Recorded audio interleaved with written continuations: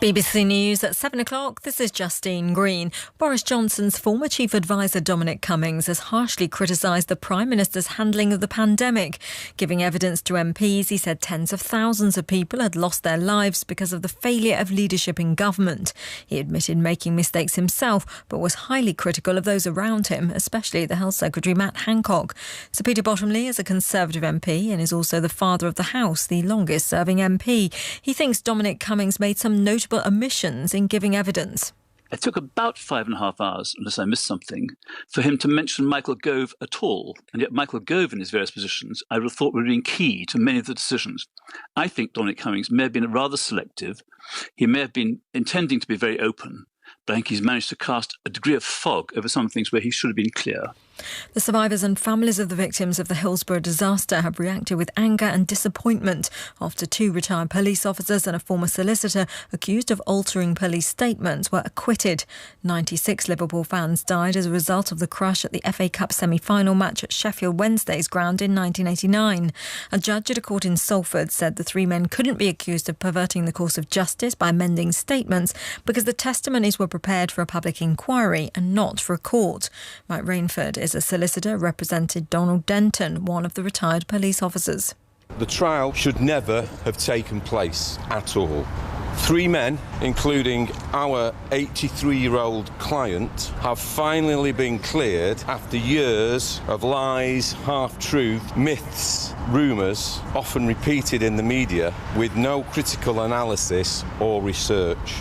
5 people have been arrested on suspicion of attempted murder in connection with the shooting of the Black Lives Matter campaigner Sasha Johnson. She's critically ill in hospital after being shot in the head at a party in London on Sunday. The 5 men are aged between 17 and 28. In a landmark case brought by climate activists, a Dutch court has ordered the oil giant Shell to make big cuts in greenhouse gas emissions. The company was told to make a reduction of 45% compared with the 2019 levels. The Royal Navy is to have its first female admiral in its 500-year history. Commodore Jude Terry will be promoted to Rear Admiral in August and will become the service's Director for Personnel, overseeing recruitment. She said it was an honour and privilege to be selected. I have always considered myself to be a naval officer first, then a logistician, then I'm Jude, and then I am a female. I might be the first, but I definitely won't be the last. There will be others coming up through the system. And the weather, showers affecting northern and eastern England will ease, and much of the UK will have a dry night with temperatures falling to between 4 and 7 Celsius. Most places will have a sunny and warmer day tomorrow.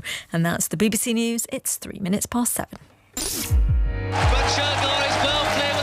He was a sensational racehorse, perhaps the best there's ever been. I'm Vanilla Ice, and this is the story of a horse like no other. It's the most incredible story anybody's ever heard, and it's true. I remember seeing the front pages of the newspapers that were all about Shergar. What is it that come to take Shergar? No one has ever admitted taking the stallion. No trace of him has ever been found. Sport's strangest crimes. The real story of Shergar the Superhorse. With me, Vanilla Ice. Everybody in Ireland knew what Shergar looked like. Available soon on BBC Sounds. From BBC Sport, this is 5 Live Sport. Hello and welcome to the show. It's been a season like no other across the continent due to the coronavirus pandemic. But after 9 months and 203 games, the Europa League final is now upon us. Villarreal against Manchester United in Gdansk, and we'll bring you every kick of the game. This is 5 Live Sport with Kelly Cates. Manchester United has meant a lot to me throughout my life, and of course to be able to lead a team out is going to be a proud moment for me.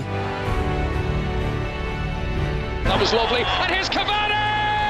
He hits it brilliantly! He hits it so well! Marcus Rashford! You feel from the beginning the desire from everyone to try to win a trophy. And he shifted forward into that, but that's a great finish by Anthony Martial. When we are playing one final, it's not enough to be there. We have to win. Moreno with the drive. What a goal from Alberto Moreno. Trigueros makes it Villarreal 1, Arsenal 0. Cavani to Fernandes with the dink. Oh, what a goal. Liverpool flick it in. Alcacer. Tonight, Manchester United could win their first trophy under Ole Gunnar Solskjaer. They've already finished second in the league, but this club is all about the silverware, and it could happen in front of United fans. 2,000 tickets for each team inside the stadium in Gdansk. Before kick-off, we will hear from Ole Gunnar Solskjaer. We'll hear from Unai Emery, a master of this competition and the current Villarreal manager. We'll get the thoughts of Bruno Fernandes. We'll be joined by former Villarreal, Newcastle and Liverpool defender Jose Enrique. Plus, we'll get the picture from inside and outside the stadium. There is lots to look ahead to.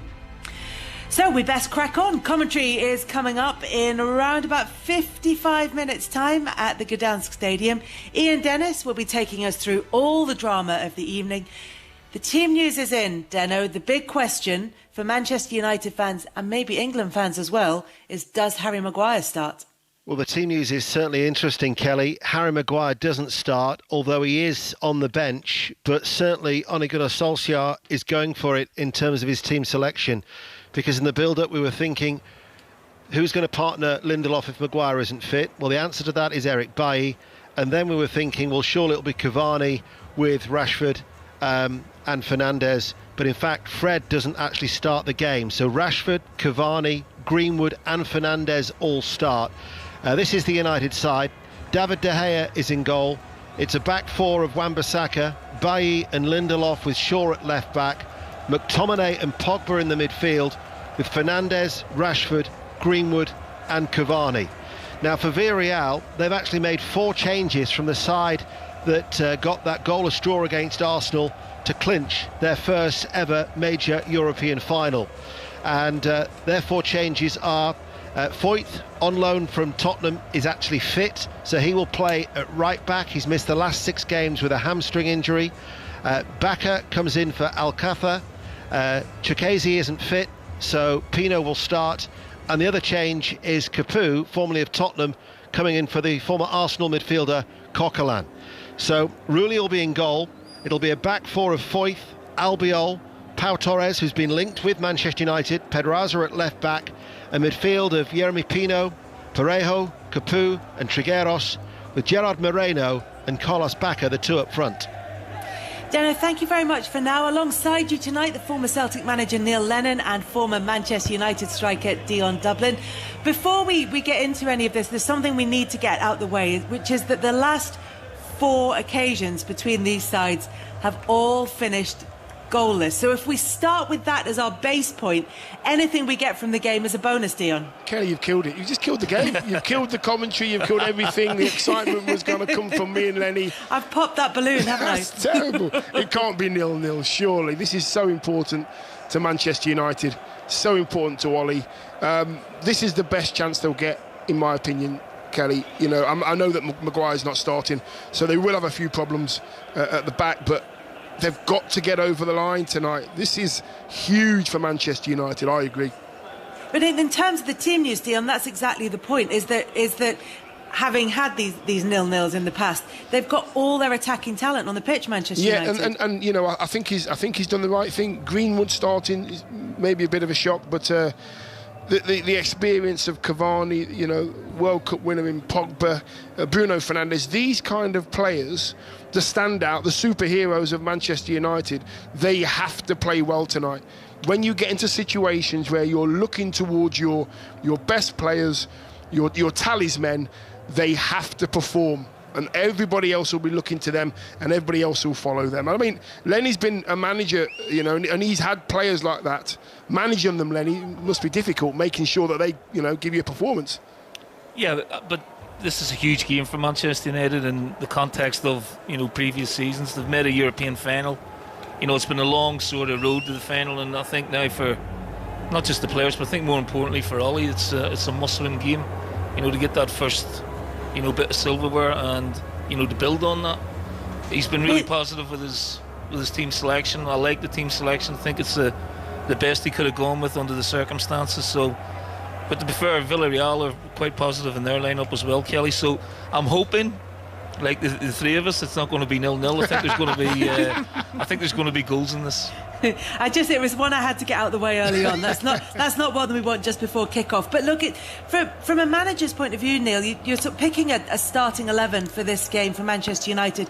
You don't have Harry Maguire in there, but you're trying to balance the experience with all that sort of younger attacking talent in there. Is that why you think he's gone for De Gea maybe over Henderson as well? Yeah, I think he's had a problem with the goalkeeper situation this season. I'm not convinced Henderson's done enough for me personally. I don't know what Manchester United fans would think of that, to be, you know, a stick-on number one goalkeeper for Manchester United going forward. De Gea has class, pedigree, hasn't had the best of times of it, but he's maybe looking to his big game players here, and De Gea certainly can be one of those. Pogba for me has to have a big game as well, Kelly. That's exactly who I was going to ask you about, because Dion mentioned those kind of talismanic figures, and they've got to come to the fore, and without Fred in there, he's going to have to be quite disciplined, isn't he? He's going to have to be disciplined, but he's a big game player. He was seen that in the World Cup final. We were talking off air, myself and Dion, about Pogba. He scored in the game against the Ajax 4 years ago. He's won Serie A titles with Juventus. He has to really step up now and not always play the clown, to the support and be the entertainer. He's got to really be the lead role here, I think, tonight, as will Cavani, I'm sure, as well. And it's sprinkled with a lot of talent with Greenwood, Rashford, Fernandes, those types. But, Pogba's at an age now where he's in his late 20s. He's in his peak of his career, and he has to start, really taking the lead here. Growing up as well, he's got to grow up a little bit, isn't he? That's what I mean. He's got to stop being the clown, does he, and take on the mantle of being a leader. Yeah, I agree. And you know what, Kelly? The worrying thing for me is when teams win silverware, you can always pull out the goalkeeper and the two centre-halves, who are normally the solid part that everything sort of bounces off. It's not too solid for United tonight, is it? No, but it is a real opportunity for them to get that first piece of silverware under Ole Gunnar Solskjaer. We'll have lots more from Dion and Neil throughout the hour on 5 Live Sport. But we're going to find out what the atmosphere's been like over the last few days in Gdansk. 2,000 Manchester United fans have flown over to Poland for the game tonight officially. Our sports news reporter, Ollie Foster, is there. Ollie, what's the atmosphere been like? It's been absolutely terrific, Kelly. I've been here for 48 hours. I'm just standing in the shadow of this kind of spaceship UFO-shaped stadium a couple of miles out from the old town. The sun's just setting over the Baltic, and there's a lovely reflection just pinging off the side of this stadium as the fans go in. I'm on the side where the Spanish fans mostly are going in, but it's been so good-natured for the most part, and between both sets of supporters, because I think they both realise that it's taken something to get here, crossing COVID borders, jumping through various hoops, and the fact that there are only 2,000 tickets each officially. I haven't seen any touts. I don't think there are going to be any more than that in the stadium. They just feel very lucky to be here, with football slowly opening up across the continent, especially the Manchester United fans, because they know that to get here they've got to produce their PCR test. They know that when they go home, whenever that is over the next few days, they've got to have to quarantine for up to 10 days. So I just think they feel very, very fortunate and lucky, especially United fans, who feel that they've been starved of football and trophies for the past 4 years. Yeah, there's quite the commitment from those fans who've made it over to Gdansk. Compared to previous Europa League, Champions League finals, these huge European occasions, how does this one sort of measure up in terms of the build-up to it within the city? Because every time you go into one of these host cities, there's the banners out. It feels as though the city's sort of gearing up for a big occasion. Has it been like that in Gdansk? UEFA have pulled out all the stops. They put a bit of the street furniture out. There's a massive Europa League trophy on one of the bridges. It's an absolutely beautiful city. My first time here. It's just a shame that there aren't 10,000, 12,000 each, which probably would have been the official allocation in this stadium, because the city would have been absolutely bouncing for the last 48 hours, and tonight it would have been amazing as well. But at the same time, it's got the same feel as the final in Baku 2 years ago, where Chelsea and Arsenal fans, they bonded over their shared experiences of just how difficult it was to get to Azerbaijan. And it's got that same feel about it, but, you know, obviously very different circumstances in these COVID times that we all hope are lifting, but still having to go through those obstacles and hurdles, you know, and taking PCR tests just to get back out of the country. A little easier for the Spaniards, I understand, because they're within the EU, but everybody knows the sacrifices they've made, and I think they have bonded over it. As you said correctly, the relationship between the Manchester United and Villarreal fans in Gdansk has been wholly good-natured, but there was an incident in the city with what we believe are sort of local fans who attacked a bar that had Manchester United fans. And what can you tell us about that and the effect that's had on the day? It was about 10:30 last night, just a few restaurants down the main drag from us, actually.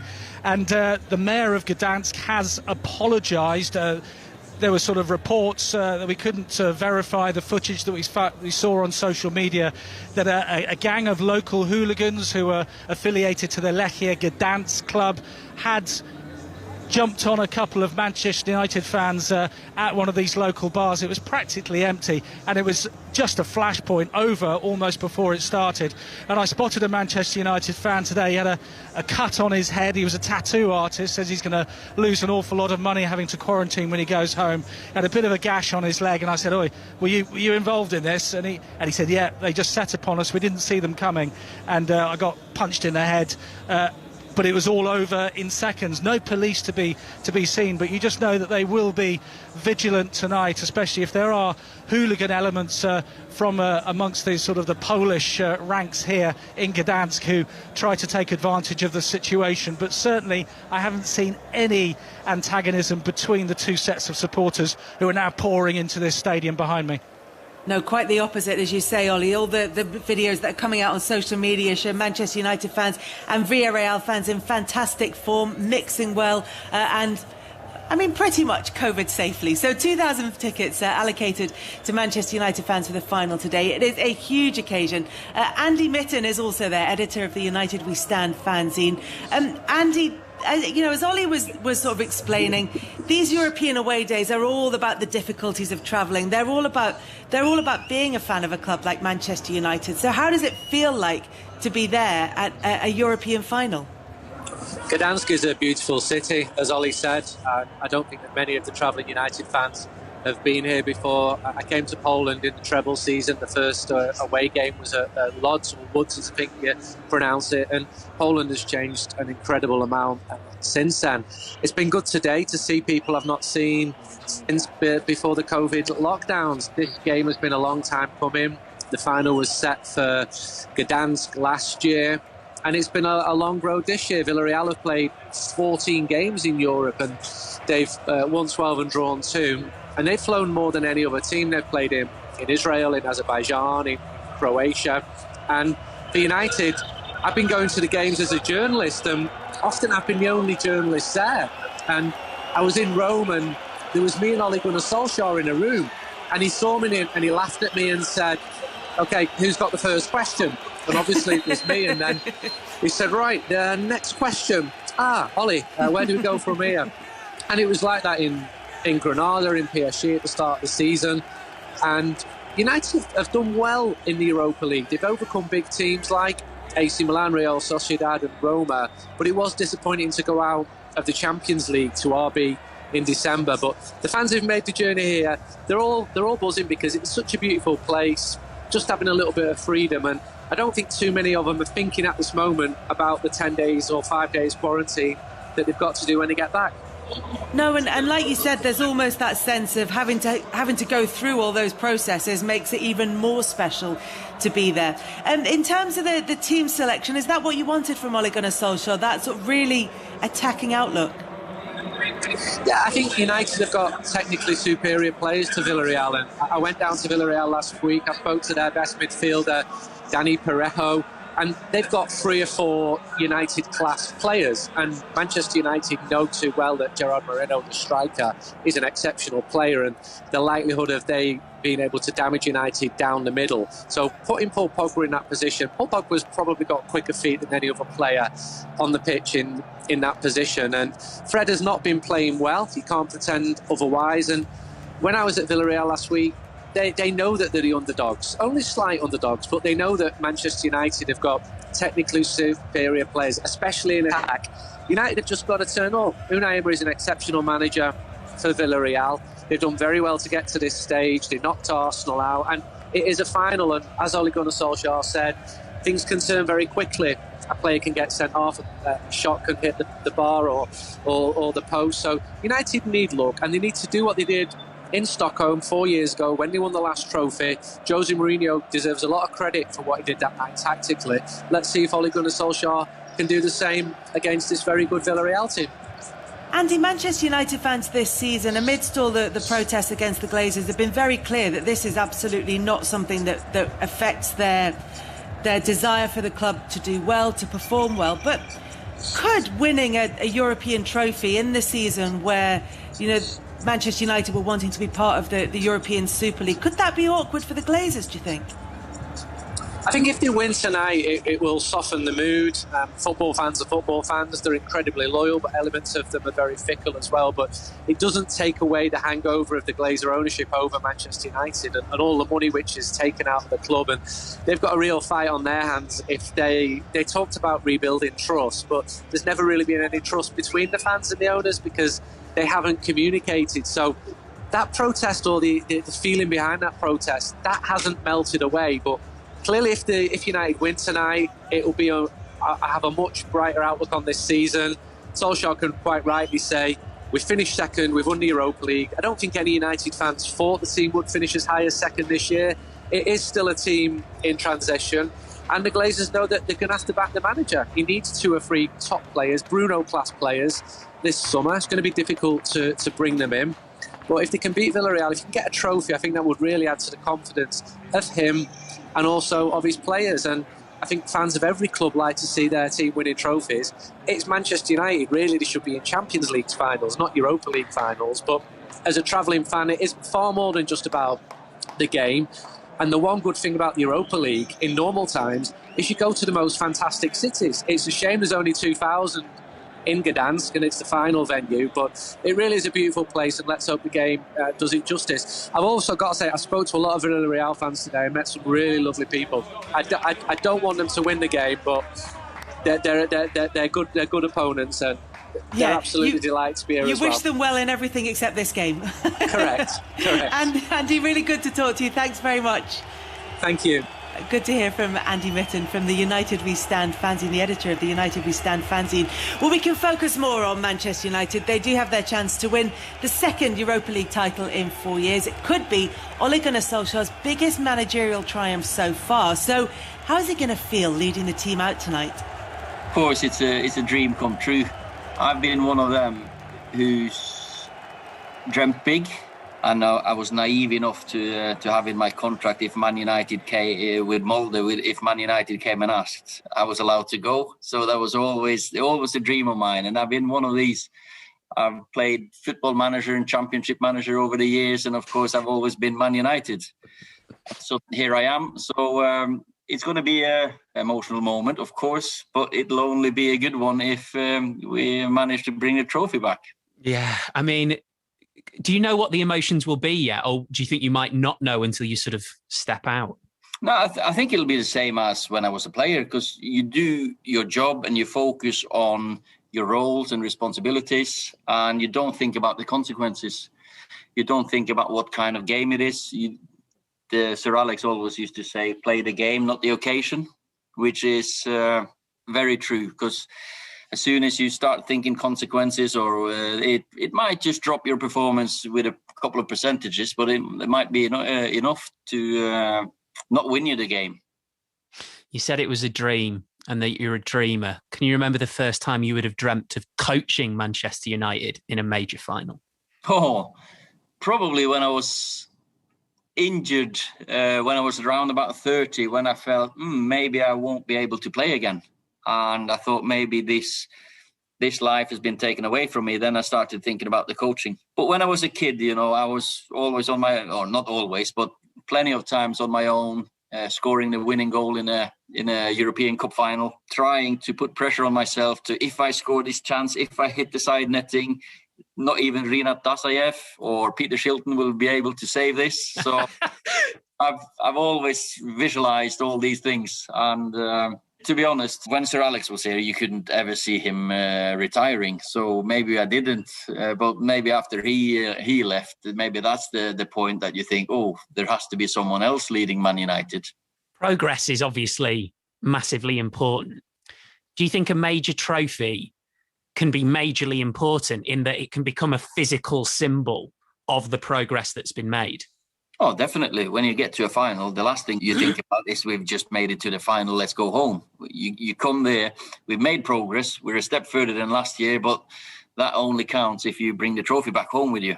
So progress from third to second in the league, progress from semi to a final, but it's the last game. We give everything to bring that trophy back, of course. You told us right at the start that you've been a big Championship manager player from your earlier years in coaching. What would be the perfect Europa League final? As long as I see my players go out there confident, performing, expressing themselves, that we know that we've prepared them well for a game and that us as coaching staff, we've done what we can to help them, then I know I trust them because they have been a great bunch of players. They've learned. The spirit in the camp is so good. So I want to see them with chest out, Man United badge on the chest, head forward, confident, and I'm sure we'll get a result. Dion, that confidence that we're hearing from Ole Gunnar Solskjaer, how important is it to the players that he presents in that way? Yeah, and it's got to be confidence that's meant. It's not just words. And I think Ole does speak with proper Manchester United confidence. He knows what it means to the fans. He's been there. He's been in these situations, and it's now time for him.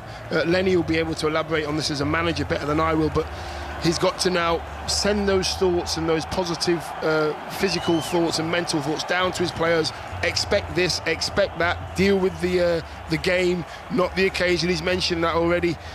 He's got good enough players to get over the line tonight, Kelly. He's got more than good enough players. He's now got to manage them to victory. Neil, how much does it help that as a player he's been in this situation before? Could you draw on that, or are the experiences very different? No, the experiences are very different. He's talking about, play the game, not the occasion. That is the right mantra to have.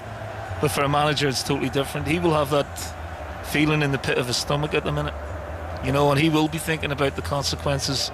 Once the game starts, then, your whole focus is like you're in your zone, dizzy the way you were as a player. So for the 90 minutes or however long the game will be, 120 minutes, he'll be fully focused on trying to win the game. But at the minute, there'll be all sorts of thoughts going through his head. But Kelly, there's moments as a manager where you have to kind of you've got to then just release the players out there over the white line, and they have to take charge of the game. And when the teams came in, we looked at each other and we thought, right, who's going to be Manchester United's voice? Who's going to be their leader? And if things aren't going well, who's going to change it and say, right, you mark him, I'll mark him, that kind of thing. And I'm looking through the squad, and I can't see on my team sheet any real vocal leaders. Possibly Scott McTominay as the only real one I can see that's going to take that lead.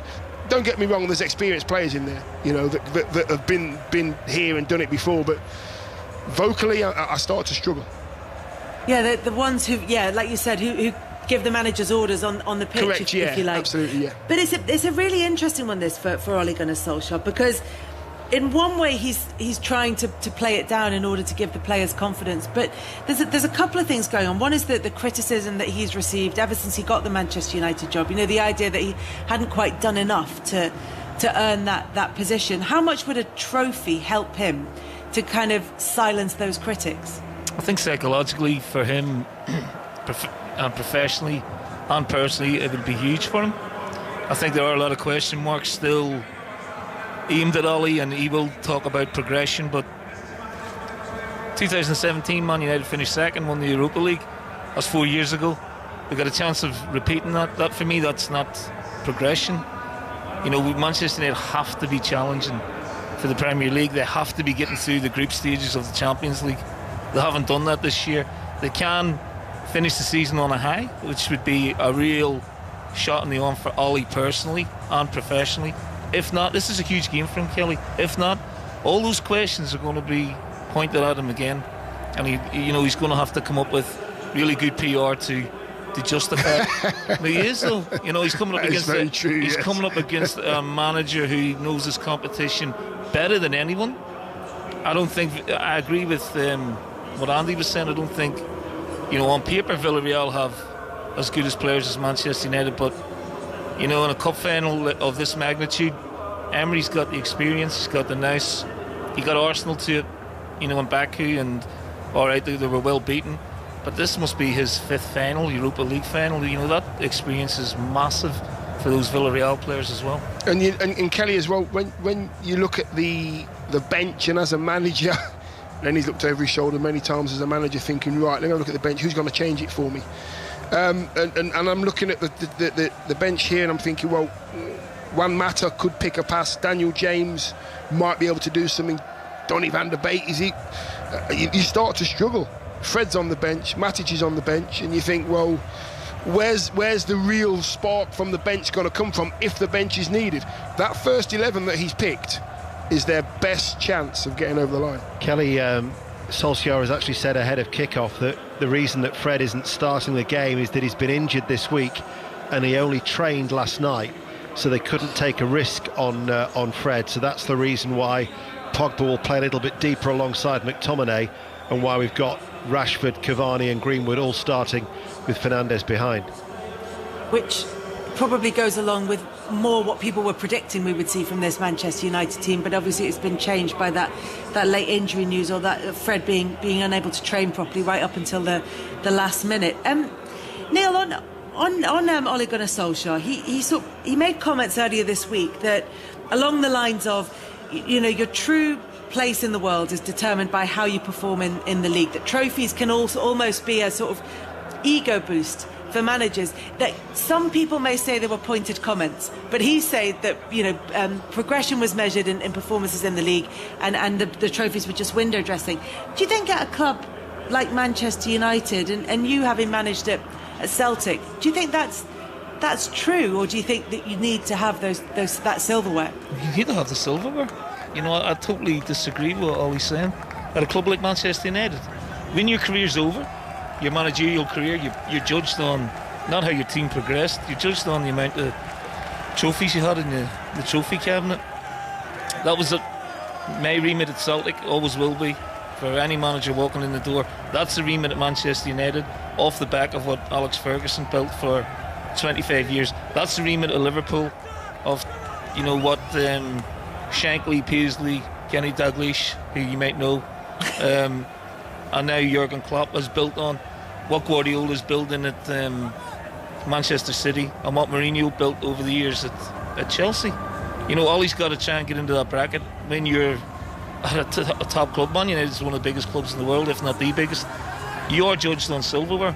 Fans aren't interested, pundits aren't interested in your teams making progression, and like I touched on earlier, Kelly, if they win tonight, then it's the exact same result as it was 4 years ago. So it's not Ollie's fault, but I don't see Man United progressing the way they should be. Did you not think, though, that those comments were aimed at Mourinho when he said the trophies hide other things such as the ego, and also they're masking the problems that Solskjaer has inherited from Mourinho, such as the rebuilding maybe of the character and the spirit of, say, a Luke Shaw, for instance? Yeah, I mean, you're talking about one individual there who has, you know, improved, you know, under Ole Gunnar Solskjaer. Luke Shaw didn't do well enough when he came from Southampton early on. I think he's a fine player. I think he's had a great season this year. But I don't agree with bad-mouthing previous managers when they've delivered trophies. And someone like Mourinho, whether people like him or not, he's one of the greatest managers of all time. You know, there's just no denying that. And he is going to rub people up the wrong way, because that's what winning managers do. It's not all sweetness and light, trust me. And you can't be that way. Clough, ruthless when he needed to be. Fergie, ruthless when he needed to be. You have to be to win. And, you know, I spoke to Martin O'Neill about this. He got dropped for the 79 European final for Trevor Francis. And then the following year, he was fortunate enough to be in the winning team in 1980. But Clough wanted to win the European Cup for the club, for himself, for the players. And that's what these great managers do. When we revise their careers, everything's brilliant. But at the time, there's a lot of controversy surrounding, you know, team selections or fallouts for players.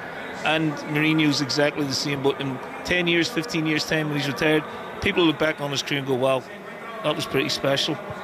And he instills a winning mentality at every club he goes to. All right, he didn't do it at maybe Tottenham, but he didn't get the chance to win a trophy in the end, even though he got them to the final. But Ollie's got to start delivering trophies. Otherwise, you know, he'd be replaced. It's as simple as that, Daniel.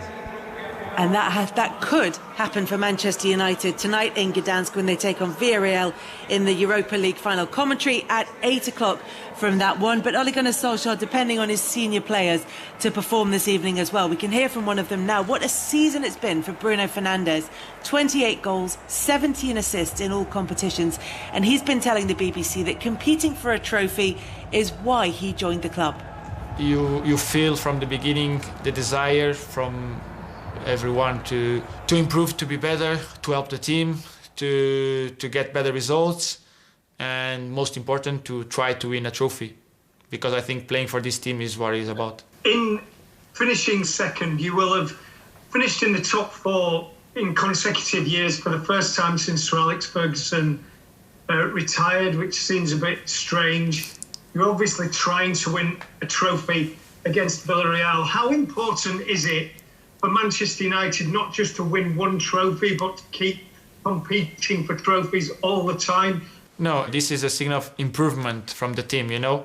We are growing up, we are understanding together we can reach better things.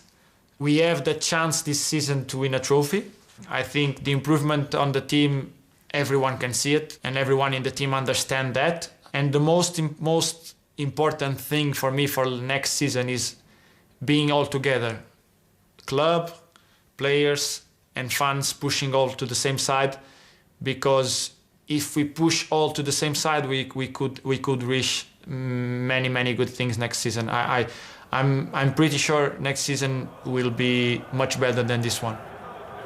Dion, really interesting to hear him talk about the future at Manchester United, because the hope for the players, for Ole Gunnar Solskjaer and for the fans is that this, if they win it, could be the start of a sort of a successful period for Manchester United in a way that, as Neil was pointing out, the last European trophy didn't quite spark that. Yeah, it's really difficult, Kelly, to get to these points in your career as a player and as a manager. It takes so much blood, sweat and tears in order to get over the line and actually get the silverware in your hand. It takes characters. It doesn't just take good players. It takes characters. It takes good bonding. It takes players that aren't playing to not be moody and you know, poison the dressing room. It takes the manager knowing how to deal with different characters in the dressing room as well. So there's a lot of factors, and it's not easy to say, well, you know what, if we win this one, it could be the start of something. He's going to have to recruit again, because Manchester United right now, if you compare them to City, and you have to compare everybody to City because they're the champions, they are way off the pace when it comes to getting anywhere near City at the moment. So in order to win this one tonight, if they do, what an achievement. But then they're going to have to go again, and they're going to have to go again big. I know you said you and Neil have been talking off air about who's going to be the voice for Manchester United on the pitch. Is Bruno Fernandes one of those players, Neil, that you'd be looking to be a leader? Yeah, I think he has led. I think he plays all the games. He doesn't want to be rested. I think he's got great enthusiasm for the game. Allied to that, Kelly's a quality player. Dion touched on it there, and Andy touched on it earlier. You know, they want to get 3 more Bruno Fernandes type players in the building, which I agree with, but he cost 70 million. So you're talking, you know, ripping the guts out of 200 million to get to where Manchester United need to be, and I wouldn't disagree with that. In terms of Fernandes, I think he's a wonderful player. I think he's been a wonderful signing, and he just plays the game with that great sort of will to win and that great enthusiasm, on top of being a real quality player. The similarities have been made, Dion, in terms of impact rather than in terms of the style of play or the level of play with Eric Cantona. Obviously, Cantona did it for a long period of time for Manchester United, or a longer period of time than Bruno Fernandes has been at the club. Why did Man United sign Eric Cantona? I keep forgetting that. Why did they sign? Oh, that's it. I got injured. Carry on, Kels. he was the Dion Dublin replacement. It's very rare that the sequel is better than the original, but and in this case, I don't think it's true, Dion. Thanks a lot. Cheers, Kels. Thank you. So, but tell me about the impact, because you would have seen the impact that Cantona made. So, is the impact that Fernandes has made similar, if not the same? No, it is. It's similar. He came in and he kind of, the standards of the players around him kind of went up because he was demanding, whether it was physically demanding or he was telling them what he expects of them. If a pass goes wrong, maybe he was either having a go or maybe he was showing them the way to do it on the training ground. It's just Man United standards have to be at a certain standard all the time. It shouldn't take a player like this to actually nudge you and say, listen, you've got to pick yourself up here, get them standards a little bit higher. It's not quite on the same level as Eric, because Eric did it week in, week out for 5 years, I think it was. Bruno Fernandes has started incredibly well and he's made a massive difference to Manchester United. These are the games now, if Eric was playing tonight, that Eric would definitely have a great game. He would play well tonight, Eric, and everybody would know that Eric's playing and he's the leader. Bruno Fernandes has got to get hold of this game tonight and do exactly that.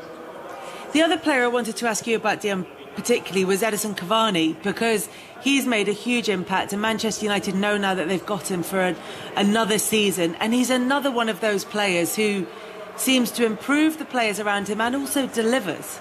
I think he's a dream centre-forward for me.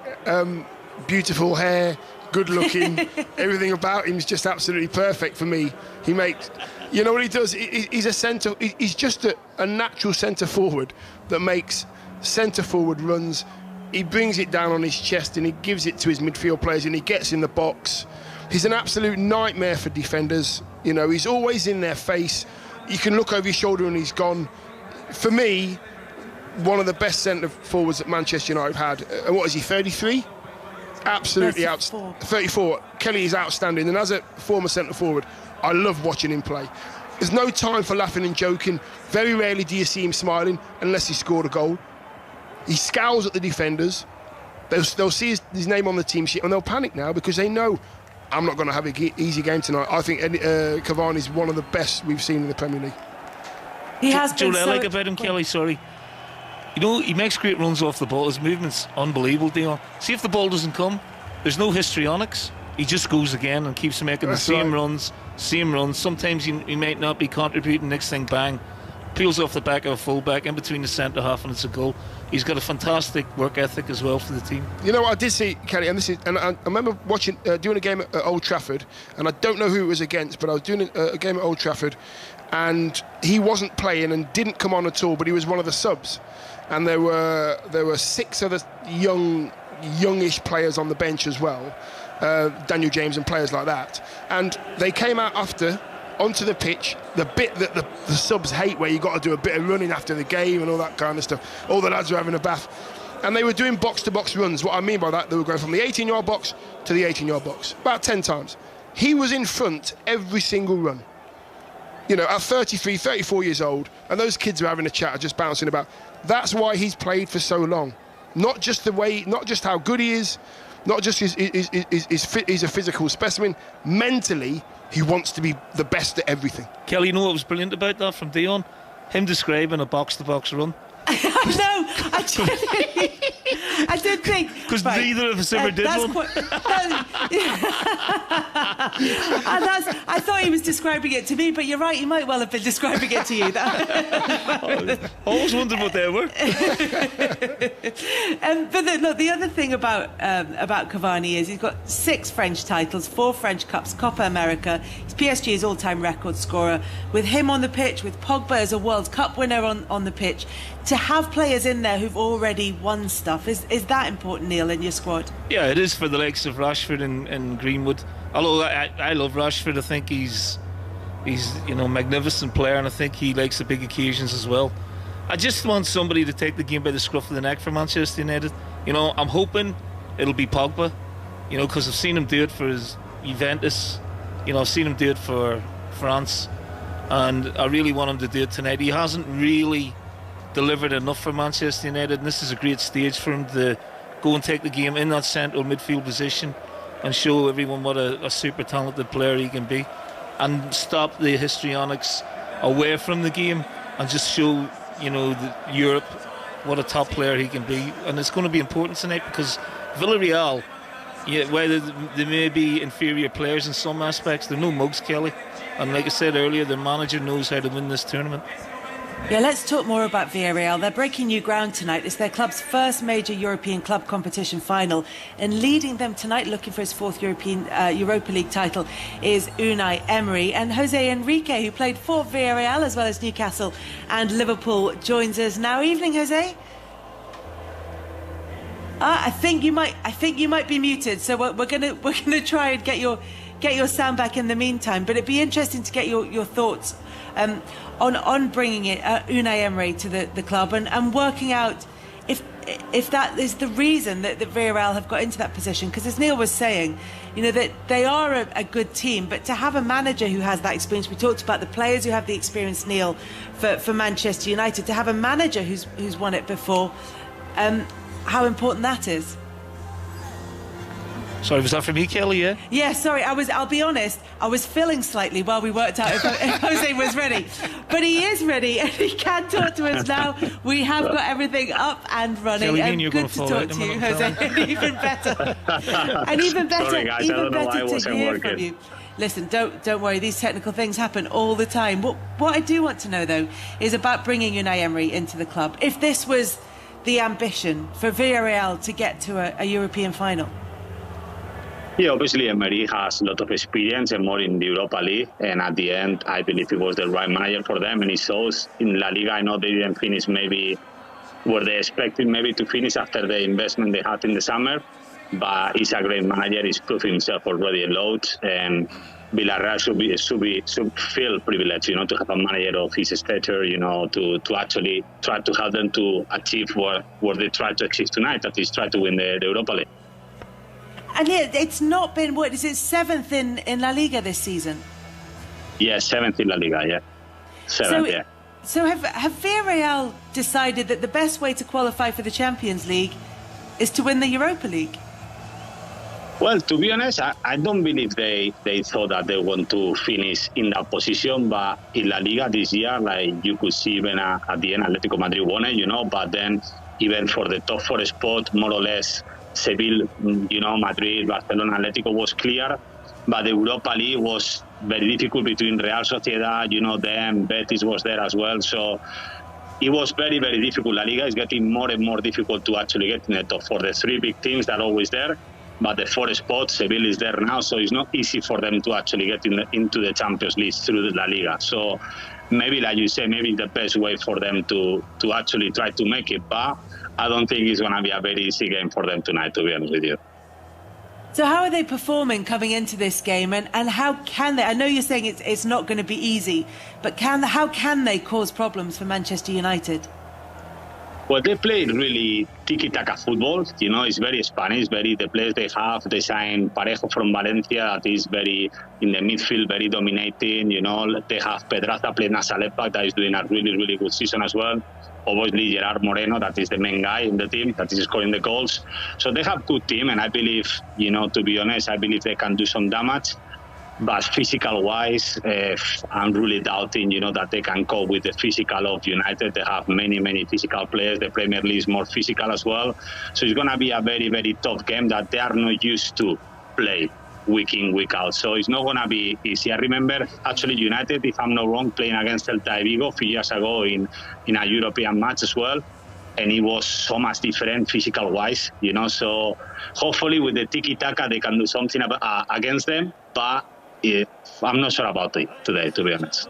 Jose, I think I'm right in saying that 10 of the players in the Villarreal squad have come up through the academy.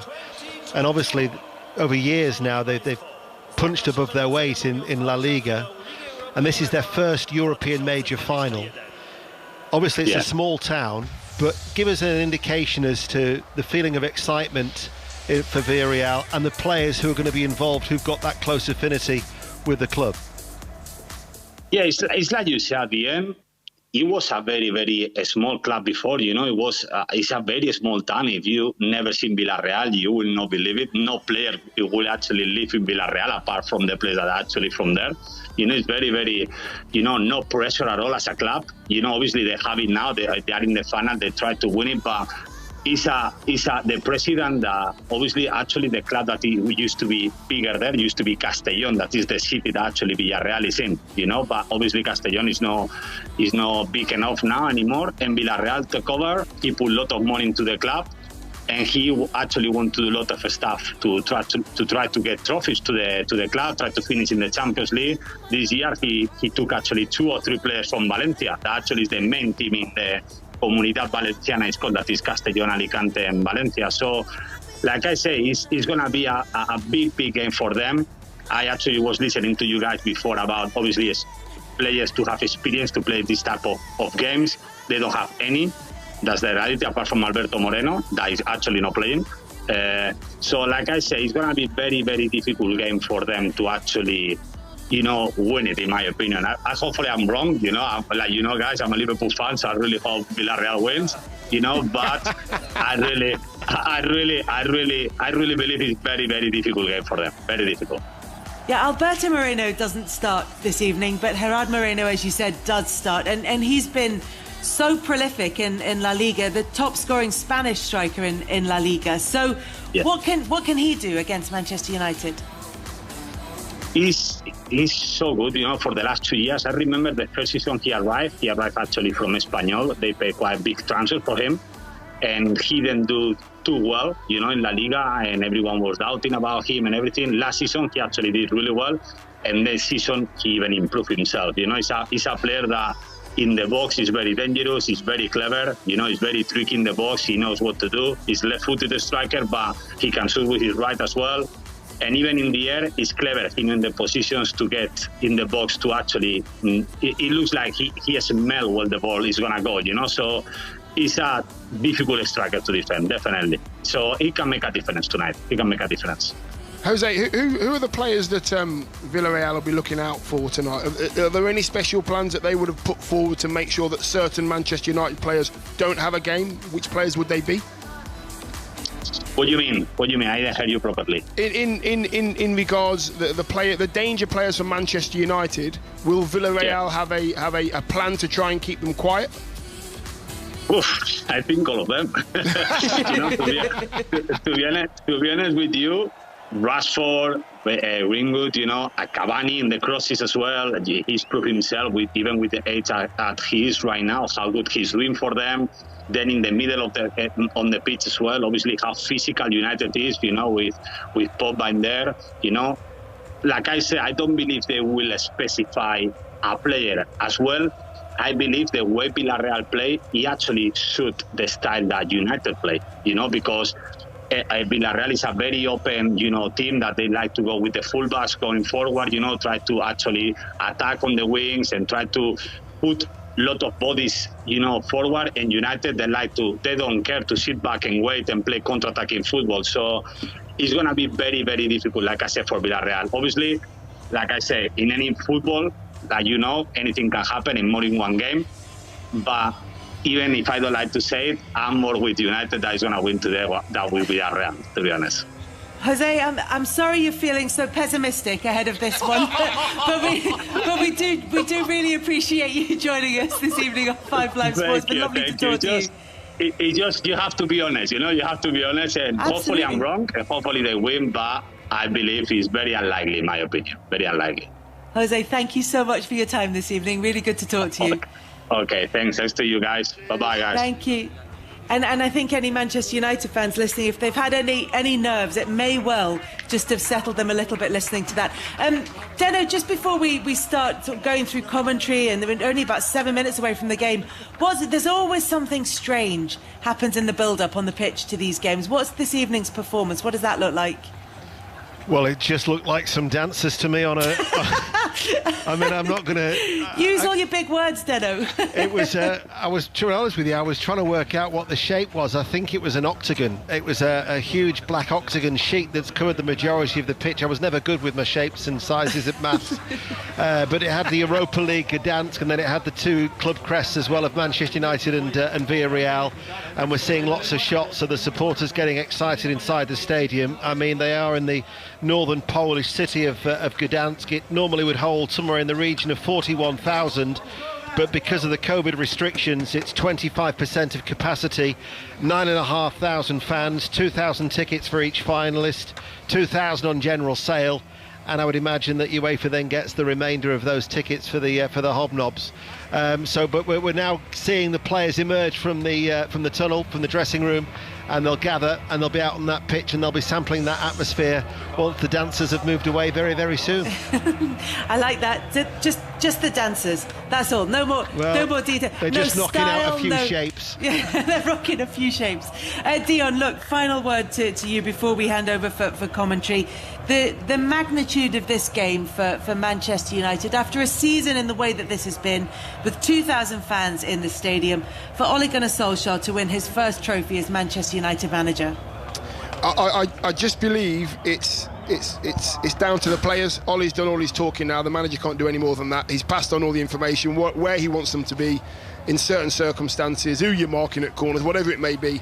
It's down to the players now to perform for Manchester United, for the manager, for the fans, bring it home for the fans. That's what I would say. They've been hard done by some of the news we've had recently. They're not happy. Let's put a smile on the fans' faces tonight, and I think that Ole's picked a side that can do that. Dion Dublin, Neil Lennon and Ian Dennis taking you through the Europa League final. Thank you, Kelly. Well, nobody connected with Manchester United needs reminding of the significance of the 26th of May.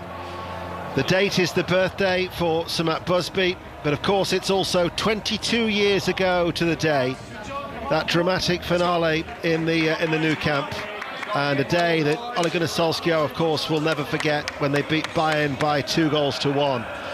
But it's also a day that Villarreal will never forget as they compete in their first major European final. And as the referee from France, Clément Turpin, leads out, first of all, Villarreal in all yellow, they will walk past that Europa League trophy that the two captains will be looking to try and get their hands on at the end of the night. We've got Dion Dublin and Neil Lennon who are with us watching this game on BBC Radio 5 Live. We're also live on BBC Radio Manchester, as well as the World Service from the BBC.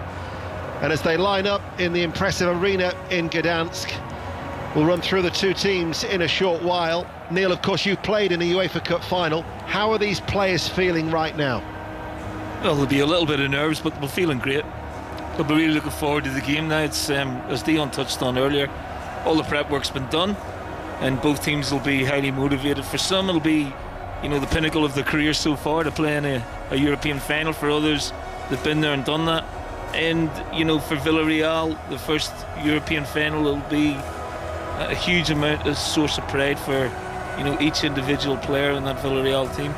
So I'm expecting Manchester United to have the legs on Villarreal, but I don't think it's going to be as clear cut as everyone thinks it's going to be, Dano. Well, from the side that played Arsenal in the semi-final and got that goalless draw, Unai Emery has made 4 changes for Villarreal. Juan Foyth on loan from Tottenham Hotspur is fit. He's missed the last 6 games, but he plays at right back. Capoue also comes into the side. Chukwueze isn't fit, and Bacca starts instead of Alcácer. So they will line up with Rulli in goal, a back 4 of Foyth, Albiol, Pau Torres, who's been heavily linked with Manchester United, Pedraza at left back, a midfield of Yerry Mina, Dani Parejo, Etienne Capoue and Manu Trigueros. Gerard Moreno and Carlos Bacca are the 2 up front. For Manchester United, David De Gea is in goal. It's a back 4 of Wan-Bissaka, Bailly, Lindelof and Shaw. Maguire is on the bench. Fred has been injured this week. He only trained last night. He again is amongst the substitutes. McTominay and Pogba will be in the centre of midfield, with Rashford, Fernandes and Greenwood behind Edison, Cavani. And as the two captains, with their pennants in hands, exchange those pennants in the centre circle and meet the match officials, Dion Dublin, you look at that Manchester United front line. Andy Mitten said United need a little bit of luck. The team that needs a little bit of luck is Villarreal, because Manchester United could blow them away. Looking at the team sheet, then you'd expect, with the likes of Rashford and Greenwood's pace, just the two of them. You know, the Villarreal defender should be thinking, wow, how do we deal with those two young, very talented men? Then you've got the senior Cavani, his expertise in that centre-forward role, making great runs, being an absolute nuisance physically and mentally, and then the genius of Pogba on his day and Fernandes. So yes, you're right, Manchester United shouldn't need any luck. If they play the game to the best of their ability, they should win this game. But Neil Lennon's words of caution may well be founded on the fact that Villarreal are unbeaten in 14 games in Europe. In fact, they're yet to taste defeat in this season's competition, and technically as well, they are a very, very good side. They might not necessarily have the pace that Manchester United might have, but they'll keep the ball very, very well. And as the Manchester United players have just taken the knee, Clément Turpin, the French referee, gets the Europa League final underway for 2021, and you're listening to it on BBC Radio 5 Live. And as I say, we're also live on Radio Manchester and the World Service. On the pictures that we're watching, Manchester United in their red shirts, black shorts and black socks will be playing from left to right in this first half against Villarreal in their traditional colours of the all yellow. And certainly Juan Foyth being fit after a very impressive first leg before he picked up the injury against Arsenal. He was very attack-minded in that role against Arsenal. That was masterminded the success against his former side of Unai Emery, who has such a very good record in this competition. He's won it 3 occasions with Sevilla, and he's looking to win it for the 4th time, which would actually surpass Giovanni Trapattoni. And of course, what we've got to get past is the dreaded curse from Lady Kelly when she highlighted the fact that in the previous 4 meetings between these two, there's never been a goal. I think there's plenty of goals in both teams tonight. You know, if you look at the two centre-forwards for Villarreal, and obviously the array of attacking talent that Manchester United have as well at their disposal. It's just be interesting, Dion, to see how Villarreal approach the game. Will they defend deep and, you know, try and negate the pace on the counter-attack and try and win the game ugly? It's the Man United. Is Man United going to press, or Man United not going to press? Who's going to be the lead for the press? Cavani goes, everybody comes in behind him, then that's fine. But as we can see now, Villarreal are just passing it about nice and comfortable. The movement's good. They're going through the thirds. They're in the middle third now, just keeping it nice out to the right, into the middle, back out to the left. Very comfortable with the ball at their feet. And Bakker actually helps maintain possession for Villarreal. It looked momentarily that they'd lost it, just been given away though by Parejo. Now it's with Bruno Fernandes who can come forward. Great noise that is being generated by the 9,500 supporters in Gdansk in northern Poland, as Villarreal in all yellow. And that was with Etienne Capoue trying to play the ball in field, tied it up by Lindelof. I mean, Maguire was never going to play. The fact that he's on a bench is certainly good news, or potentially encouraging news for Gareth Southgate. In total this season, he's actually not started in 9 games in all competitions. And I thought Tuanzebe might just have got the nod ahead of Bailly, only because he's had that European experience in the few games that Maguire's missed. Well, I saw Tuanzebe play against Leicester. I thought he was outstanding. I thought he's Manchester United's best player on the night. I've liked him, you know, seen him unknown at Villa. The season Villa got promoted. I think he's an excellent player. He just, you know, hasn't had enough game time for me to establish himself, but I think he's a real talent.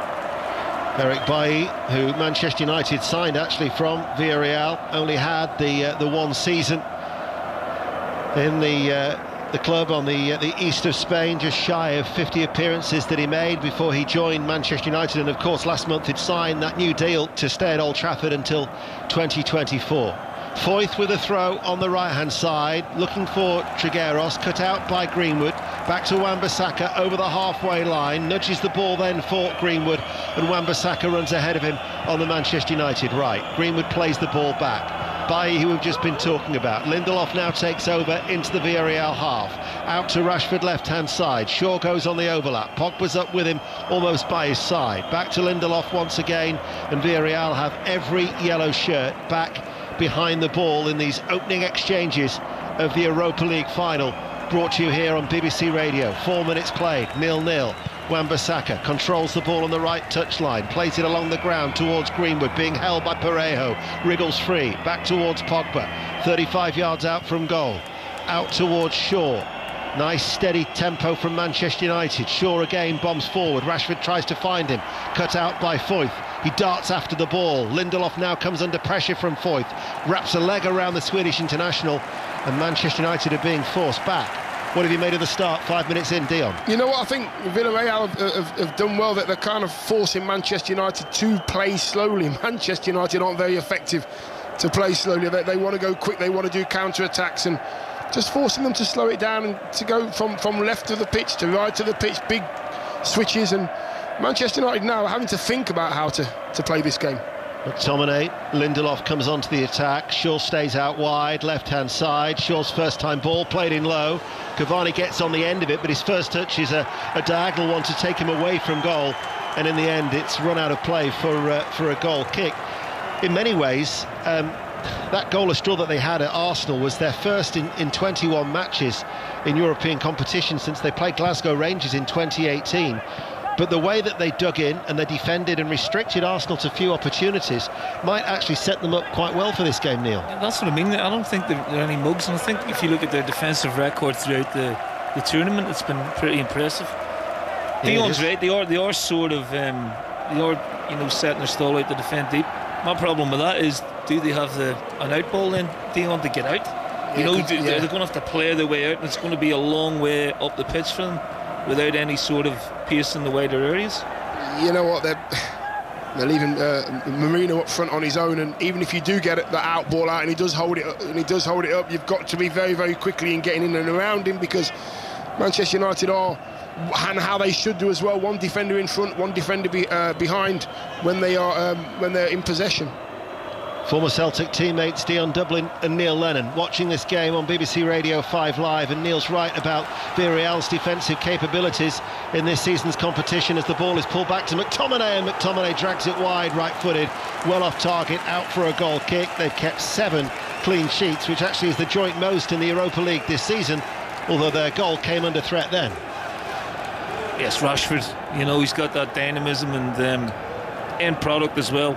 Breaks the tackle, drives at the Villarreal defence, then picks out McTominay on the edge of the box. But Villarreal had, good numbers, good blocks in front of the goalkeeper, so a sort of half chance really.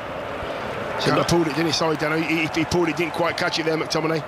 Here is Greenwood, Wan-Bissaka right-hand side, along the ground. Fernandes and Greenwood getting each other's way, and Pedraza will be able to bring this ball clear. Sliding in was Wan-Bissaka, high up the pitch, out of a play, it goes for a throw. So many ways to listen to us tonight, not just on 5 Live, the World Service in Radio Manchester, but of course BBC Sounds is another alternative, and the BBC Sport website and app. Endless ways to listen to our coverage of the Europa League, and of course we'll be ready to do it all again for the Champions League at the weekend. The only exception, on Saturday night we will actually be inside the stadium. The Estadio Dragao for Chelsea against Manchester City. The build-up on Saturday starts at 6 ahead of the 8 o'clock commentary. Here is Rashford, challenged by Foyth, was a good one just outside the area. Rashford though has stayed down.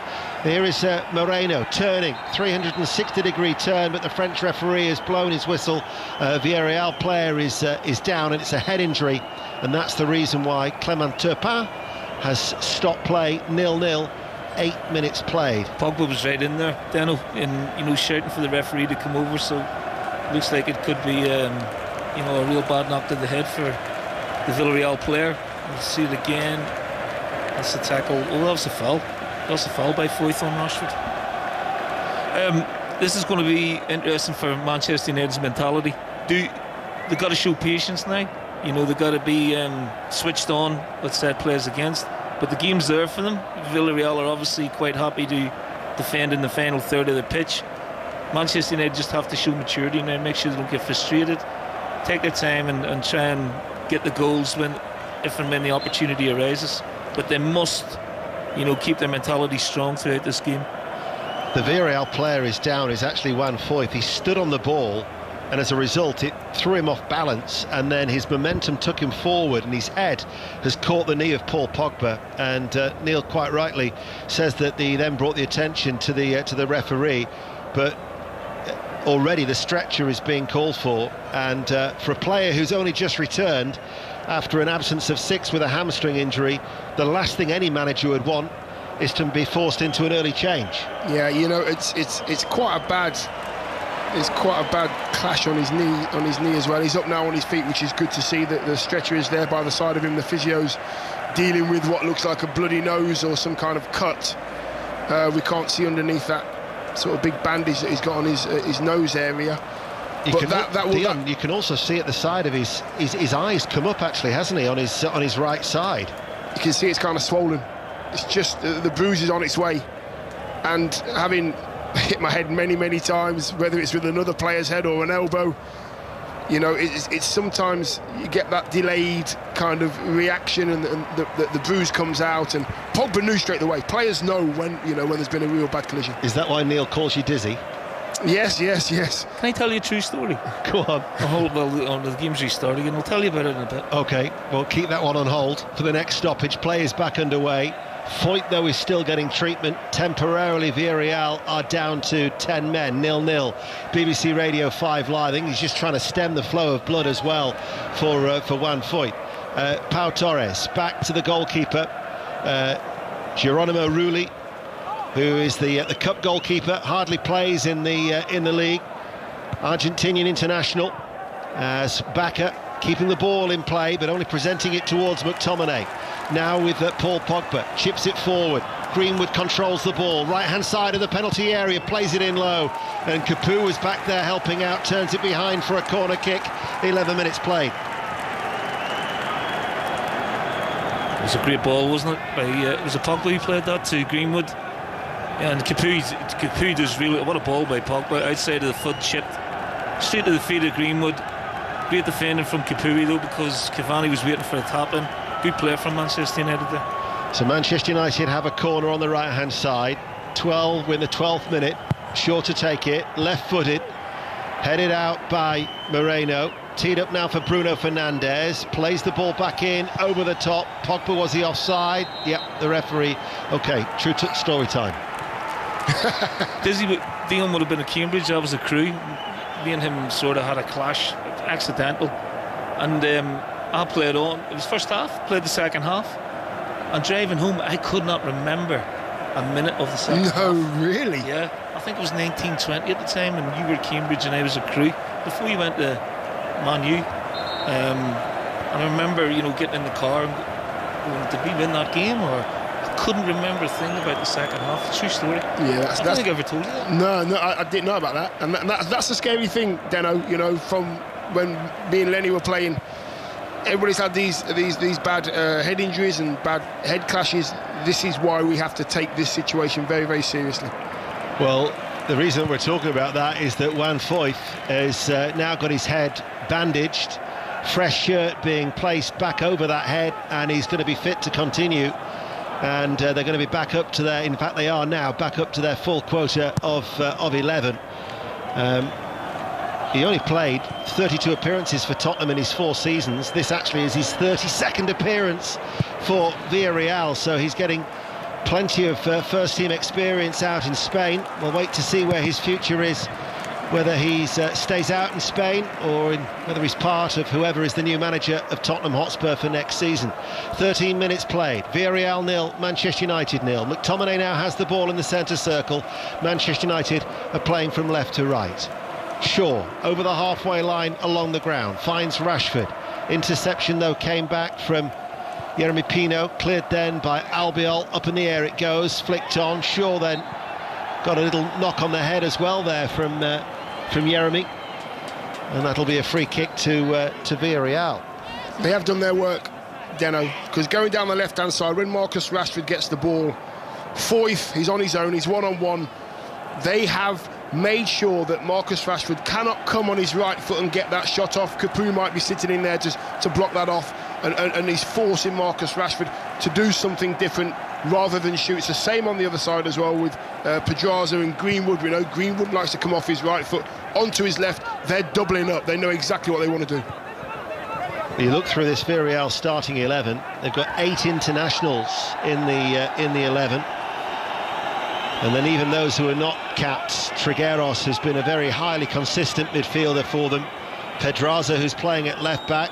Leeds United fans might remember him from his loan spell at Ellen Road about 4 years ago. And then you've got Jeremy Pino, who's an 18-year-old and a very attack-minded and exciting player, wide right for Villarreal. Been playing now for a quarter of an hour and yet to have an opportunity, a serious opportunity. Just one shot from McTominay that was dragged wide, but it's a free kick for Villarreal. Parejo clips it forward out towards the left-hand side. Pedraza was trying to whip over the cross. It was blocked by Wan-Bissaka, and it's gone behind, and it's a corner kick for Villarreal. It's too easy, that, quick free kick, and Pedraza gets into the left-hand area, gets a corner opportunity for Villarreal, which is exactly what they'll be looking for. I think both managers, though, Dano, at the minute will be pretty happy with both their respective teams have started. This is where they scored one of the goals against Arsenal. Albiol made a run towards the far post. Corner's taken short. Goes in towards the far post. Arriving late was Trigueros, but he couldn't keep it down, and right-footed. He's absolutely skied that at the end, where a lot of the Manchester United supporters are housed. Socially distanced, of course, in that end, and it would have taken a very special strike. I mean, the ball wasn't bad. It did find him, Trigueros on the far post, but he didn't catch it. The ball, he'd gone with a 7 iron. He should have gone with more of a 4 or 5 iron, I think. More of a ping to the far post. Going to be a problem for Juan Foyth. He's heavily bandaged with his head, but blood is still pouring out of his nose, despite the fact that he's got the swab at one of the nostrils. There's still a lot of blood, and from a health point of view, you would think that the referee, as soon as he spots that, is going to have to get him off the field of play for further treatment. Shaw brings the ball away for Manchester United, up towards Cavani. Albiol was tight behind him and actually fouls Cavani as he wraps him around the ankle, and the bearded defender pleads his innocence as Cavani is on the floor, writhing in agony. 16 minutes played. Tight start, 0-0. Yeah, it's good, it's interesting. I think, both teams have settled well. I think, Villarreal have got a game plan. I think Albiol's just letting know Cavani that he's going to be touch tight to him and he's going to be physical. Capoue started the game well, but United look comfortable in possession. No panic, nice and calm. So, yeah, well, it's not been, a dynamic start. It's been, a good game to watch so far. That's the danger, isn't it, as well, Lenny? While you have this control, you need to do something with it. Man United have had most of the ball. It's 0-0, isn't it? You need to get the goals. That's what I was saying, they can't panic, though. They've got to be patient, and this will really test the maturity now of what they are as a team. 17 minutes played, still goalless. BBC Radio 5 Live, and as we thought, Foyth is back off the pitch once again, and they've just taken out that swab, and more blood just gushed out of his nostrils. So down to 10, and as it means that Jeremy is just going to have to fill in as a right back. Manchester United now will try and exploit that gap, but Moreno's helping fill in as well. He plays the ball inside. Parejo to Bacca, gets it out from underneath his feet, manages, well, he thought he was fouled. Villarreal thought there was a foul there on Carlos Bacca, but the referee says not. The whistles from the Spanish supporters inside the stadium in Gdansk. Pogba's forward ball, not cut out by Capoue, reaches Rashford, left-hand side, and Jeremy then brings the ball away. And then the little back heel might actually give the ball back towards Cavani. Didn't do his teammates any favours there. It's Gerard Moreno who in the end has a little tussle with Cavani. No foul, says the referee. Certainly it's a competitive Europa League final. Now it's Bacca, Pogba trying to win the ball back for Manchester United. And now Juan Foyth is summoned back onto the pitch by the referee. In comes the cross from the left-hand side, rides up the legs of Pau Torres, and it's gathered in by the goalkeeper, Rulli. I think we've got to be careful with Foyth, to be honest with you. It was a bad collision with Pogba's knee. The blood that just came out of his nose was non-stop, and his head's bandaged as well, so that's one that he's got to be careful of. Manchester United are playing well, but Villarreal are organised. It's a good match. Here is Wan-Bissaka, back to McTominay. Greenwood provides the width on the right-hand side. McTominay, the Scottish international, runs in field. Along the ground finds Luke Shaw. Rashford goes out to the left, Pogba goes on ahead of him, out on that far side. Back then once more with Shaw, but it's the two banks of four of those yellow shirts that are camped inside their own half, and Manchester United at the minute are playing in front of those yellow shirts of Villarreal. Pogba to Shaw. The French World Cup winner gets it back. Now it's with Wan-Bissaka, right side of the centre circle. Greenwood comes midway through the Villarreal half. Trigueros with a little swish of the right hand, wants Villarreal not to sit too deep. Wan-Bissaka ventures forward, finds the ball inside towards Greenwood, right corner of the area, out to Wan-Bissaka, in comes the cross, headed away by Albiol, congested by Shaw, fires the ball back in left-footed and across the face of goal, and out for a goal kick. 20 minutes played, 0-0. That's good play from United, and they have to play like that, they have to play quicker. 1 and 2 touch that time, got them into a great crossing area. Wan-Bissaka wasn't looking for anybody, he just left it into that area there. It went across the 6-yard line, it got cleared, fell to Shaw, and Shaw's first touch was lovely, sat it onto his left foot, and he just tried to put a bit of fade into it, and he just didn't get enough on it. He was about 5 yards wide. Not a bad start for United, not a bad start at all. Tell you what, Fernandes was inches away from tapping that in. It was really well smashed across the box. I don't know if there's in front of him or went through his legs, but he's in front of goal. It was a really good player from United. Like I said, it is a good game. It's very tactical, obviously, but Man United look nice and calm at the minute, although they conceded a free kick here, Daniel. From a tactical point of view, how do Villarreal get an out ball? Well, that's what we touched on earlier. Here comes that free kick, floated up towards Gerard Moreno, brushes off the head of Bailly, because from a neutral and from a layman here, you're looking, thinking it's got to come from a set piece. Well, yeah, look, at the end of the day, there's nothing wrong with that. You know, if that's the way Emery thinks his team can win the game, so, you know, I think they've got a long way to go to get into an attacking sort of phase of play from where they win the ball back from Manchester United at times, but they've got a corner now, and maybe something they've worked on again might come to fruition here. Parejo is going to take it. He had a loan spell at Queen's Park Rangers back in 2008-2009 in the Championship from his Real Madrid days. He's going to take this set piece. It's a corner kick on the left-hand side. Again, Albiol would be the threat. In it comes now from Parejo. It was aimed towards Albiol, headed out only as far as Jeremy, fires it back in, came off McTominay. It'll go behind for another corner kick to Villarreal. We're midway through almost the first half and it's still 0-0. And United have still got some defending to do from another corner kick here. Did brilliant McTominay twice there, the header and then the block. Gets out, blocks the shot. Superb header from the corner, but again, I like that side of him. Yeah, I like that side of him. He's done really, really well, does he? And from Villarreal's point of view, they'll be happy. There's no tempo now, they're slowing the game down. Take the frustration, you know, get Man United frustrated. And he's got great delivery, Parejo. Well, he's gone out to the other side. It'll be the right-hand side. It'll be an outswinger. Parejo this time. Cleared, didn't beat the first man by Bruno Fernandes for Manchester United. Played back in there by Trigueros. Headed up in the air by Bailly, not once but twice, and eventually, it was hooked clear, but up in the air by Rashford. Still can't get the ball away, only partially cleared.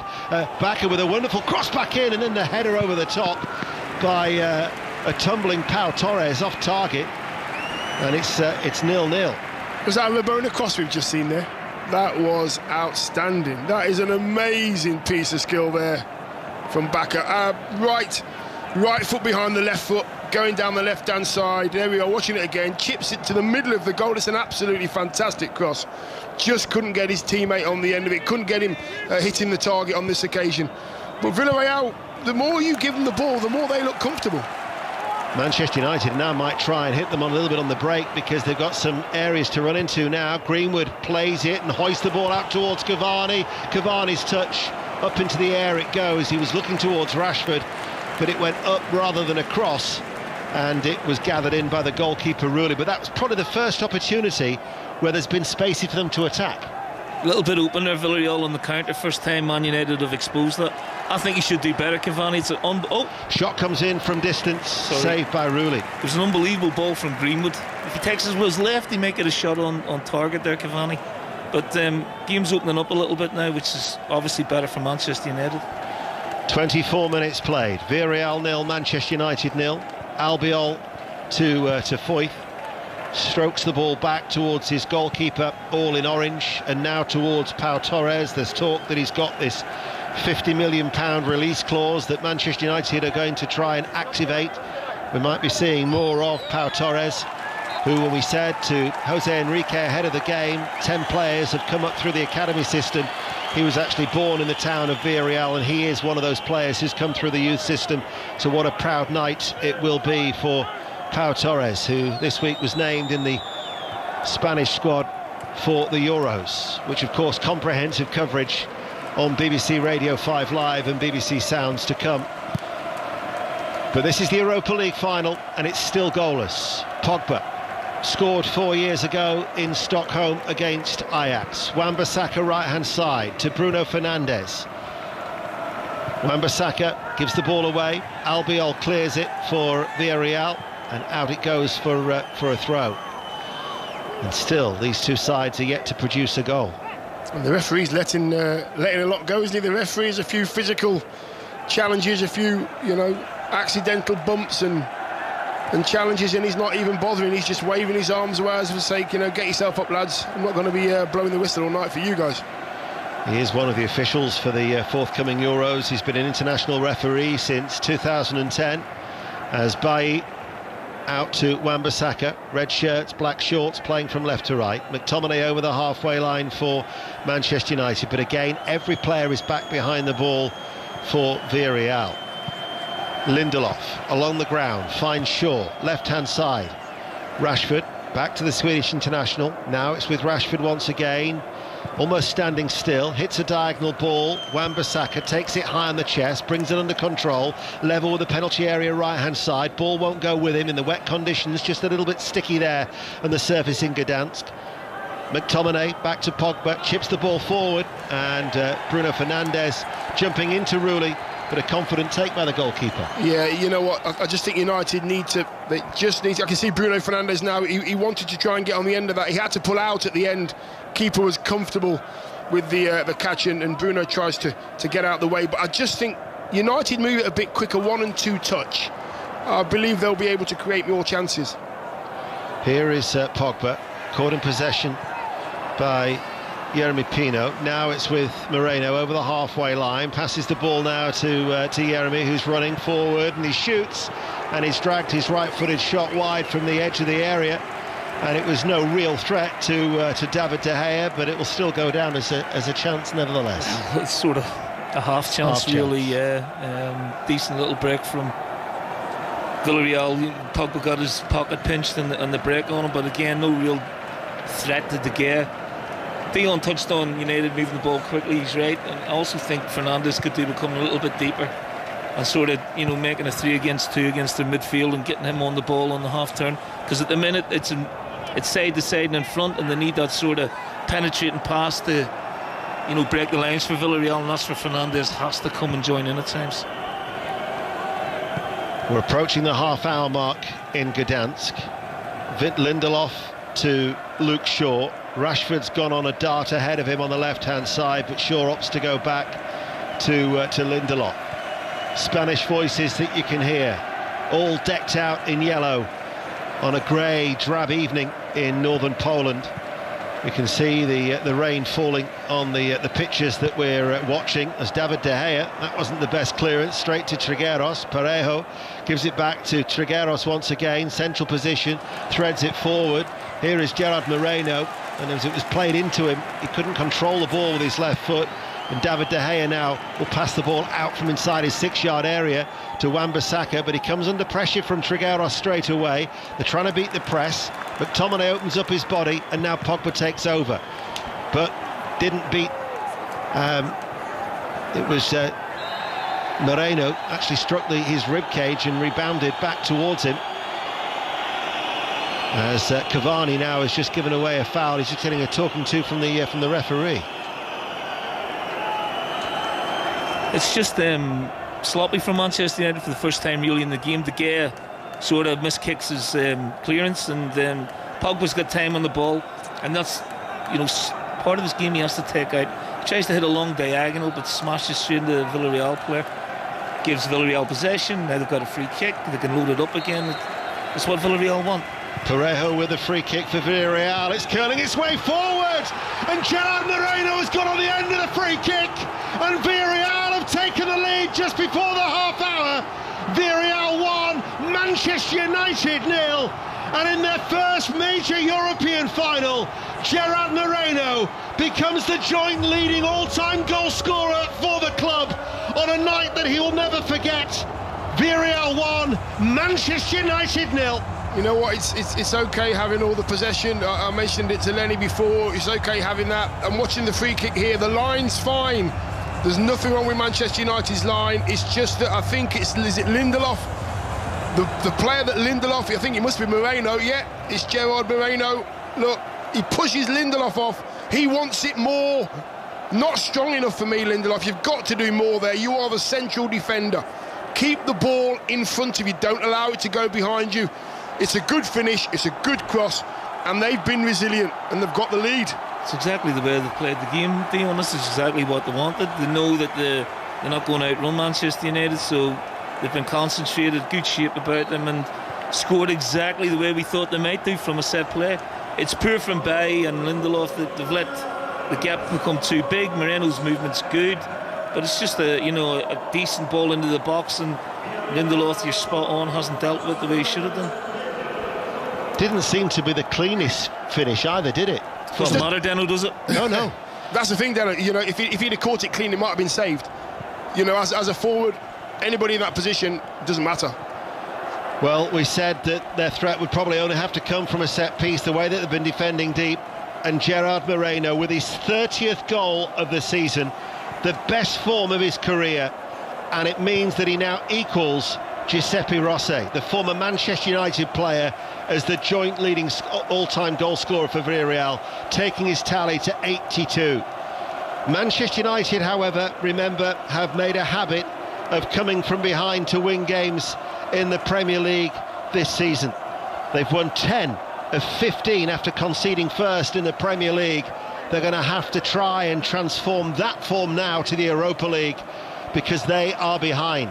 Villarreal 1, Manchester United 0. And if we thought that Villarreal were a tough nut to crack when it was 0-0, now they've got something to protect. Nothing's going to change as far as their game plan's concerned. No, not at all. They're one up. What they've been told to do on the pitch from their manager, they've done it to the letter. They've got themselves in front. Get the centre forward a chance, put the ball in the box at every opportunity. We might not beat them with total football, but let's get into the box. Manchester United behind. Bailly at a walking pace inside the centre circle over the halfway line. Lindelof. Fullback is pushed on Shaw on that far side. Fernandes tries to find him. Shaw, the return ball from Rashford given away, and the patched up Foyth will bring the ball clear. Trigueros, nice little turn, runs into trouble though in the shape of McTominay, brings the ball clear. McTominay then loses the ball, and now it's with Bacca for Villarreal, but the yellow shirts are reluctant to go on ahead of him, and now it's McTominay to Cavani. Greenwood, right hand side, midway through the Villarreal half. We've got about 13 minutes to go to half time. Pogba to Shaw. Can't really recall too many occasions where they've got round the back of Villarreal, Manchester United. No, they're trying, Manchester United, but they just haven't put any dangerous crosses in the box. If they have, it's been cleared, as this one has been cleared as well. Sometimes as a centre forward you can make run after run after run. If the ball doesn't come in, you stop making that run, and I think it looks like Cavani may have done that. he's got to tidy up Wan-Bissaka. That's twice now he's given the ball away under no pressure. But we're seeing sort of snippets now of Fernandes coming a little bit deeper, getting in those pockets and starting to get on the half turn. It's really essential that he does that because of the way Villarreal are set up. They need a penetrating straight ball or a central ball for them to get it in, suck Villarreal in, and then get it into the wider areas where they can maybe then get around the back of Villarreal. At the minute, it's still in front of Villarreal, and it's comfortable. What Man United can't do at the minute, Dion, is panic. Well, they're getting very animated. Ole Gunnar Solskjaer on the touchline. Not too sure whether that was directed at Cavani, but the pictures we were watching, certainly Cavani was remonstrating with somebody. 11 minutes to go to half-time. United are behind. 5 Live, Radio Manchester, the World Service, BBC Sounds and the website and app. Here is Lindelof just outside the centre circle. Pogba. Now it's with Bailly. Rashford's in a central area coming short, but again, everybody back behind the ball. They just can't prise open this Villarreal side, and Foyth running back will take over his clearance. Here is Capoue, and he was fouled by Shaw, and the former Tottenham and Watford midfielder goes to ground, and a free kick. But that's what I'm talking about. You got to be patient. There's frustration boiling already. You know, Man United have got Villarreal locked in the corner, and Shaw gives away a cheap free kick. All that does is waste a bit of time, gives Villarreal a break, and lets them get up the pitch. They just look a bit disjointed for me, Manchester United. They don't seem to be working in pairs. Pogba and Bruno don't seem to be working in pairs. They're very sort of, I'll do my little bit, then I'll pass it to you, you do your little bit. I want to see more pairings, more working together, more teamwork from Manchester United. 10 minutes to go to the break. Villarreal are ahead by 1-0.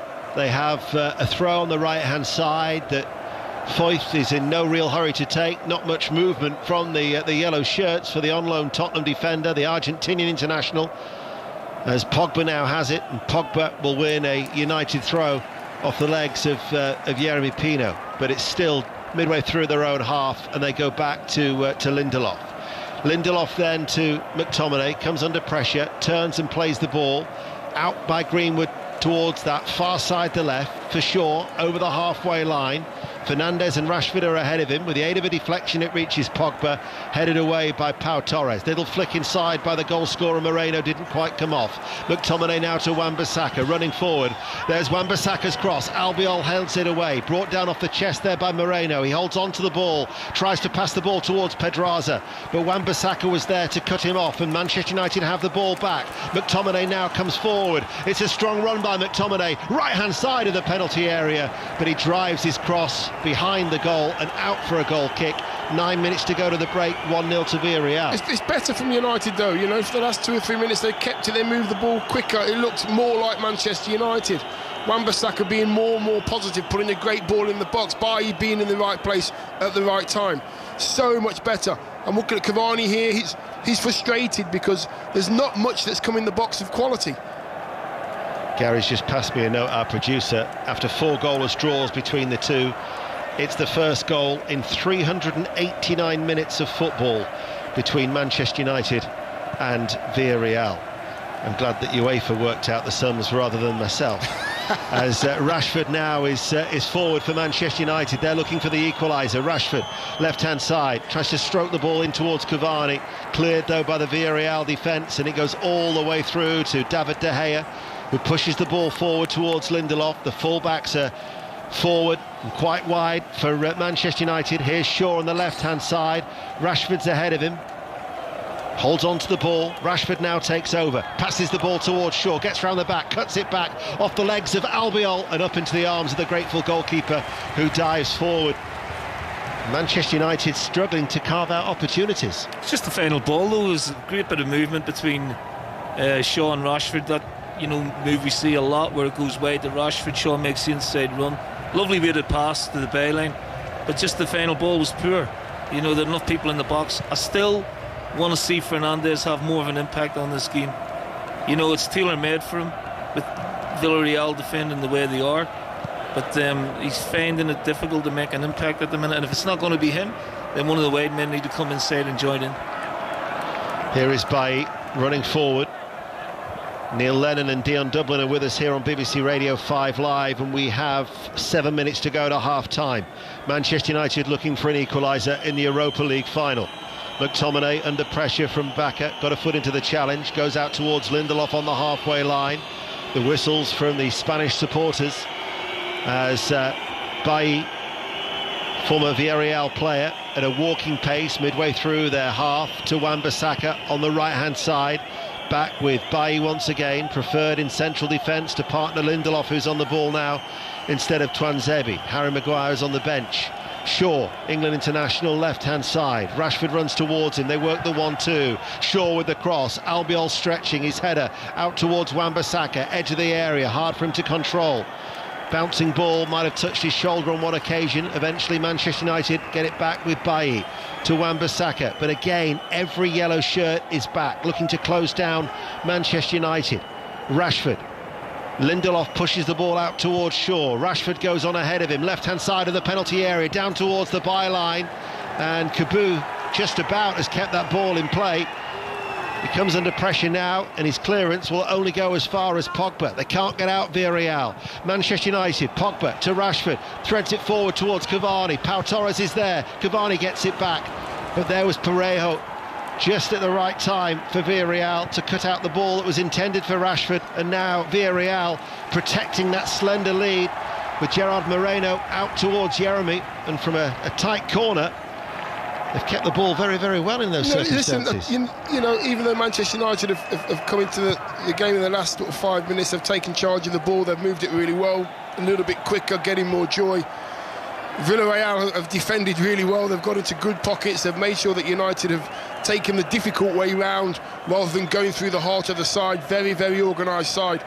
If Man United can keep going at this pace, they've got to create more chances. Neil, your words of caution at the very start of the game are coming, you know. Daniel, this is a European final. Honestly, this team are a good team, you know, at the end of the day, but I still think they're beatable. I think if Man United take care of the ball in the final bit, then, you know, they'll score.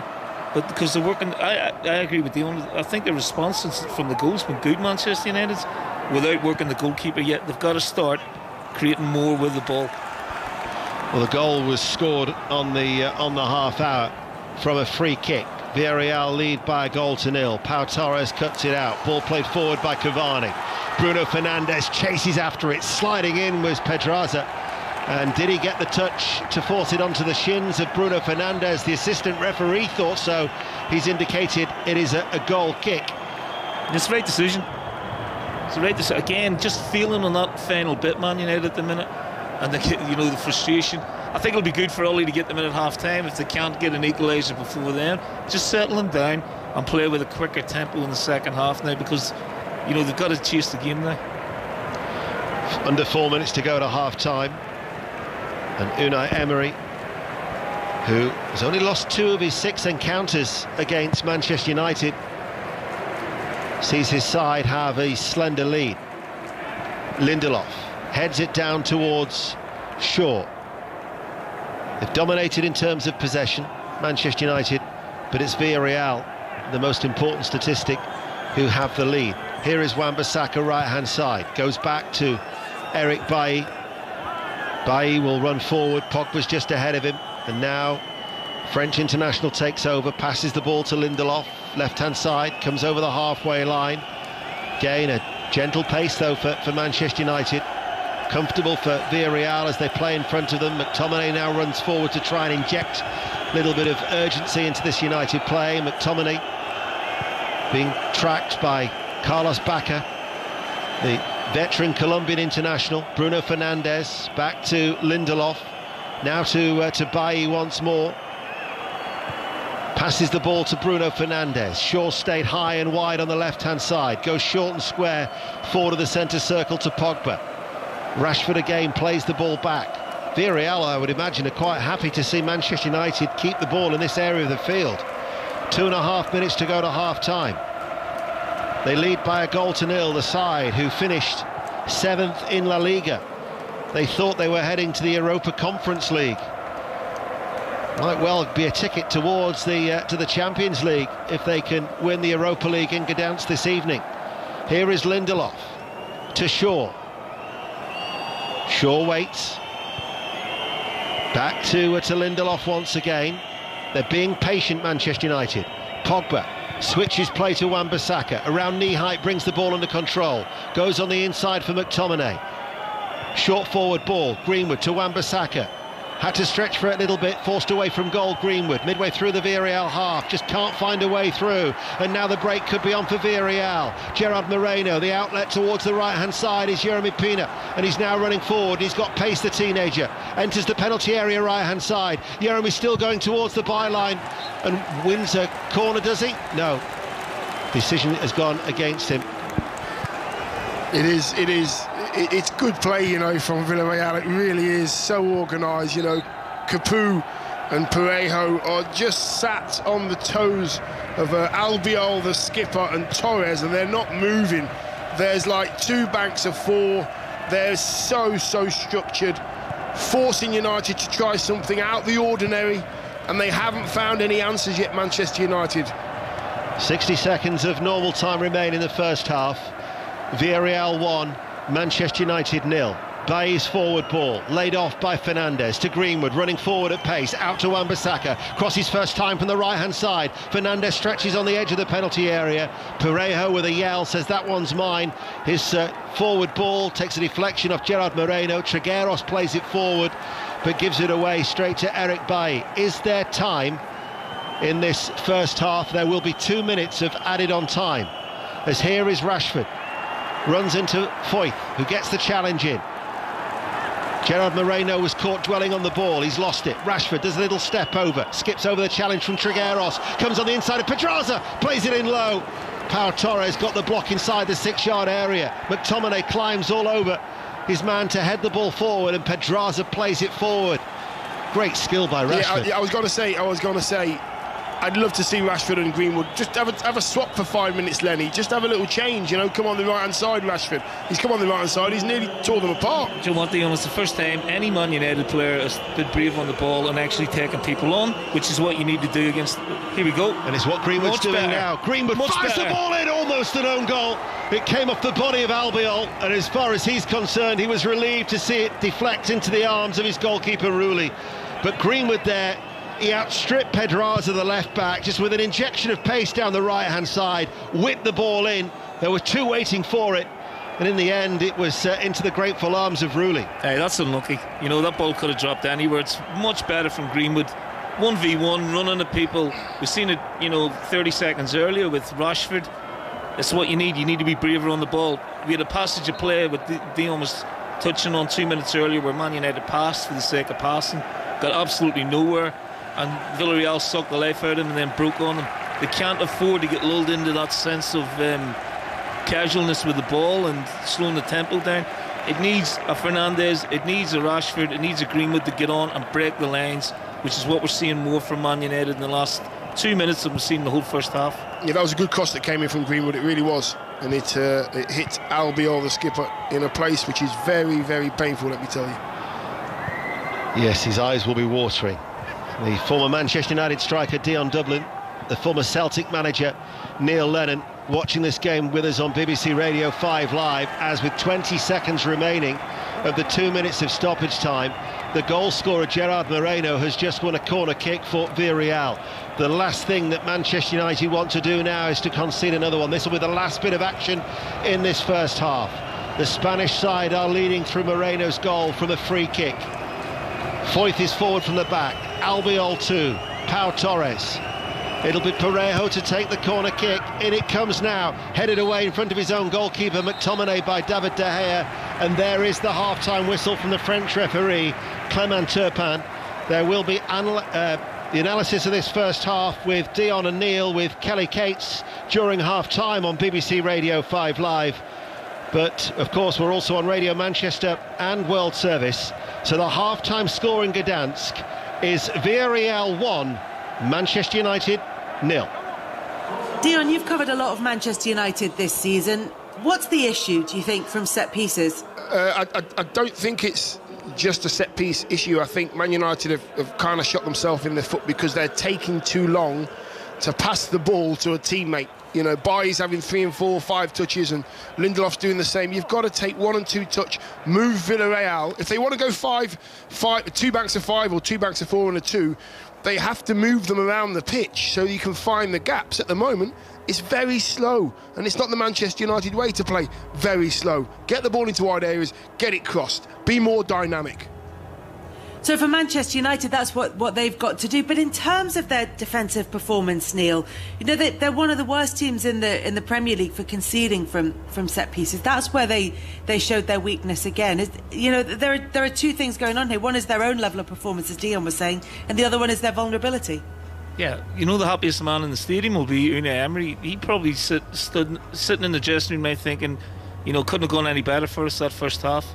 The way he set his team out to play, and you know, making the most of a set play. It's really poor from United. It's a, you know, bread and butter ball in, and he's got in between Bay and Lindelof, and got basically a free contact on it to score, and it's given Villarreal something now to hold on to. They've been, I wouldn't say comfortable, because United have started knocking on the door a little bit towards the end of the first half, but in terms of where the game plan and the way Emery would have liked the game to go, it's, you know, played right into his hands. And like I said before the game, Kelly, these guys are no mugs. They're a good side. They've got plenty of experience. They know what they're doing. And now Man United have to show, first of all, mental resolve and a great deal of maturity to get back into this game. It's interesting, Dion, as well, that, and Neil mentioned it there, the approach that Villarreal have taken to this game, because when Jose Enrique joined us before the game kicked off, he was talking about tiki-taka and the way that they like to play. But this has actually been a much more solid performance than that, hasn't it? It has, and when they've had the ball as well, even when they've had the ball in their own final third, they've played their way out, not through just, you know, playing and looking good for the sake of it. Good purposeful passes forward, good movement. They've got out, they've got themselves into the middle third, and they've continued to play that way. If they have to go long and break the press, they'll do that as well. They've really mixed it up. Out of possession, they've just looked very, very solid. Very organised. On social media, Ben says the commitment of defending crosses into the box from Villarreal compared to Manchester United is unreal. Such a contrast. Thomas, if Ole Gunnar Solskjaer continues to ignore set-piece defending and concede around 20 from them a season, he can have 0 complaints. It's only got worse under his management. And Emma said, we haven't learnt from our awful defending all season. Lindelof at fault again constantly. It's always 1 step forwards and 2 steps back with us. Robin says, Lindelof making defensive mistakes again. He needs to be sold this summer. His errors are now costing us. Was it an error from Lindelof? Yeah, I think, well, it's an error because it's the centre forward and he's a centre half, and the ball's just got in behind him. It's just a cross. It's not even a cross from a deep area. It's a cross that he should be dealing with. It's not hard. You've got to be stronger. You've got to make sure you know where your centre forward is. You take the centre forward where you want him to go. On that occasion, I could see, as a centre forward, I could see Lindelof's number. If you can see the defender's number, you are in trouble. And a quick word on the Villarreal centre forward, the goal scorer Gerard Moreno, his first player to score 30-plus goals for Villarreal in a single season in all competitions since Giuseppe Rossi in 2010-2011. He's just having the most fantastic season, and he's showing why he's so sharp and why he is hitting those figures. Well, it was a great run. You know, Man United were zonal, Kelly, from the wide free kick. You know, he's made a run across the line and then darted in behind Lindelof, and it's a great finish. He's actually played very well, and he's been very, you know, defensively disciplined as well. A few times he's picked the pocket of McTominay or Pogba and set off counter-attacks for Villarreal. He's a quality striker. Obviously, he's a finisher. They don't have great legs in the team, Villarreal, but what they do have is great experience and great football and intelligence, and they've shown all that so far. Man United they've got to get back into the game. They've got to score a goal somehow, but it's not beyond Man United. But this Villarreal team, mentally, they're very, very strong. It is far from beyond Manchester United. We'll be back with Neil Lennon, Dion Dublin and Ian Dennis for the second half of that game, where Manchester United are trailing Villarreal by 1-0. But of the 17 Premier League games in which Manchester United have been trailing, they have gone on to win 10 of them. Away from home, it's 10 games they've been behind in, and they've gone on to win 9 of them. So encouragement there for Manchester United and their improving performances throughout the course of the match. We'll get the rest of the day's sports headlines, and we'll start building up to the second half after we've had the BBC News from Aaron Paul. Listen on BBC Sounds. This is BBC Radio 5 Live. Thank you, Kelly. Good evening. Boris Johnson's former top advisor Dominic Cummings has said he no longer believes the Prime Minister is fit for the job because of what he said were mistakes in the handling of the coronavirus crisis. Mr Cummings said tens of thousands of deaths could have been prevented. He accused the Prime Minister of not taking the virus seriously and the Health Secretary Matt Hancock of lying. Former Special Advisor to Ministers Peter Cardwell was listening to the evidence. Yeah, I think it's very damaging for Boris Johnson and for his government. I think it's very damaging for Matt Hancock as well. There's also been what's called an urgent question in Parliament that's been laid down by Labour, by John Ashworth, who's the Shadow Health Secretary. So he's essentially trying to force Matt Hancock to Parliament tomorrow to answer a lot of these very serious allegations. The drama will continue tomorrow. The Mayor of the Liverpool City region, Steve Rotherham, has expressed disappointment after the collapse of a trial of 3 men charged in connection with the Hillsborough disaster. A judge at a court in Salford said the men couldn't be convicted of perverting the course of justice by amending statements about the tragedy because the testimonies were prepared for a public inquiry and not for a court. And 5 people have been arrested by police investigating the attempted murder of the Black Lives Matter activist Sasha Johnson. Ms Johnson remains in a critical condition after she was shot in the head at a party in South London in the early hours of Sunday morning. He was a sensational racehorse, perhaps the best there's ever been. I'm Vanilla Ice, and this is the story of a horse like no other. It's the most incredible story anybody's ever heard, and it's true. I remember seeing the front pages of the newspapers that were all about Shergar. Well, they say they've come to take Shergar. No one has ever admitted taking the stallion. No trace of him has ever been found. Sport's strangest crimes. The real story of Shergar the Superhorse with me, Vanilla Ice. Everybody in Ireland knew what Shergar looked like. Available soon on BBC Sounds. This is 5 Live Sport with Kelly Cates. We'll bring you the very latest from Gdansk. We'll be back there for the second half of Manchester United against Villarreal in the Europa League final. United trailing by 1-0 at half-time. Elsewhere, there's some breaking news tonight, which is that Inter Milan have confirmed that manager Antonio Conte has left the club by mutual consent. It's just 2 weeks after he led them to their first Serie A title in 11 years. Ben Foakes will miss next month's Test series against New Zealand. It means that James Bracey set to make his Test debut as wicketkeeper. Haseeb Hameed and Sam Billings have been called up to the squad as cover. Jamie Murray has hit out at French Open organisers and branded the tournament's official hotel for doubles players as Absolute Toilet. Meanwhile, Harriet Dart is one qualifying match away from reaching the main draw at Roland Garros for the first time. The draw takes place tomorrow, and 5 Live Sport will bring you the best of the action from Sunday. And in golf, the RNA is optimistic that 30,000 spectators will be allowed to attend each day of the Open at Royal St George's in July. That's 75% of the venue's normal capacity. So it's the Europa League final tonight. Of course, we have to talk about the Champions League final as well. Manchester City against Chelsea. That's coming up this weekend. 5 Live Sport will bring you all the build-up you need. We'll have a special 2-hour Euro Leagues tomorrow. Goes right through to the big day on Saturday, where we'll bring you live commentary and all the reaction from Porto. Over there already, just soaking up the atmosphere, soaking up the local food and beverages, our football correspondent John Murray. John, comfortably settled? Yes. I've had spy cam on you. Have you now? I'm delighted to say good evening from Porto. And, you know, it feels like the beginning and build-up to this final starts now, really. And there were a handful of supporters on the plane that I flew over on today. But honestly, Kelly, you know, I feel for the supporters because we've had to go through the same hoops effectively. And I know you were talking earlier in the evening about the Manchester United supporters going to Gdansk, but we've had to have PCR tests, antigen tests. We've had to fill in passenger locator cards. We've got to have proof of another negative PCR test before you get access to the stadium, or a negative antigen test.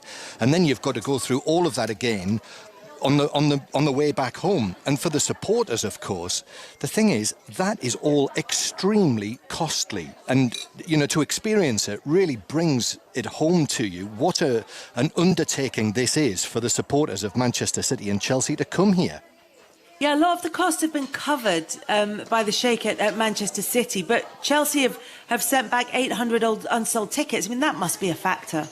Well, absolutely it is. And each of the clubs have been given an allocation of 6,000 tickets for the final. And that's out of a total of 16,500 who will be inside the Dragao on Saturday night. But yet, Chelsea have returned over 800 of those tickets unsold. And the reason for that, variety of things, the reasons that I've just mentioned related to the pandemic, the ticket costs as well, because the tickets actually priced from €70 up to €400. And the fact is, for the majority of supporters, you're talking less than 24 hours in Portugal. So that's a factor as well. And the 800 unsold were part of the charter package, which did include subsidised flights for Chelsea supporters. But in contrast to that, there was actually a high demand for the 2,800 tickets or so, which were sold with independent travel. So a lot of different things in it. And I know that the Chelsea Supporters Trust, Dan Silver from the board of the Chelsea Supporters Trust said, and this is quoting him, UEFA's lack of care for supporters has yet again come to the fore. He said, they come to be our friends over the Super League, but have now turned their backs on us again. And he says, selling tickets for up to €400 for a limited access final with unnecessary travel is outrageous when there were obvious solutions closer to home. And I suspect that will certainly strike a chord with Chelsea fans and probably Manchester City fans as well, even though, as you say, Sheikh Mansour has stepped in to fund the flight and transfer costs on the official club travel for Manchester City. So having said all of that, and with all the difficulties for supporters, I mean, part of that, not the extreme cost, but part of the kind of difficulties of getting somewhere is sometimes part of the excitement and the storytelling around these big European events. Yeah. So ahead of this Champions League final, does it feel like that the city's gearing up to it? Well, I'll tell you what feels great is the sunshine. It's lovely. Honestly, early 20s, sun shining. I went down to the stadium today and picked up my accreditation in the Dragao, which is a brilliant stadium anyway. It'll be a great venue for a Champions League final. It's dressed up in all of the Champions League final livery, so you've got the Manchester City and Chelsea club badges together, which I would say really brings it home to you, the fact that it is Manchester City and Chelsea in the final. And on the footballing front, I know both squads are going to arrive here tomorrow evening, so they'll set off tomorrow afternoon. So Chelsea and Manchester City will be in situ tomorrow night here in Porto. And the news on N'Golo Kante and Edouard Mendy is that they did both train today at Cobham, at Chelsea's headquarters there. Chelsea published pictures of them both. So it looks as though there'll be every chance they'll be in contention to play at the weekend. Hugely encouraging news for them and for the fans as well. John, thank you very much for joining us. There'll be lots more from John Murray and the team in Porto as we build up to that Champions League final between Manchester City and Chelsea at the weekend. Now, though, all eyes are on Gdansk, where Manchester United have to come from behind against Villarreal. Dion, I don't know how closely you listened to me, but I was saying, just when I left you last time, away from home, Manchester United have been behind 10 times and they've gone on to win 9 of them. We know that Man United grow into games.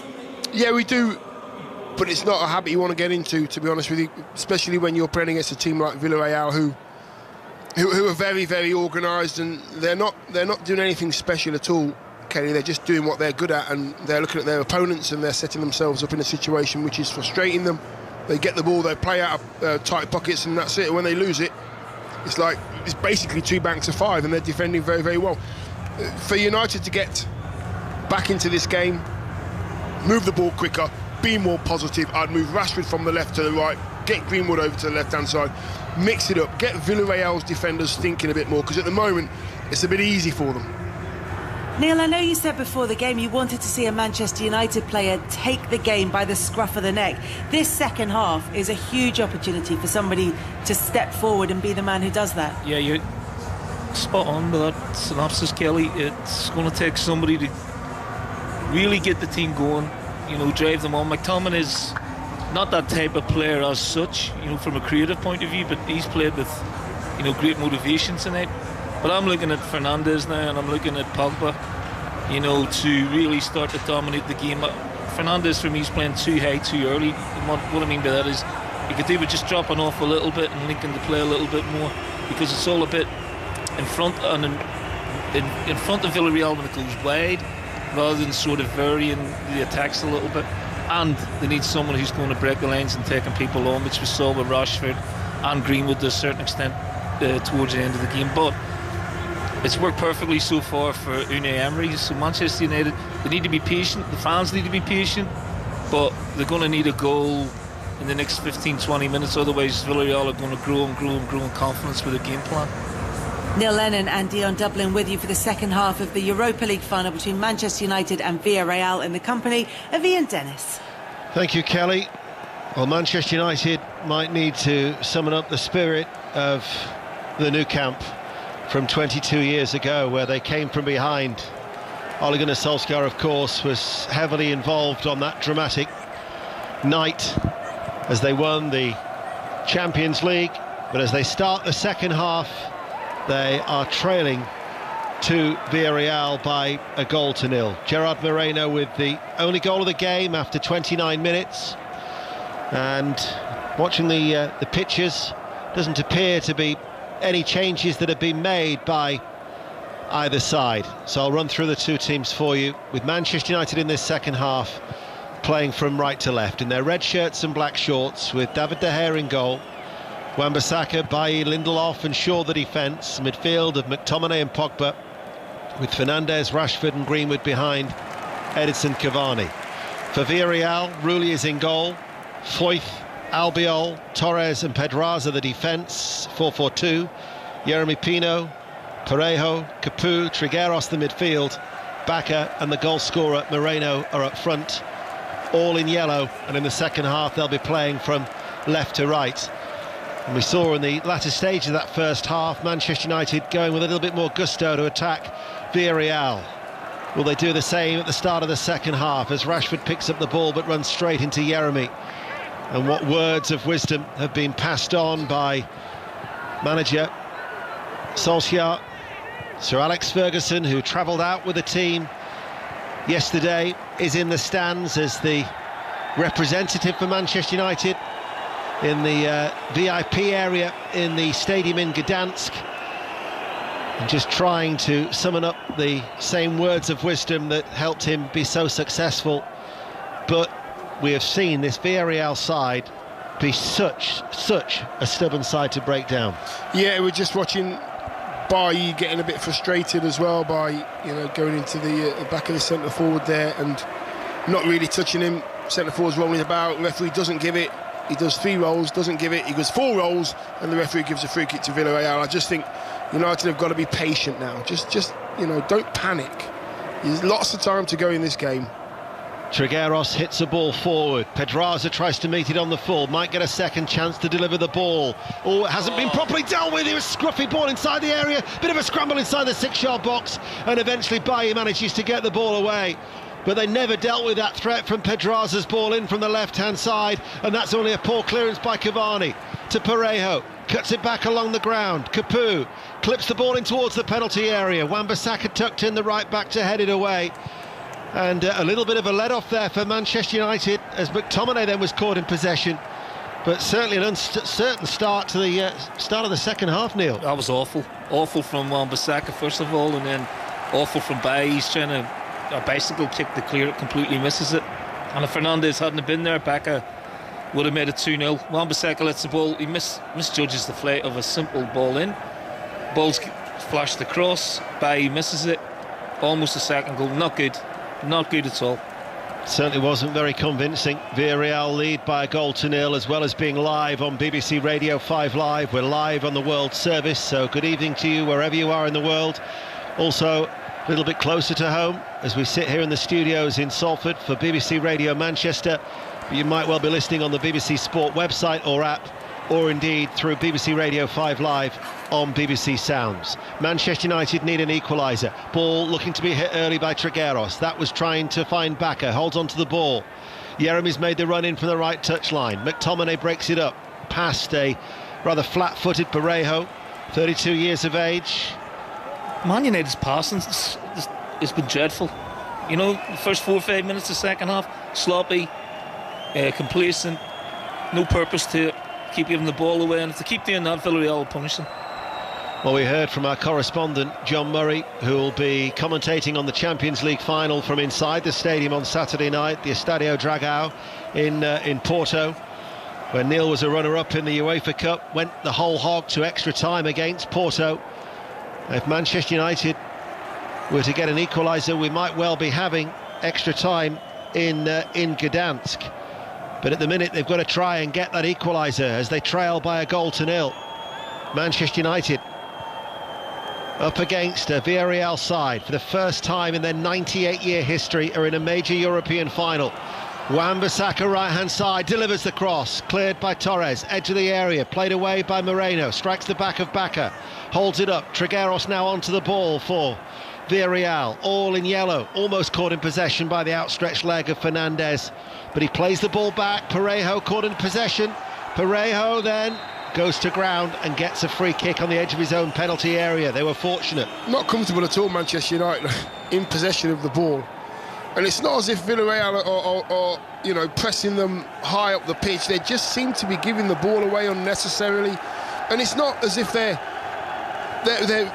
really bad passes. It's just sloppy. They're not passing in front of their teammate. They're passing behind their teammate. There's just no, I don't know what it is about United tonight. They just look so sloppy, like they think it's just going to happen. Here is Lindelof out towards Shaw. If something doesn't happen, then Villarreal will be celebrating a historic night in their history. Wan-Bissaka, right-hand side for Manchester United. Back towards McTominay. Lets it come across his body, gets away from the challenge of Bacca. Lindelof now has it almost midway through the Villarreal half. The central defender's forward ball. Rashford plays it back. Lindelof 30 yards out from goal. Pogba now takes over running forward. The little step over, not once but twice. Holds off the challenge of Capoue. Passes the ball back to Bailly. Opens it up towards the far side, the right to Wan-Bissaka. Wan-Bissaka doesn't deliver first time. Plays it back towards Greenwood. Along the ground to Bruno Fernandes. The return ball to Greenwood. Pedraza and Greenwood both go to ground in the challenge. They caught each other there as they went for the ball. And eventually it goes out of play for a Manchester United throw. I'd like to see that again, Ian. Just like to see it. You know, there's a few arms went up from Manchester United players. It was, now if this goes to VAR, it would be interesting, wouldn't it? Francois, that's a penalty. Texier, that's a penalty for me. Is the VAR official? An outstretched left boot from Pedraza appears to catch Greenwood. Does he get any of the ball? That's the thing. Does he get any of the ball? He definitely catches Greenwood. Definitely catches Greenwood. I think it's Greenwood who nicks it, and Pedraza takes a swipe and catches Greenwood halfway down the shin. This is being checked by VAR. It has to be checked. But referee... Wow. I don't get that. For me, there's definite contact. He doesn't get any of the ball. The check is over. Play continues. Bruno Fernandes sails it over. If that was given, you would, I don't think from a Villarreal point of view you could have had any complaints. No, not at all. Well, there's contact there, isn't it? You can see the contact. We've only seen one replay and we've seen the contact. He swipes at the ball, tries to clear it with his left foot, catches Greenwood's left foot, definitely with his foot. Whether he caught any of the ball or not, he must have caught some of the ball because they've not given it. What would be the thinking then for not giving a penalty for that? Whether the VAR, the French official, didn't think that it was a clear and obvious error. I can only imagine that was what he thought. But Manchester United will, I'm sure, have a grievance about that, as a free kick is going to be given in their favour and a yellow card is going to be shown to Etienne Capoue. 8 minutes into the second half. Capoue is booked by the French referee, and Manchester United have got a free kick, still trailing by 1-0 in this Europa League final that is being played in Gdansk. The majority of the Manchester United fans were flown in today. They're hoping that something can come from this free kick. Not too dissimilar position from where actually Villarreal scored in the first half. It's Shaw who's going to take it, left-footed, delivers it in towards the penalty area. Pogba gets on the end of it, McTominay off his chest, wouldn't come down, still can't get the shot away, manages to win it back with his back to goal, gets the shot in now, takes a deflection over the top for a corner kick to United. You know, that's not bad at all from Scott McTominay. Brave, gets it down on his chest. He didn't have any other options but to try and turn and shoot with his left foot. A little bit more positive. They want to take the corner quickly. It's a corner kick on the Manchester United left, playing from right to left, trailing by a goal to nil. Shaw delivers it left-footed, headed away by Albiol, drops to Rashford, fires it in low. This could fall to Cavani. Cavani equalises for Manchester United. The flag stays down, and 10 minutes into the second half, Manchester United are level, and it's Edinson Cavani who keeps up his terrific record in the Europa League. 17 goals now in his last 16 Europa League appearances, and Manchester United are back on level terms at 1-1. He won't get a better opportunity than that. Balls fell to him lovely. I think it's come off a Villarreal defender. First of all, it's been headed out. Great volley back in from Rashford low. It hits a Villarreal player, hits McTominay, falls beautifully for Cavani, is he offside?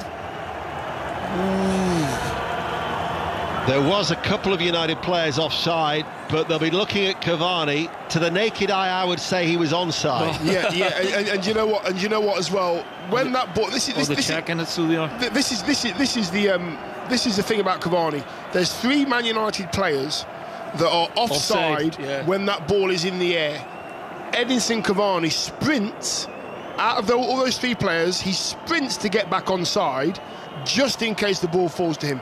He makes sure that he's onside, and I think he is onside just through that little bit of hard work. I think Rashford and Fernandes were offside. They didn't sprint back in, but just the willingness to want to score. It's just the contact that comes off McTominay when it falls to Cavani. When it hits McTominay to Cavani, is he offside? It's really, really tight call, this. They're taking their time. Francois Lutexier, the French VAR official, all of a sudden has got some work to do now. And the goal stands, the check is over, and Manchester United have levelled. After a lengthy check, it is Villarreal 1, Manchester United 1. And Manchester United through Cavani. And all of a sudden they've got their bit between the teeth, and as the match restarts, they win the ball back, they surge forward on the right-hand side. And it's with Greenwood. And they'll try and keep this momentum going now. Wan-Bissaka played forward, right-hand side. Wan-Bissaka sends over the cross high in the air. Shaw directs his header. McTominay misses it. Falls to Fernandes. Shoots right-footed. Drags it wide. Goal kick. Manchester United have the upper hand. Yeah, they do. So much better now. They're feeling it now, Manchester United. They've got the goal. Come straight back on the attack again. It's a decent cross from Wan-Bissaka. Shaw keeps it alive. And McTominay swings his left foot, it doesn't connect at all, and it's a bit of a swipe from Fernandes, doesn't quite catch it right. But the Cavani goal, this is why he gets so many plaudits from fellow professionals, is because he's worked hard to get onside. He's done the horrible bit of work in order to get the glory. They're the bits that people don't see that he does to get all the success. Now Villarreal have to answer the questions Ian, that Man United are going to throw at them. They've done the great thing by getting the goal early in the second half. Psychologically, the game has changed in their favour, and this man McTominay has been a real driving force. What he did to win the corner from which Manchester United scored from was absolutely brilliant. When before you were talking about a player who's going to be that player who's going to seize the initiative for Manchester United, McTominay's the one who springs to mind. 1-1, and the character now will be tested for Villarreal as Capoue goes in for a challenge with McTominay, back to his feet. McTominay just shrugs him over and plays the ball forward. But Villarreal, you could see earlier on when there was an attack, I think it was Parejo who was just trying to tell one of his teammates just to slow it down. They'll want to try and take a lot of the sting out of Manchester United's play. But as we approach the hour mark on BBC Radio 5 Live, it's Villarreal 1, Manchester United 1. Jeremy right-hand side for Villarreal. Back to the bandaged Juan Foyth. Now to Albiol. Central defender, very experienced, 35 years of age. Glittering career where, of course, he's won the Euros in not only 2008 and 2012, but the World Cup in between for Spain. Pedraza now runs forward on the left-hand side, stopped by Bailly. Thought the last touch might have been off Bailly, actually. But instead it's going to be a goal kick. He looked guilty, didn't he, Bailly? See his face, he's pointing to the goal kick, because he knows it's his foot. There is going to be a change, and Coquelin, who was vigorously warming up on the touchline during half-time, is coming on. but it's going to be a midfielder who's coming on for Carlos Bacca, the 34-year-old forward. So Coquelin for Bacca is the change. Well, you'd imagine it'd be a change of shape now. They'll probably go 4-5-1 or 4-3-3 when they're in possession. They've taken one of the main strikers off.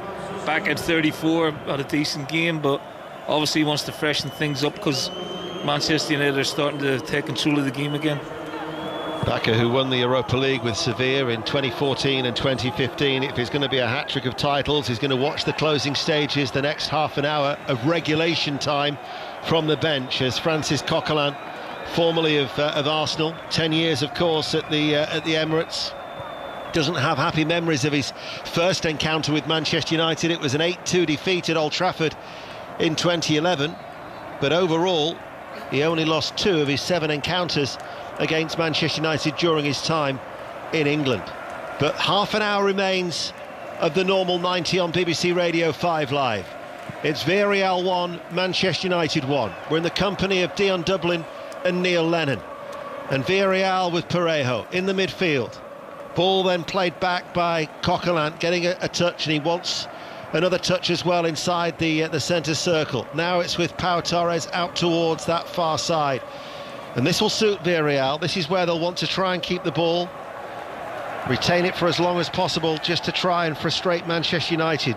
Moreno comes in off the right touchline. It'll drag back there by Parejo, gives the ball away, and Greenwood now runs forward for the red shirts of Manchester United. Greenwood, Parejo tries to get back at him, slows him up. Greenwood with the ball at his feet, rolls the ball back to Wan-Bissaka. Cavani trotting forward. Manchester United play the ball back. Bailly in the centre circle to Lindelof. Forward now towards Shaw, near side the left. Shaw's cross, charged down by Foyth. Up in the air it goes, headed forward by Shaw. Had it gone out of play? Yes, it had. Villarreal will have a throw. You see, that's for me there, Marcus Rashford's offside. Now the ball, Shaw tries to play the ball down the line, or should I say tries to cross the ball. It gets sort of ricocheted off the, I think it's Foyth actually. It goes up in the air, and he tries to play it back into Rashford's feet. Now, Rashford's a yard offside. He only has to travel 2 or 3 yards to get himself back onside. They're the little things that are going to win you a trophy. That little bit of work that people don't see. Get yourself back onside. You're in a crossing position. That's all it is, a little bit of hard work. Here is Coquelin for Villarreal, 1-1. Now Capoue. Parejo. Trigueros helps it forward to Pedraza. Good firm challenge made by Wan-Bissaka. Last touch though came off the Manchester United right back against the left back for Villarreal. 62 minutes played. Villarreal will get a throw on that far side. Is that not a Manchester United throw-in? It's clearly come off Pedraza a lot. It was a great tackle from Wan-Bissaka. It's played off Pedraza. I don't know how the officials can't give a Man United throw-in. Pedraza with the throw. Little touch didn't quite come off by Yeremy, and the referee has blown his whistle, and it is going to be a Manchester United free kick. And they take it and launch it downfield, and Rulli, the goalkeeper, comes out of his area.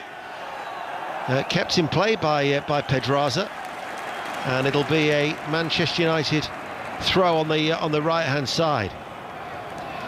Ian Kelly asked us at half-time, could someone take the team by the scruff of the neck? Well, McTominay definitely has, whether it be on the defensive side of the game or trying to make something happen in the final third or set plays. Last 15 minutes or the first 15 minutes of this half, he has played like a man possessed, and he's driving Man United on here at the minute. That's the voice of Neil Lennon on BBC Radio 5 Live. 63 minutes played. Lindelof now for Manchester United along the ground. Rashford holds the width on the left-hand side. Rashford up against Foyth, goes on the outside of Juan Foyth. They both fall to the floor together.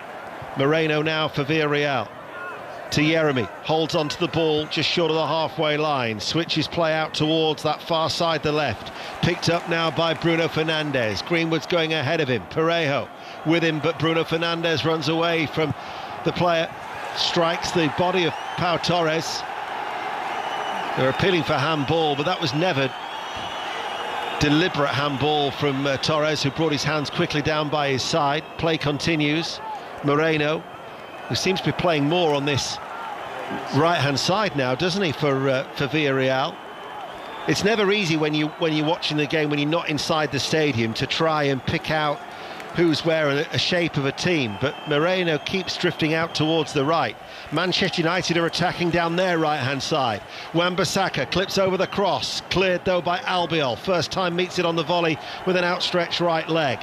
65 minutes played, 1-1. Rashford now with urgency, coming forward. Back towards Shaw. The left-back waits, stands on the ball. Inside to Lindelof.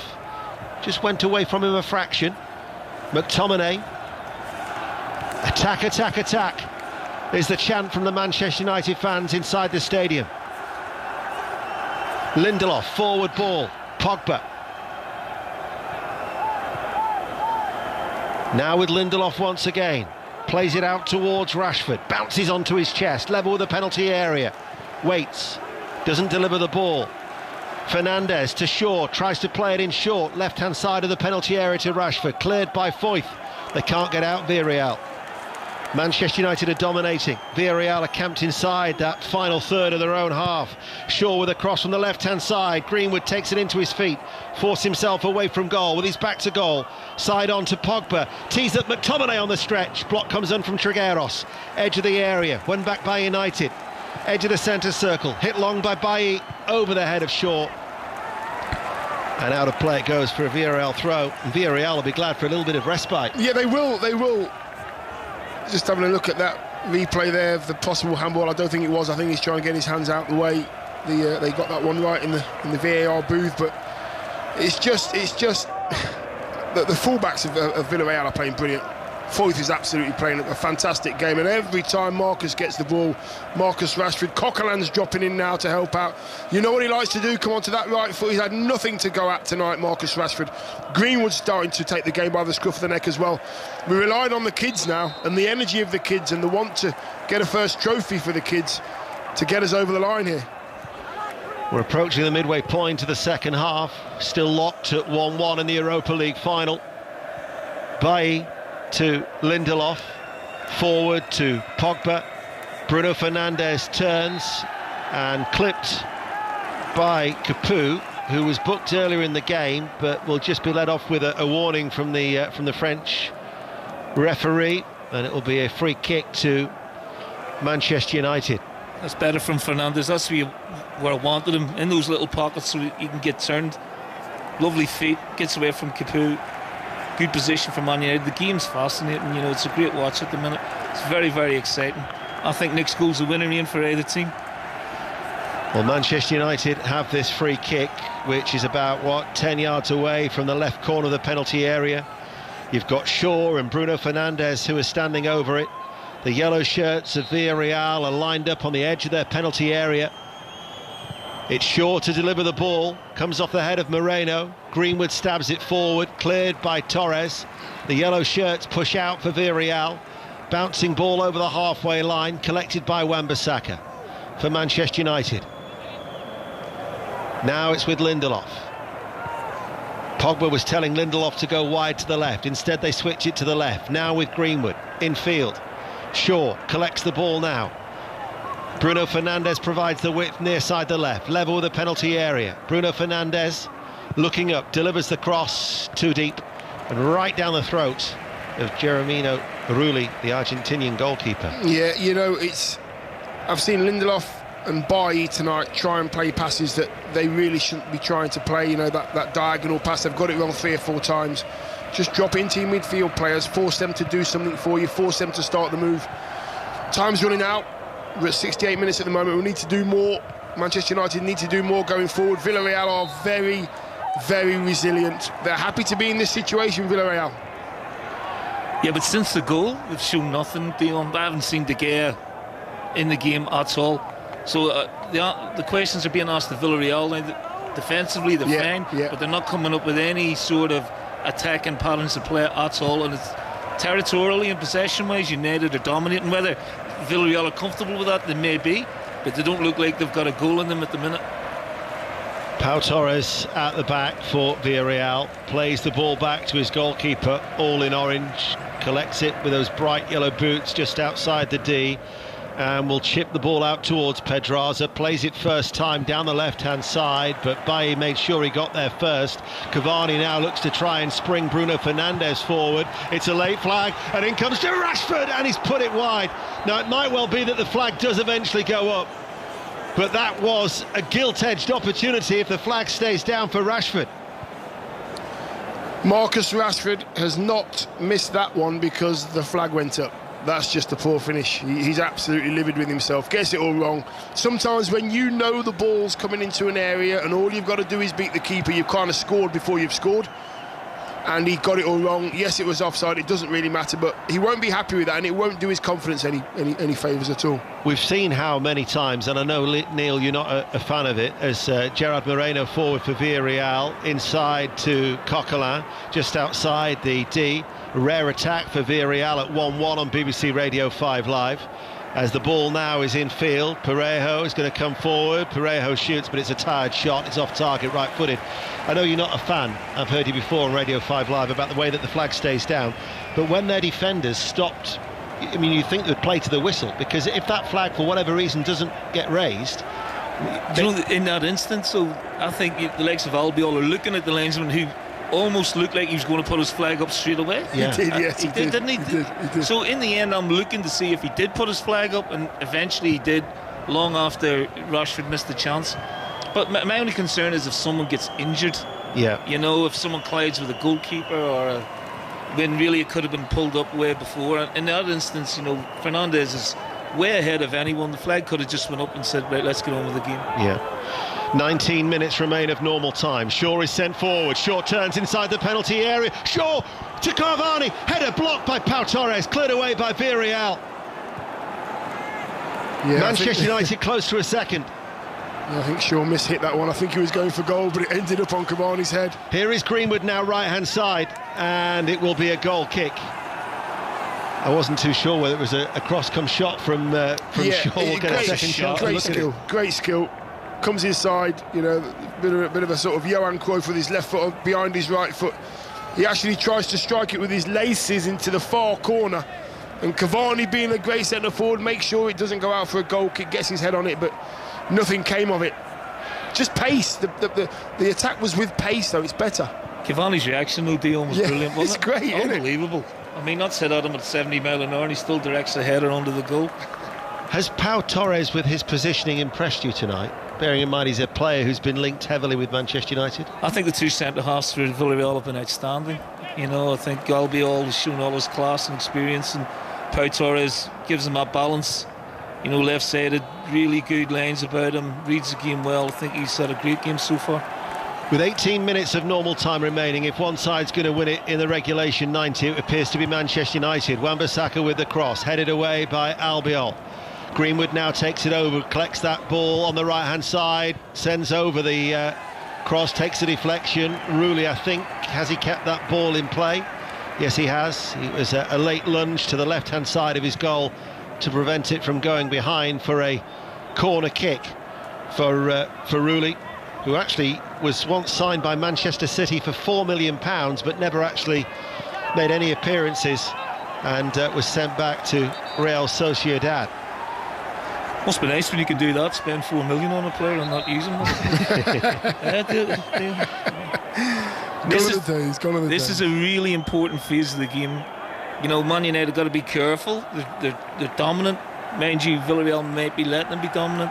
They have to be fully concentrated, because any slip-up could cost them the game here at the minute. And while Villarreal seem happy at defending and defending deep, it's always risky against a team of Man United's quality. But vice versa, can't switch off set plays, or, you know, a phase of play. They've got to stay in the game, Man United, and stay on it. When you say it's an important phase of play, as the clearance from Rooley, Fernandes tries to close down Parejo. As a result, Manchester United get the ball now with Greenwood. Back to Bruno Fernandes. The return ball wasn't the best. It's cleared only as far away as Bailly to McTominay. Still 1-1 on 5 Live. Wan-Bissaka, right-hand side. McTominay.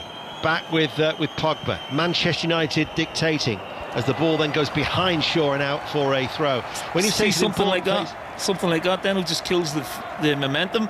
But it's comfortable for Man United at the minute, and you got to be careful it doesn't become too comfortable and you switch off. You've been in this situation. When does extra time start to loom in the players' minds?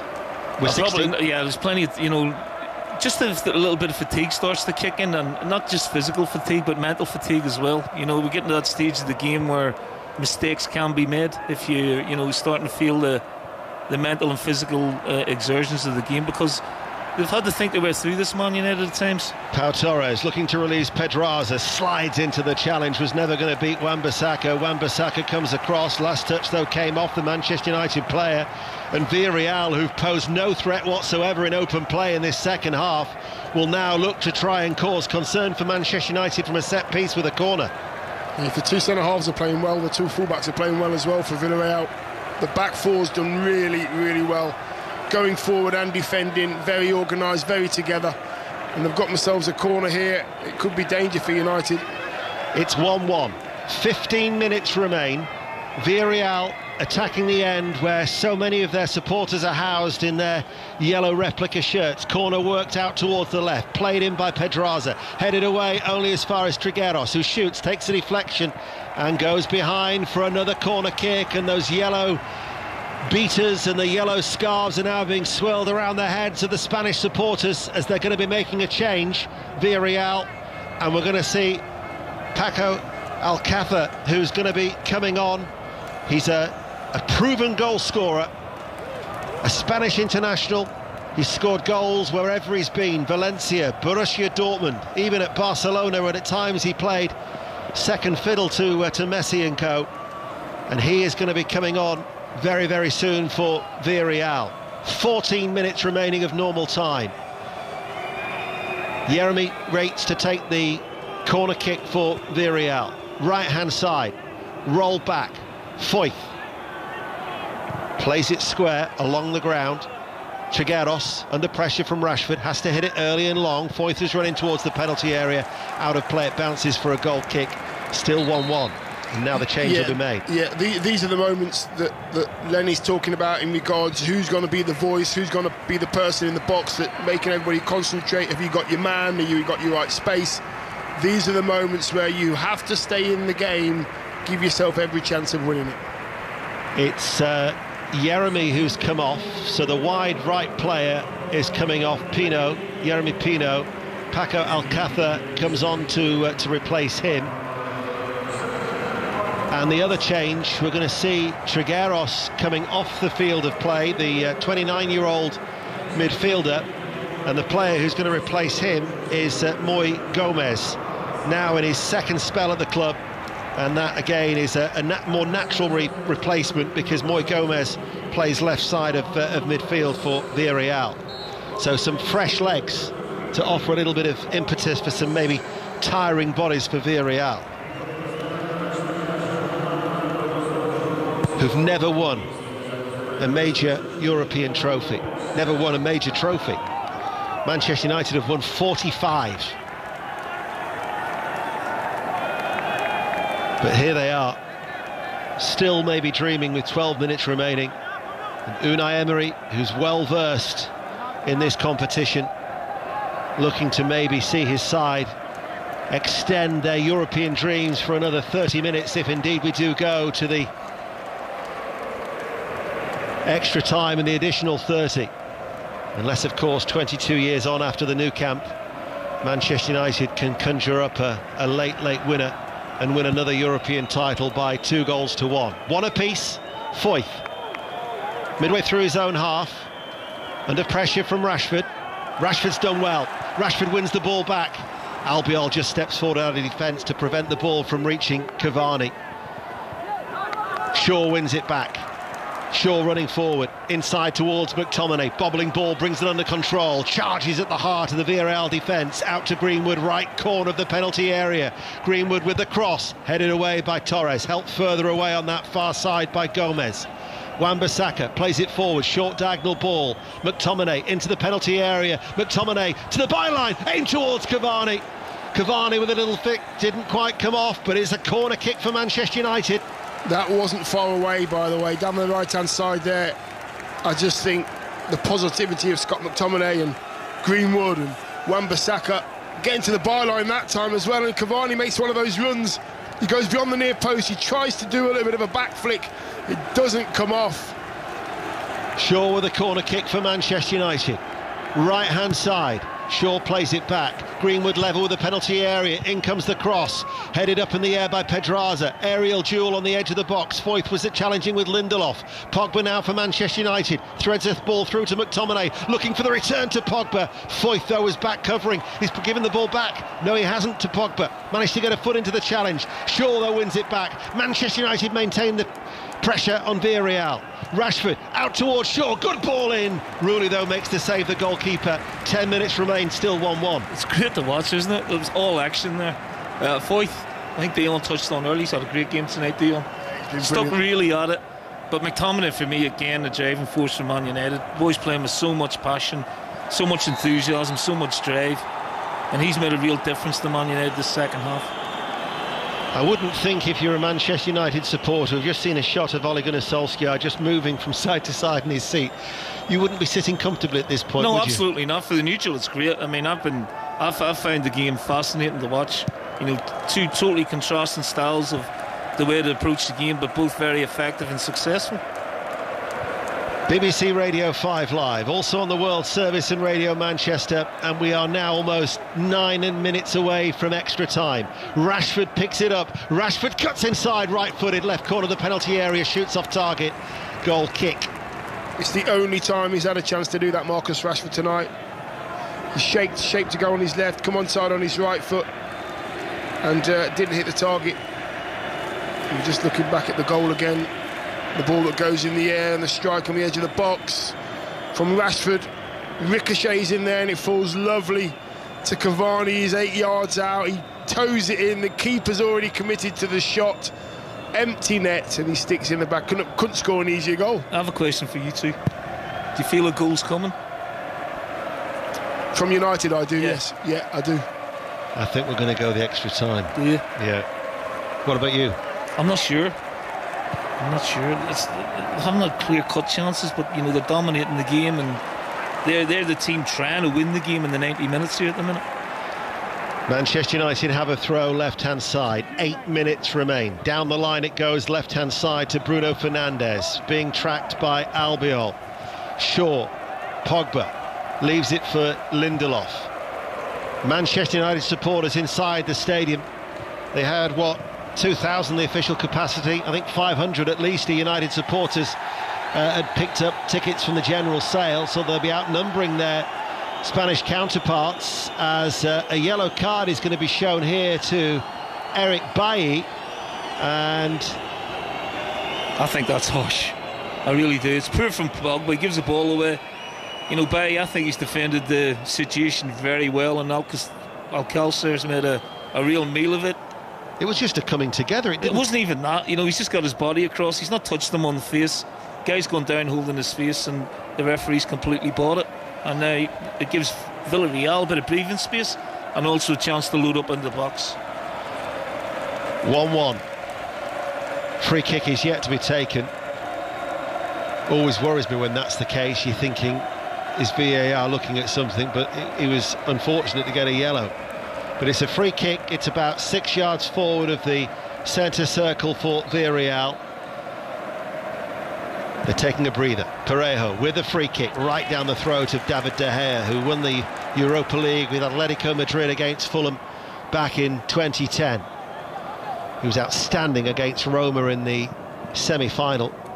Roma at one stage looked like they might have pulled off a dramatic fight back against Manchester United, but it was of course United who prevailed, and here they are now looking to try and get a winning goal in the closing stages. Shaw in towards Cavani and Greenwood, they both go for the same ball, but the referee's given a free kick to Manchester United, left hand side of the penalty area. Communication between Greenwood and Cavani, great cross from Shaw. He gets wiped out after he passes the ball, but he doesn't care. He gets the ball in the box and they get in each other's way. It's a really good chance. I think he's got a knock in the face there, Shaw, for his troubles. Great cross in. Looking at the replay now, he gets caught afterwards with some studs, I think it is, down the back of the calf from Foyth. But the ball goes in the box. Referee plays the advantage and just don't get a chance on goal there. That's a bad challenge. It was. I was just going to say, was he booked? But there he is. There's the answer. He's just been booked now by the French referee. So the on-loan Tottenham defender has been shown a yellow card. 6 minutes remain. 1-1. Foyth booked. The Manchester United supporters behind that goal are trying to lift United. They're trying to rouse them in these closing stages. The substitutes on the left touchline offering words of encouragement. That includes Harry Maguire. Free kick. Bending down in conversation, Fernandes and Shaw. Cavani, Lindelof, McTominay, all inside that penalty area. Leaving it late. Manchester United. And Shaw, I think, still feeling the effects of that challenge from Juan Foyth. Through gritted teeth, he will persevere. Needs a good delivery. Two in the wall. Alcácer and Coquelin protecting the near post. Bruno Fernandes. It's about 8 yards up from the byline, left-hand side of the penalty area. Bruno Fernandes, right-footed, goes deep. McTominay still keeping it alive. Headed away by Albiol, and then hit back in by Rashford, who once again was lurking outside the penalty area on the volley, outside of the right foot.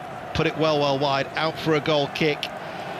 And 4 and a bit minutes remain. A bit tepid, that. It was a bit of a waste, wasn't it? I thought Fernandes would have... I thought the goalie left a massive gap. I thought he made it just, try to whip it across the front of the goalkeeper rather than just float one in. So, sort of died to death. There's Mr. Rooney. Wayne Rooney in the crowd with his family. But time is ticking away, and we are edging ever closer towards extra time.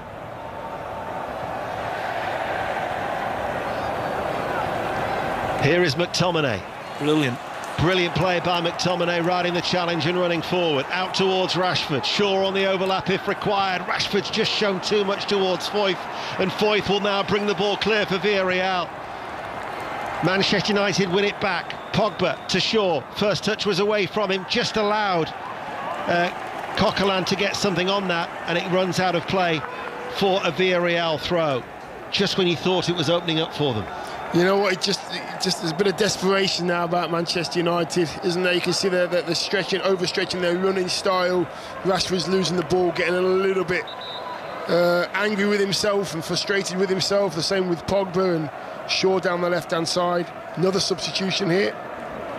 It's going to be a double change. You are allowed to make 5 changes, 6 if they were to go into to extra time. So Mario Gaspar is coming on, and as is Alberto Moreno, the former Liverpool player. So Moreno for Pedraza is a like-for-like, left-back for left-back. He's only made 8 appearances this season as Alberto Moreno, getting booed predictably by the Manchester United supporters.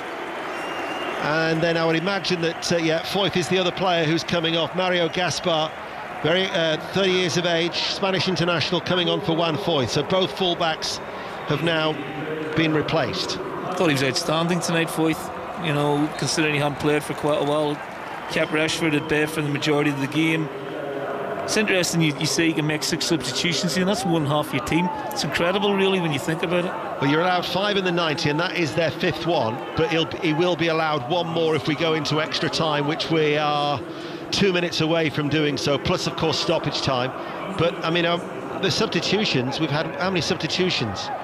5, 30 minutes for each. Bit of injury time. You might be looking at 3 or 4 minutes of stoppage time yet added on by the French referee, Clément Turpin. But it is Villarreal 1, Manchester United 1.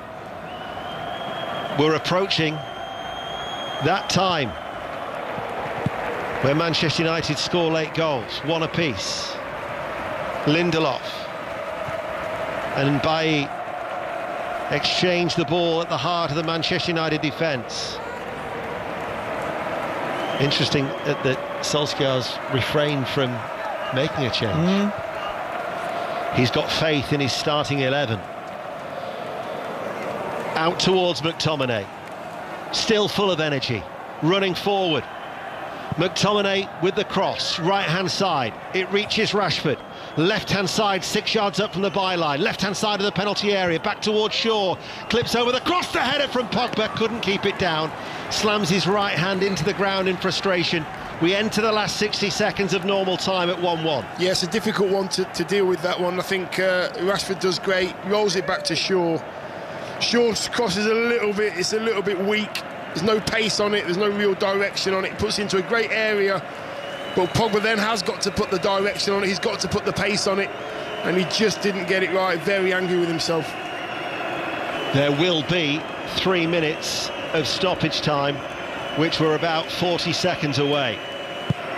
Villarreal 1, Manchester United 1. The Villarreal supporters are making the noise. They're quite happy to see their side battle away in their quest for an honour. They're the 11th different Spanish side to have reached a major European final. The previous 2 Spanish clubs have also faced English opposition on their debut. Alaves lost 4-5 to Liverpool. Sevilla beat Middlesbrough by 4-0. We could be having extra time. We're into the additional 3 now on BBC Radio 5 Live. It's still 1-1, and still Manchester United go in search of a late winner. Rashford's done ever so well to keep that ball in play. Oh, no, he hasn't. Late flag on the far side, goal kick. Villarreal look like they want to just see the game out, but they've got another 30 minutes of this onslaught coming. It's not, in terms of possession and territory, it's been all Man United, but in terms of like real good chances, they've been few and far between. Emery must have this in his mind to go the distance, but they've shown zero ambition second half. You could say that's down to the way Manchester United have played, but you know they forced the issue more, Man United, without being brilliant. So we could be looking at another 30 minutes unless we get a Solskjaer moment of magic here. Yeah. Could lightning strike twice for the Norwegian, as this time free kick in. He's just a spectator on the bench, but there is a free kick to Villarreal in stoppage time. It was Moy Gomez who is the player who's gone down. He's just gone and caught one in his ribs from a challenge from Bruno Fernandes. This would be a complete and utter sucker punch if Villarreal were to pop up with a goal now. 90 seconds remain. It's a free kick that Parejo is going to take. It's right-footed, it's deep inside the penalty area. It reaches Mario Gaspar. Pau Torres with a shot, left-footed, off target. Probably it was always on the rise by a good foot wide of the left-hand post. 60 seconds remain, 1-1. Yeah, it wasn't the best of efforts, to be honest with you, but there's no real conviction with Manchester United when that ball comes in the box. I want to see them heading that clear and getting up the pitch. I want to see their centre-halves dominating that situation. They always seem to get something from it, Villarreal, whether it's a half shot or a half header. They always get something at the end of it. We're inside the last 60 seconds now of the minimum of 3. Villarreal 1, Manchester United 1. 7 of these finals have gone to extra time, 3 of which have gone the whole hog to penalties, the last of which was in 2014. Unless Manchester United can conjure up something, we'll be heading for an additional 30. And 30 seconds remain. Here is Greenwood. Greenwood challenged by Alberto Moreno. Tenacious defending from the former Liverpool player. No foul. And instead it's a throw to Villarreal. And that might be it. I actually thought that was a foul. I thought he's pulling on him and then he makes the tackle right in front of the linesman. I can see why Greenwood's frustrated. Well, the previous 4 encounters have all been goalless, and at the end of 90 minutes they are once again all square. However, on this occasion it is 1 apiece, and we will have extra time, and who knows, we might still have a penalty shootout. But extra time is required in Gdansk, because at the end of the 90 minutes it is Villarreal 1, Manchester United 1. Dion, I think most people who aren't Manchester United fans would have been watching that, waiting for the Manchester United late winner. It seemed as though it was almost written. Yeah, listen, they've pushed and they've pushed. Man United have played okay. It's just that final third, they just haven't got it right. They got lucky with the goal, a bit of a ricochet. Cavani puts in a little bit of a tap in, but there hasn't been any sort of clear-cut chances created through good football or a great bit of skill from either side, to be honest with you. Villarreal have just sat in. If Villarreal do this for the next half an hour, they will lose the game because Man United at some stage will get it right. Man United have been dominant in possession. It's just the final third, the final pass has gone wrong for United. Yeah, that second half performance, as we've seen so many times from Man United this season, was much better though, wasn't it? Yeah, it was. It was better, but you've still got to find a way. If a team wants to go with 2 banks, a 4 and a 2, then you've got to still find a way through it. And you know, even if they come and squeeze it, there's always a way of beating the press, and they're not doing anything at the moment, Manchester United. Final third is, yes, we've got lots of the ball, but what are you doing with it? I'm looking at the pictures here, Kelly. I'm watching Bruno Fernandes. He's in the middle of everybody and he's shouting and he's screaming, he's pointing at players, he's actually taking control. It's good to see. It is good to see, but for instance, that we had this message in on social media that said from Kevin, who said, for how good Bruno Fernandes has been this season, he's been utterly anonymous in this final. Do you think that's reasonable? I don't think he's had the impact that he probably would have wanted to, Kelly. He's got half an hour to go to put his own imprint on the game, but for me, particularly in the first half, he was playing far too high. Even some of the set plays where Shaw's taking them, you'd expect Fernandes to come and take them and be more authoritative. He's talking away to his teammates there. He needs to start taking the game by the scruff of the neck, because Villarreal are sitting in going, right, break us down. McTominay tonight for me has been the driving force for Manchester United. He's really tried to make things happen either offensively or defensively so far. Yeah, Mark said on social media, Paul Pogba needs to have at Scott McTominay and see what the work rate of a central midfielder should be. McTominay, he said, has been absolutely brilliant. Ross has got a few concerns about Marcus Rashford. He said, look, I know it's an unpopular opinion, his work off the pitch is fantastic, but Rashford had looked burnt out and disinterested in the latter half of the season. I'm not sure he even deserves to go to the Euros on current form. I mean, those things can be linked, can't they? That a player can look disinterested when actually they are just burnt out and they do just maybe need a break. Is that what you've seen from Marcus Rashford this evening? Listen, I believe that players, of course they'll get tired, but when you're in a final, nobody gets tired in a final. Not when you've got a chance of winning a trophy. Marcus Rashford right now is not tired. What he is getting, he's getting frustrating because he's not had a chance to do the things that he wants to do, because Foyth, who marked him very, very well, hasn't let him have any joy, and he does get frustrated, Marcus, if things don't go his way.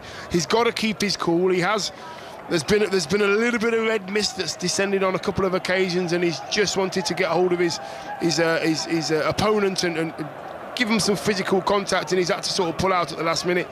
There's still loads to come from Marcus Rashford. I do believe that he'll be the one to get that chance to win the game for Manchester United. I once spoke to him about that, Kelly, when we were on England duty, and I said to him, why does that tend to happen? And because he gets frustrated. He says he's an emotional person, and he sometimes his thoughts get the better of him, and he says it's something that he's got to try and work on. Ian Dennis, Dion Dublin and Neil Lennon are taking you through extra time in Gdansk. Manchester United against Villarreal. So the additional 30, and Manchester United still haven't made a change. Villarreal in the normal 90 minutes did make 5. As we were saying, they are allowed then to make an additional substitution in extra time. But it's Villarreal 1, Manchester United 1 in Gdansk. Villarreal took the lead after 29 minutes through Moreno from a free kick. Cavani equalised 10 minutes into the second half, and still Ole Gunnar Solskjaer, in only his second final as a manager, he won the 2013 Norwegian Cup with Molde, is keeping faith with his starting 11. So we're underway for the first period of extra time. BBC Radio 5 Live, the World Service from the BBC, Radio Manchester and BBC Sounds, as well as the BBC Sport website and app. And who knows, we could even have a penalty shootout. But Manchester United will be hoping not to let it get that far, as Bailly, against his former club, hits the ball out towards Rashford, and Rashford now running forward on his toes. Plays it back to Shaw, delivers the ball in, and Rooley it was. The goalkeeper makes a tumbling save at his far post. It's a lot to ask for Villarreal, isn't it, to try and soak up the amount of pressure that they have. Incredible. You know, it's I think it's very, very risky to play this way now. They've got to try and get some sort of foothold in the game, because it's just all one-way traffic. The next 30 minutes could be all about Manchester United, and if they're good enough to break down this Villarreal team. They should be, because they've made 5 substitutions. It can't be Villarreal's best team out there at the minute. Here is Shaw. The options on the bench have yet to be utilised by Ole Gunnar Solskjaer. Here is Pogba outside the centre circle, and he nudges the ball then towards Lindelof. Rashford wants the ball to feet, gets it. They play it out, triangular passing movement out towards Luke Shaw on the left-hand side. Lindelof now back to Bailly. That was a poor ball from Bailly, and in the end McTominay really had to charge into that challenge. It broke in his favour. They've played it out towards Rashford, but it doesn't disguise the fact that it was a sloppy ball from Bailly. Bruno Fernandes now. Fernandes fires it in, headed away from Albiol, using his years of experience to knit that defence together for Villarreal. All in yellow, playing in this first period of extra time from right to left as we look. Manchester United red shirts, black shorts, and Parejo plays it forward now to Gerard Moreno. Seems a long time ago since he gave Villarreal the lead. Alcácer back to Parejo, forward now towards Moreno. Alberto Moreno with the cross from the left-hand side. Moreno, Gerard Moreno that was the player who was trying to get on the end of it. There's Unai Emery, who's been walking up and down and chuntering away to himself as he swigs a glass of water. He's some energy, hasn't he? Who's he talking to? Just to himself, I think. Here is Pau Torres. He's almost been like Bielsa-like inside that technical area. He's been so animated. You know how Bielsa marches up and down his technical area in the wet conditions in northern Poland.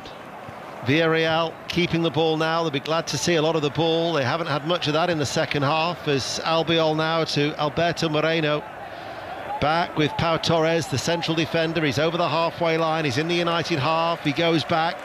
Certainly you can't fault the enthusiasm of the Spanish supporters who've travelled from the Valencian community on the east of Spain.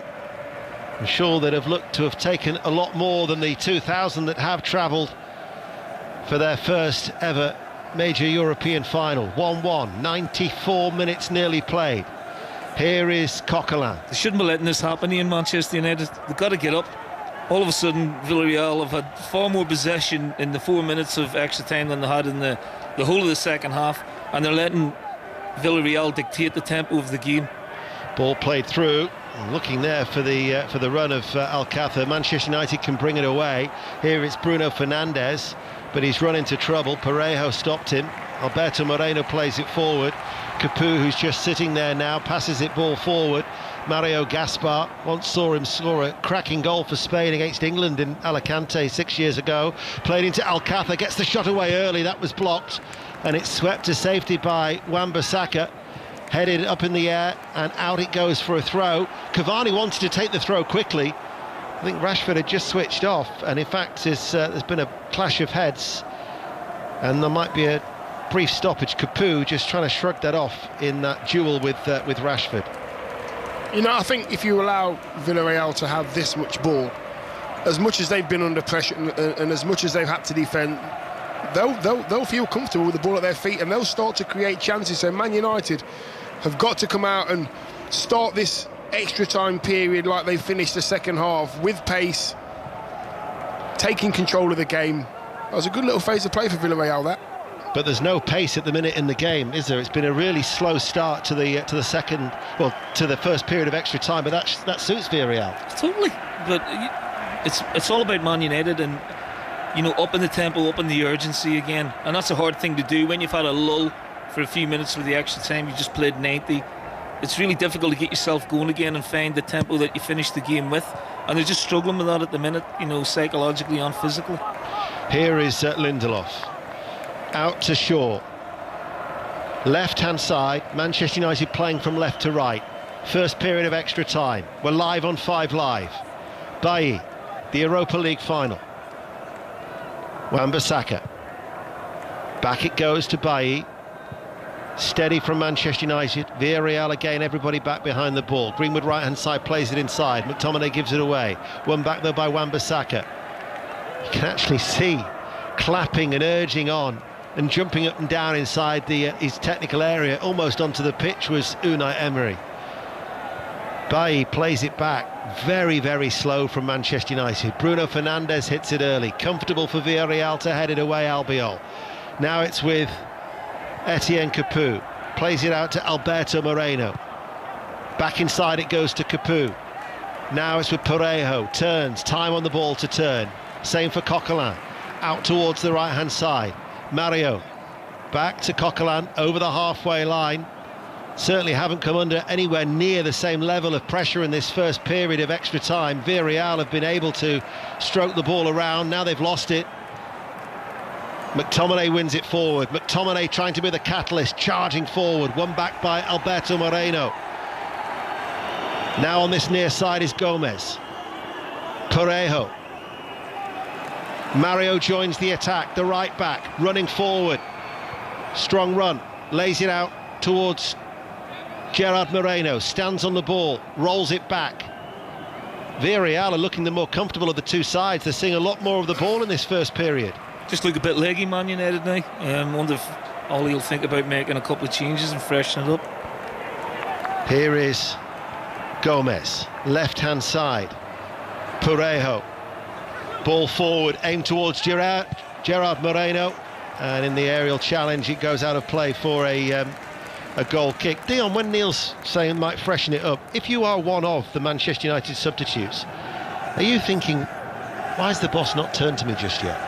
Well, yeah, but, you know, I think Lenny mentioned it even earlier. You look at Juan Mata and you think, well, at least he's got, you know, he's got a couple of keys in his lock. He can open a few doors. Juan Mata can do that. He's not going to set the world like on his own, but I just think he can unlock a door and he'll find a run of Cavani or Rashford, and then I do start to struggle, and that's the Manchester United bench, to be honest. We are 8 minutes into the first period of extra time, and we're still locked at 1-1. This is Gomez. Gomez running forward for Villarreal. Out to Alberto Moreno, whose left-footed shot was a wayward finish. Left-footed, skied it off target, out for a goal kick. We'll preview the Champions League final Friday night at 7 o'clock. John Murray is already in Porto. He'll be live in the Estadio Dragao. The build-up on Saturday begins at 6, ahead of the 8 o'clock commentary. Chelsea against Manchester City. England-Austria live next week, June the 2nd. Gareth Southgate names his final squad of 26 the day before. That, of course, will be on BBC Radio 5 Live. And Euro 2020 begins in 2021 on June the 11th, and we will be live in that opening game in Rome for Italy against Turkey. The whole tournament live on BBC Radio 5 Live. But this is the Europa League final, and at the minute, if you just come into this game and watch the first 9 minutes of extra time, go to penalties now. What does that say about Man United's squad, though, Dion, at the minute? If Ollie's not sure about bringing on a substitute 99 minutes into the game, you know, about strength and depth in a Euro final, that's a worry for me. Villarreal, Alcázar with a shot, right-footed inside the penalty area. He's put it over the top. I heard him last night talking to Steve Crossman on the preview for this, and he was saying that Sir Alex Ferguson talked to Teddy Sheringham about what's required. Here's the change, and Fred's going to be coming on. And he said he was angered that Sir Alex was talking to Sheringham and not him. But he says that pent-up frustration, that's what he thrived upon. But Fred is coming on now, and the player who's going off is Greenwood. So what will happen, I would imagine now, is that Fred will sit alongside McTominay, and Pogba will probably go to the left of the three, behind Cavani.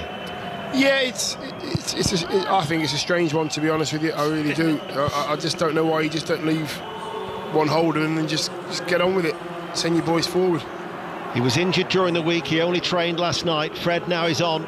10th minute of the first period of extra time. Still Villarreal 1, Manchester United 1. 5 Live, the World Service and Radio Manchester. as we inch our way towards the interval in this period of extra time. What is he doing? It's crazy. But if I was Villarreal, I'd be absolutely delighted seeing Fred coming on, Dion, and not a Daniel James or a Van der Beek. Van der Beek or Juan Mata, yeah. This is so frustrating. The ball gets played into Coquelin. He's on the edge of the corner of the 18-yard box. He's going towards the touchline, and Bailly's too close. Far too close. Coquelin's waiting for the contact, and he knocks him over. They've now got a free kick in line with the 18-yard box out wide left. Very, very threatening position. One apiece. Villarreal, Parejo to take the free kick. Dion says it's level the penalty area left-hand side, about 8 yards in from the touchline. Number of yellow shirts to aim for inside that penalty area. Parejo, with his deliveries, plays it towards the far post, and it's clawed away by David De Gea and touches the ball behind for a corner kick. I don't think he was too convinced with that himself. Do you know what? You take the words right out of my mouth, Dizzy. It wasn't a great ball in. It was, over hit, and I think he should come and collect that, and he's totally missed the punch and put it out for a corner. It's the 7th corner for Villarreal. You can hear their supporters in the background. Bruno Fernandes is trying to whip up the Manchester United fans who are behind the goal that Villarreal are attacking. We're almost at the half-time in extra time, and it is still one apiece. Parejo to take the corner kick, outswinger, right-hand side. McTominay gets a touch away. Manchester United might be able to break. Shaw to Bruno Fernandes, plays it forward, the counter-attack is on. Rashford, bouncing ball though, was dealt with by Etienne Capoue. Cavani has it. Loses out though in the midfield. Gerard Moreno plays it forward, some tired legs out there now. David De Gea out towards Luke Shaw, left-hand side. Just couldn't get it away quickly enough, could they, for the counter? No, they couldn't. I'm actually shattered watching this game because it's now at a furious pace. Bit of a game of basketball at the moment now. The football itself isn't great. They're giving the ball away both sides. McTominay takes it in his stride. Capoue, though, will see him off and manages to use his strength to hold off McTominay, and the French referee has actually said there was a foul in there anyway. He's been brilliant, by the way. Capoue's been absolutely brilliant. I think those two have been outstanding tonight. Watching from a midfielder's perspective, outstanding, the two of them in different ways. I think McTominay's been United's best player by a country mile tonight. But when you're thinking of the quality of Bruno Fernandes and Paul Pogba, you're wondering why they haven't been able to try and seize the initiative themselves. Yeah, well, you understand that Scott McTominay, that's the way he plays the game, energy, and he drives with the ball all the time. So therefore, if that's what he does, Pogba's got to do what he does, and Fernandes has got to do what he does. Haven't done enough. Here is Gerard Moreno. Cross takes a deflection, caught out of the air, took a lot of the pace off the ball from the left-hand side. You know Bruno Fernandes, he's won 3 trophies at Sporting Lisbon, but all 3 trophies were won on penalty shootouts. And the way you're looking at it now, you're thinking this could well be destined for another spot kick shootout in Gdansk to settle what is the 50th UEFA Cup / Europa League final. It's the 12th season in the guise of the Europa League, and we might have to go the whole hog because we're inside the last 60 seconds of the first period of extra time, and it is still one apiece. Ball played forward by Shaw, but Manchester United in this period of extra time haven't been able to replicate the level of urgency. Done nothing. Just going through the motions for me at the minute, and they've allowed Villarreal to get sort of a breath of life again, and they look the fresher team, Villarreal, at the minute. Wan-Bissaka right-hand side, Rashford back, but again in front of Villarreal. 2 banks of 4. Alcácer and Gerard Moreno are also back helping out.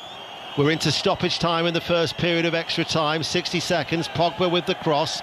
Rashford, was he offside? Yeah, had to be offside, and that'll be a free kick. There is a number of frustrated figures that are in the red of Manchester United at the moment. Yeah, but they can't be frustrated as a European Cup final. You know, teams aren't going to just roll over and let you play the way you want to play. You've got to earn the right to win it. You know, Villarreal have been stodgy, been resolute. They've had a good organisation about them. Not been brilliant by any means, but they've been hard to break down. And you don't have a divine right to just turn up and win a European Cup final, or any cup final for that matter. You got to earn it. And for the 15 minutes of this extra time, I don't think you've mentioned Cavani once in the commentary, you know. No. And probably hardly mentioned Bruno Fernandes in extra time either.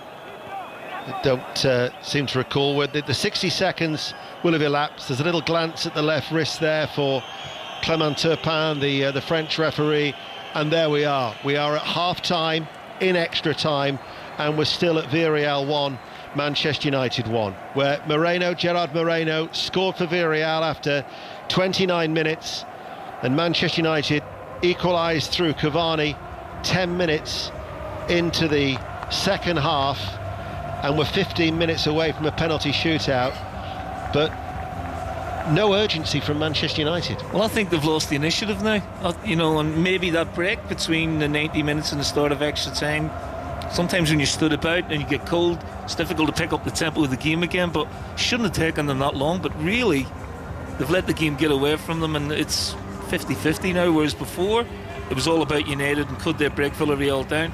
Now the game's in the balance again.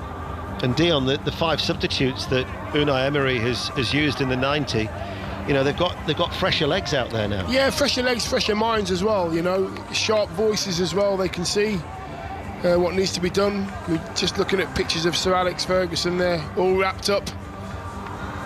Nice, comfortable What would he do, Dion? What do you think he would do? He'd throw something. 100%. Oh, right. He would throw something. He'd be throwing teacups and all sorts. He would not be happy.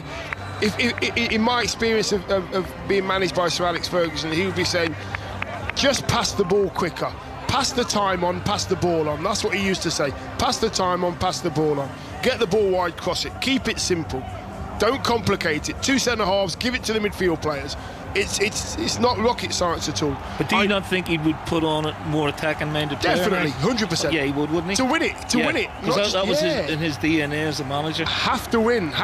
He'd have to put Daniel James on or Juan Mata on, to win this game. Listen, like you just mentioned it, Villarreal have been outstanding when it comes to the mindset and the organisation. They haven't threatened Man United half as much as they would like, but Man United have got to do more in possession. They really have. They've got the players to do it, and they've got 15 minutes now to put it to bed. Just seen a passionate address from Unai Emery. His players in their yellow shirts were gathered in a huddle, and as the second period of extra time begins, still at 1-1, Unai Emery has just given a rousing speech to his players just to try and see if they can go for another 15 minutes, and then we're into penalties. Just seen a shot of one Villarreal supporter overcome by emotion already as he watched inside the stadium in Gdansk. It's a population of 50,000 on that Valencian community in the east of Spain. Only Monaco and Bastia have had UEFA finalists with smaller populations. Monaco, who lost in 2004, Bastia were runners-up to PSV in the UEFA Cup in 1978. Villarreal are still hoping to conquer. As the ball is played in by Parejo, header on by Albiol, the referee's whistle has been blown. It's akin to the population of, say, Hereford. And there we have Villarreal in a European final. I mean, from a footballing point of view, the fact that they're even here is a great story in itself. The fact that they're holding the mighty Manchester United is just, it's a great story. It is a great story. They're not playing the game like Hereford. They could do Ronnie Radford right now, couldn't they? Could do Ronnie Radford. That's one for the older viewer, that one. Yeah, I'll tell you what, they've got a couple of bulls, certainly in Albiol at the back, haven't they? Hey, that is for sure. Well done, sir. 1-1. I played against them in 2004. They're a great team then. Porcelanosa were the sponsors. I think they put a bit of money into them at the time, and 2 years later they played Arsenal in the Champions League semi-finals. But when I played, they had Pepe Reina, Belletti, who won the Champions League, Riquelme, who was just unbelievable player. They're a great side, but it doesn't surprise me that they're round about it, because they've always had the pedigree in, Yeah, but they consistently punch above their weight. But you're right, they've had some talented players. It It is the centre of the Spanish ceramic industry, and they're 1-1 at the minute, and we're into the second period of extra time, not only on 5 Live but also the World Service and Radio Manchester. 1 apiece. Here is Capoue. The referee has given a free kick. That was Coquelin and Fred going into the challenge. It's a good old 50-50, didn't it? Yeah, I think he just caught Coquelin late on the foot. The referee, I think he's been pro Villarreal for most of the night. Any 50-50s, he seems to have come out on top for Villarreal. But Man United need to liven up here. They've just been really sort of slumberous at the minute. Parejo with a free kick for Villarreal, right down the throat of David De Gea. Is that a word, by the way, slumberous? Slumber? Yeah, I said slumberous. Slumberous is that a word? But let's use it as a word. I think it's very good, slumberous. Slumberous. But they need to liven up. There's no urgency or snap or, wanting to win the game here. At the minute, they're sleepwalking towards a penalty 100%, shootout. Yeah, that's And that's not, the Man United that you want to see, or the Man United that we know. There's been no spark in extra time from Manchester United. McTominay goes long, bouncing ball that Albiol, I think, was expecting Rooney, his goalkeeper, to deal with. And in the end, Rashford's hobbling at the minute. That's not a good sign. Marcus Rashford, as he twisted to get away from Albiol. He's not walking too freely at the moment. I don't know what happened to him there, because I don't think there was any contact from... Was it cramp? Albiol or... He's going down. He's gone maybe down, a bit of cramp. Yeah, maybe it is a bit of cramp. Trying to get his toe, trying to pull his toe in towards himself and stretch off the hamstrings and the calves. He's done a lot of running tonight, Marcus Rashford. A lot of running. He's not happy. No, it's not. He's on his knees at the moment. He's just slammed his hand down into the ground in frustration. Certainly from a Gareth Southgate point of view, as well as for Manchester United, they'll be hoping it's nothing too serious. Trying to figure out what that could be, actually, whether it's just be the way he landed to avoid Rooney, the goalkeeper. Bruno Fernandes is now, he's on his knees, they're just checking on him, and Daniel James is going to be coming on. So there'll be an injection of pace from Daniel James. He came back against Wolves when they made the 10 changes for the final day of the Premier League season. He'd previously missed 5 with an unspecified injury, the Welsh international. But when you said the momentum is with Villarreal, inside the stadium, the Manchester United fans are quiet. The noise is coming from the Villarreal supporters. It doesn't surprise me, because at the moment they look in control when they have the ball, and Man United are not passing it like they should. They're literally taking an age to get to the middle third of the pitch. Daniel James is coming on, I think, and is it Tuanzebe as well? Tuanzebe's going to be coming on, Daniel James is coming on. Manchester United got a number of options available to them in terms of substitutions in extra time. Just the one remains for Villarreal. We are in fact, less than 10 minutes away from a penalty shootout. Still 1-1. Ball hit long. Lindelof heads it away. Here is McTominay. Helps it further on towards Pogba. Pogba now coming forward for Manchester United. Pogba finds Cavani. Cavani holds it up, plays it towards Shaw, near side the left. Back it goes to Fred. But they're a side that have lost all momentum in this game. And then the ball has been given away by Manchester United. And Mario plays it forward, and he's continued his run. Gerard Moreno, high ball in field. Alcácer heads it on. Alberto Moreno. Alcácer trying to steady himself. Stopped by McTominay again. It's a vital intervention by McTominay. What a hero he's been tonight. Right place, right time. That was dangerous. Man United, really passive at the minute. Just watch Rashford off the ball make a run when Man United were trying to break.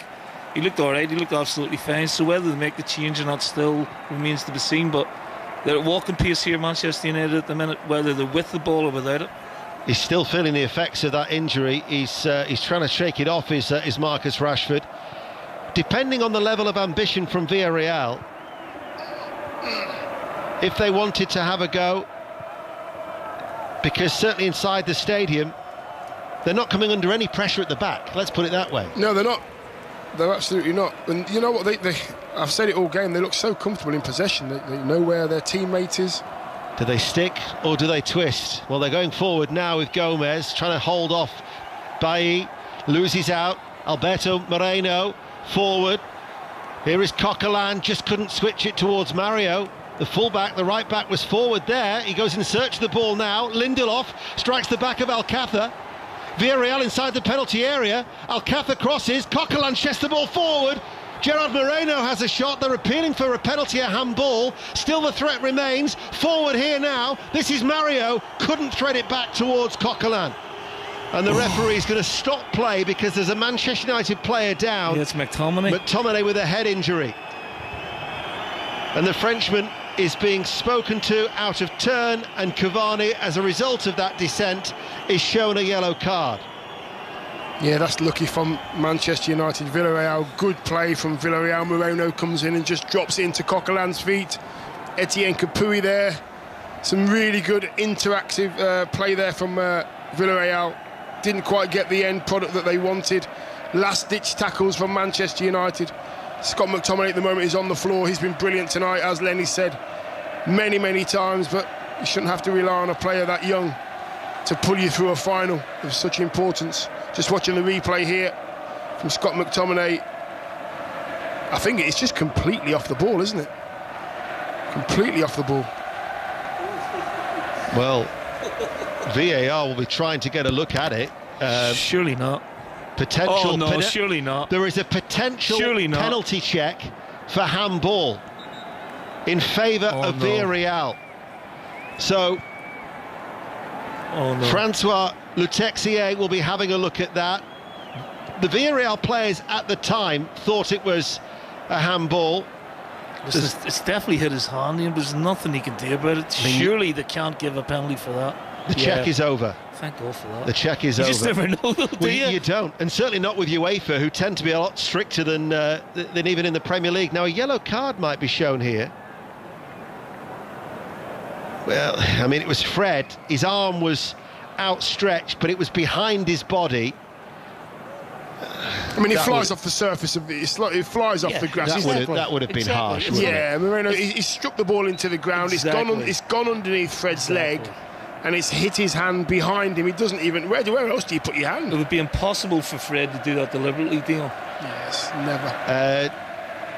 The change is now being made. Bailly's going to be coming off. So Tuanzebe is going to come on for Eric Bailly.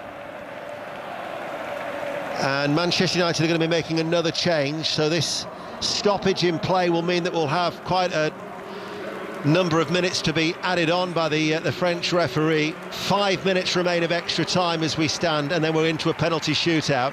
And Daniel James has come on. Rashford, for the time being, is still on the field of play. So we'll wait for confirmation as to who Dan James has replaced. At the minute, we haven't yet had that opportunity to see it from the pictures that we're watching in our studio. Rashford's still on the pitch. Rashford's still on there, isn't he? Yeah, I thought it would have been him. So James is on. Is it Pogba who's gone off? No. It is? It is Pogba. Yeah, Pogba is the player who's gone off. So Paul Pogba, a World Cup winner, is being replaced by Dan James. And play is back underway with 4 minutes remaining.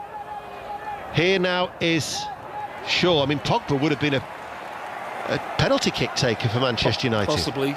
He's just going for pure pace in the wide areas now with Rashford and James. Maybe try and catch Villarreal on a counter-attack, but they have been really poor. I don't like criticising teams, but, since the, 90th minute, the final whistle, this extra time period, Manchester United have been very, very off it. He's taken 13 penalties in his Manchester United career, Pogba. He's missed 4, but you're thinking he would have been an automatic choice. If there's a player that's going to step up and put his hand up and say, yes, I'll take a penalty, it would have been Pogba, 100%. Ole Gunnar Solskjaer is trying to prevent it from going to penalties, but only 3 minutes remain. Ball hit long towards Cavani, in towards the arms of Rulli. I think Cavani just gave Albiol a little bit of a nudge there, the skipper. two old war horses there having a proper good scrap throughout this game. That'd have been a great battle to be involved in. Absolutely fantastic. On each of the last 9 occasions that a Spanish side has met an English team in a UEFA final, including a Super Cup, the Spanish club has gone on to win. That's going back to the days when Alaves were the last side not to win when they lost to Liverpool. The Villarreal supporters are buoyant. 1-1. We're getting very, very close to a penalty shootout. And we're going to have the drama of a penalty kick to settle the winners of the Europa League, unless something dramatic happens in these remaining 2 minutes. Rashford still playing on, but looks very jaded. Rulli clears it out of play deliberately, out for a throw. I think he's sure. There's no, it's become a disjointed second period of extra time, hasn't it? There's no rhythm to the game. Yeah, which, may suit Villarreal more than Man United. Man United look dead on the feet now.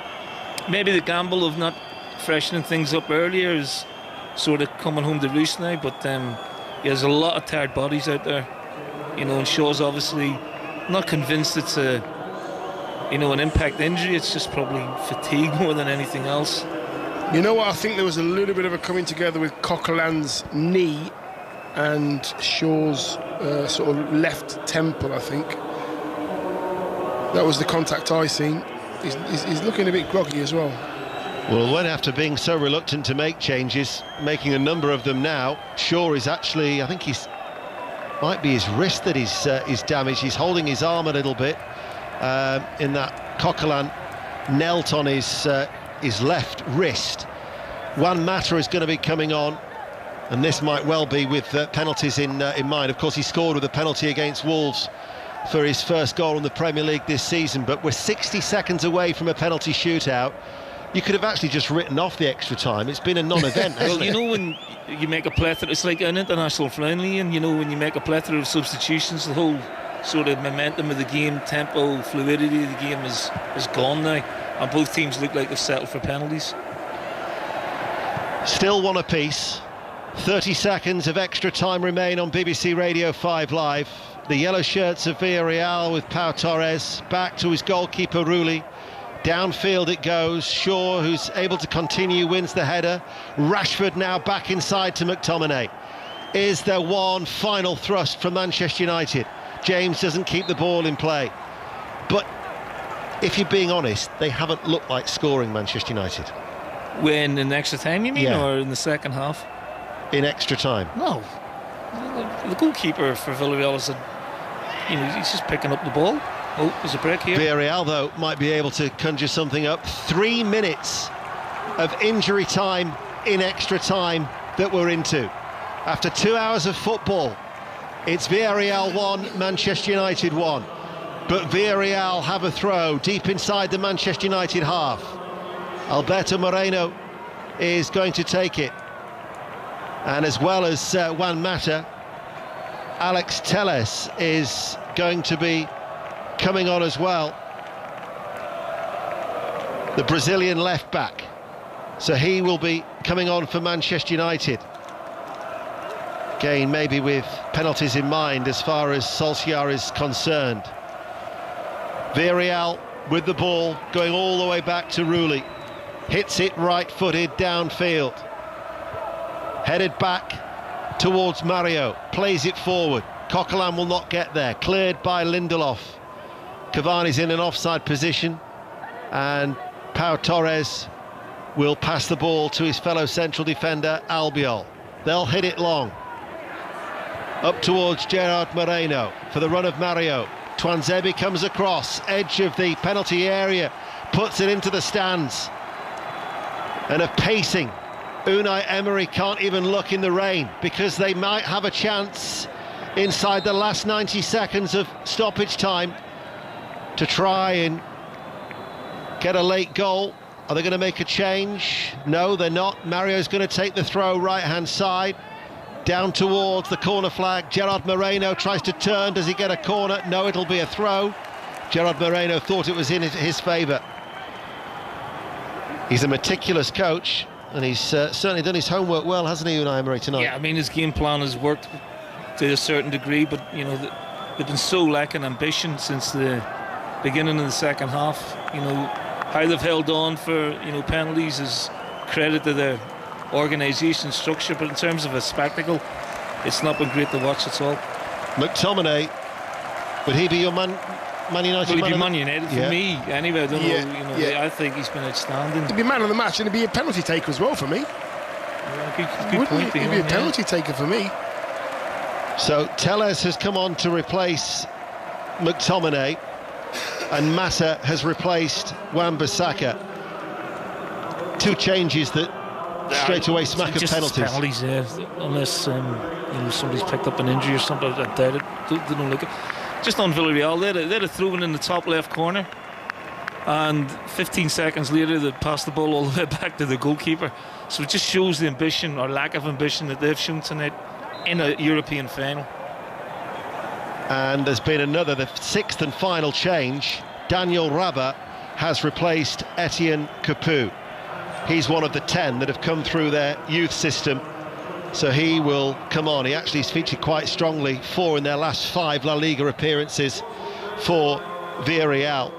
But the 3 minutes have elapsed as far as stoppage time is concerned, and still Villarreal 1, Manchester United 1. But Mario, to Gerard Moreno, this must be the last bit of action of extra time before we go to penalties. Gerard Moreno doesn't get the throw in his favour.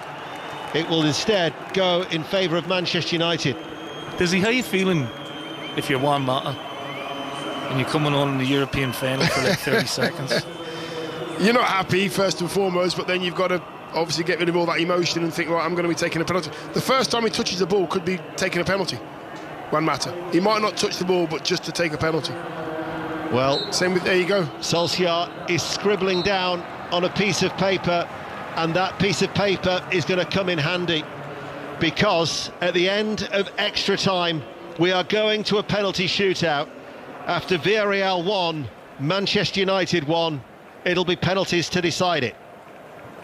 Dion, that's quite close, that game, to sort of summing up Manchester United's season, and that it was brilliant in parts. They sort of grew into it, but then the start was just so slow. It sort of seemed to set them back. Yeah, they kind of fell away. They kind of flattered to deceive again. They had like a 15-25 minute period where they were absolutely flying, and we're thinking, here we go. This is the Man United we wanted to see. And then Villarreal came back into the game, and Man United sit back. You're not quite sure what Man United is going to turn up for you. You know, are you going to just sit in and think, oh, what have they got? Or are you going to be brave? When they're brave, they're a different side. Villarreal, as boring as they have made this game towards the end, lack of ambition as well from them, they've got themselves a penalty shootout against Manchester United. Yeah, that's quite interesting, Neil. The idea that Villarreal playing in the way that they did showed a lack of ambition. Do you think that's what it was, or do you think it was just pragmatic? Yeah, I think it's pragmatic. I think Emery sort of looked at, you know, how to beat Man United, and it was basically to, you know, stifle them, really. You know, it's a massive gamble, and, you know, there are a lot of variables that can go wrong in that, but, you know, he maybe got what he wanted in the penalty shootout. He would be disappointed that they actually conceded a goal. They got a bit of fortune, Man United, with the goal, but I mean, we're in the hands of the gods now. It could go either way. But, you know, from Manchester United point of view, Kelly, it's very disappointing. You know, this game was there for the taking.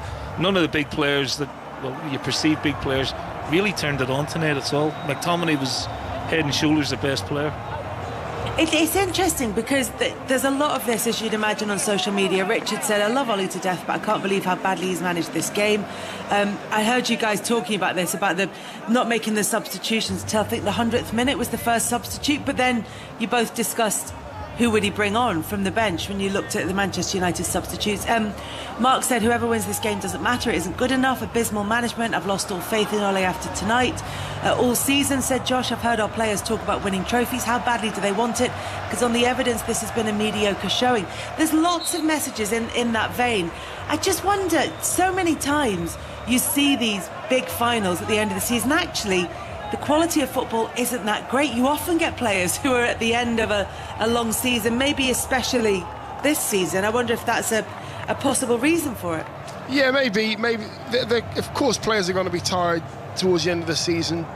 But Kelly, when you do find yourself in a final, all the tiredness, it goes away. You've got a chance of winning a trophy. It wasn't, you know what, for the first half, it was good. It was lively. Man United came into the second half. Villarreal really didn't do anything at all from the end of the first half through to where we are now, penalties. They've got what they wanted, Villarreal. They've come with a 50-50 chance of winning the game, and now it's penalty shootout. It's in the lap of the gods. I just wonder if one of those substitutes might have been bringing on Dean Henderson for David De Gea, because David De Gea has a terrible record in terms of saving penalties. His last save was in April 2016 against Lukaku, and since then, according to Ben Littleton, he's conceded 25 penalties in a row. In the same time, I think Dean Henderson has saved, I think, 8 out of his last 9. So we are probably set see a up free tonight, Kelly, for a penalty shootout. And you know what? That would be more than enough. It's the first Europa League final to go to penalties since the 2013-14 edition, with Unai Emery's Sevilla going on to beat Benfica. Taking you through it then, Neil Lennon, Dion Dublin and Ian Dennis. Yes, and they triumphed by 4-2.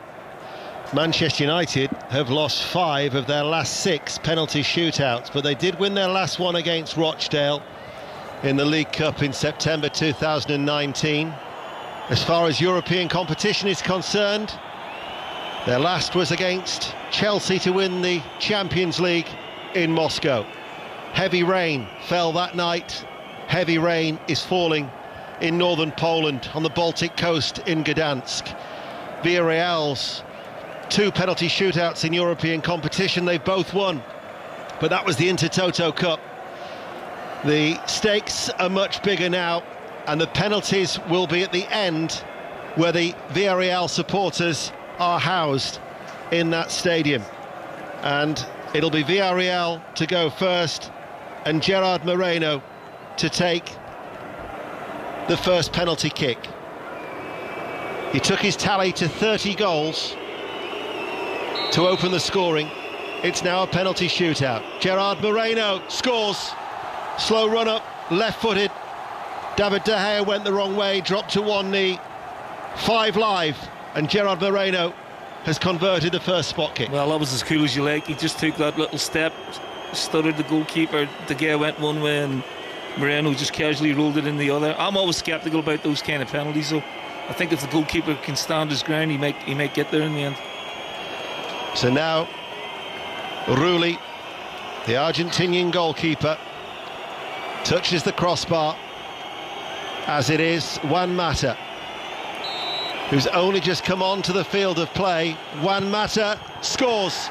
He converted a penalty at the weekend at Molineux for his first goal in the Premier League season, and despite Rulli diving the right way, he's just levelled in the shootout. That's his first kick since coming on, Juan Mata.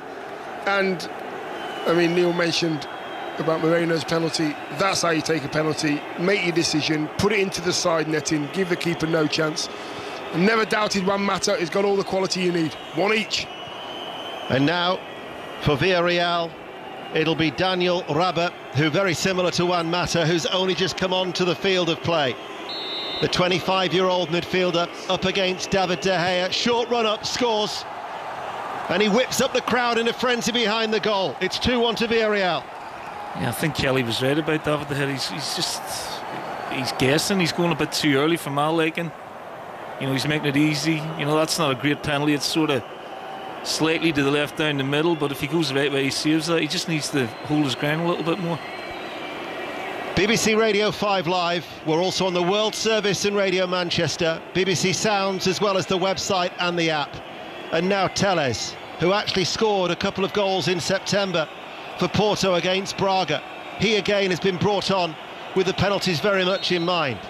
Alex Telles for Manchester United. It's a stuttering run-up. He hits the penalty and scores. Left-footed, it's 2-2 in the shootout. Good penalty, another left-footer. Telles very, very confident, steers it into the same corner as Mata. Not as far as Mata into the corner, but it went into the back of the net. That's all you can do. Keeper goes the other way, and there's massive celebrations. He punches the air. fantastic. Fred gives him the salute as well. So yeah, we're level again.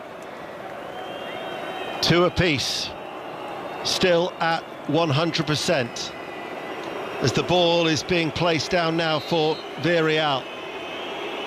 And coming forward, the shot just gets in. It was the substitute Paco Alcácer, and that was a bit of a squeeze, but Villarreal have made it 3-2. He looked nervous going up to it, and it wasn't a great strike at all. The guy gets down, and he should save it. For me, he gets his arm down, and his hand isn't strong enough.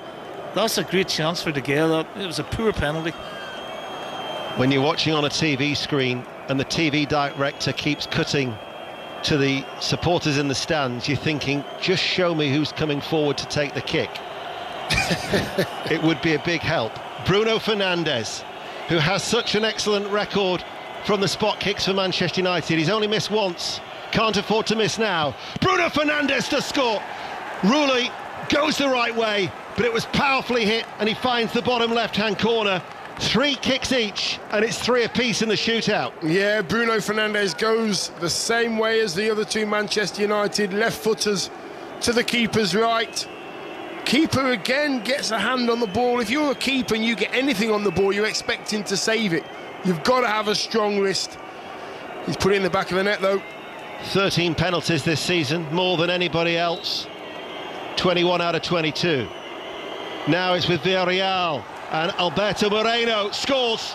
Left-footed, finds the bottom right-hand corner. It was low and it was true, and Villarreal lead 4-3. Yeah, good penalty.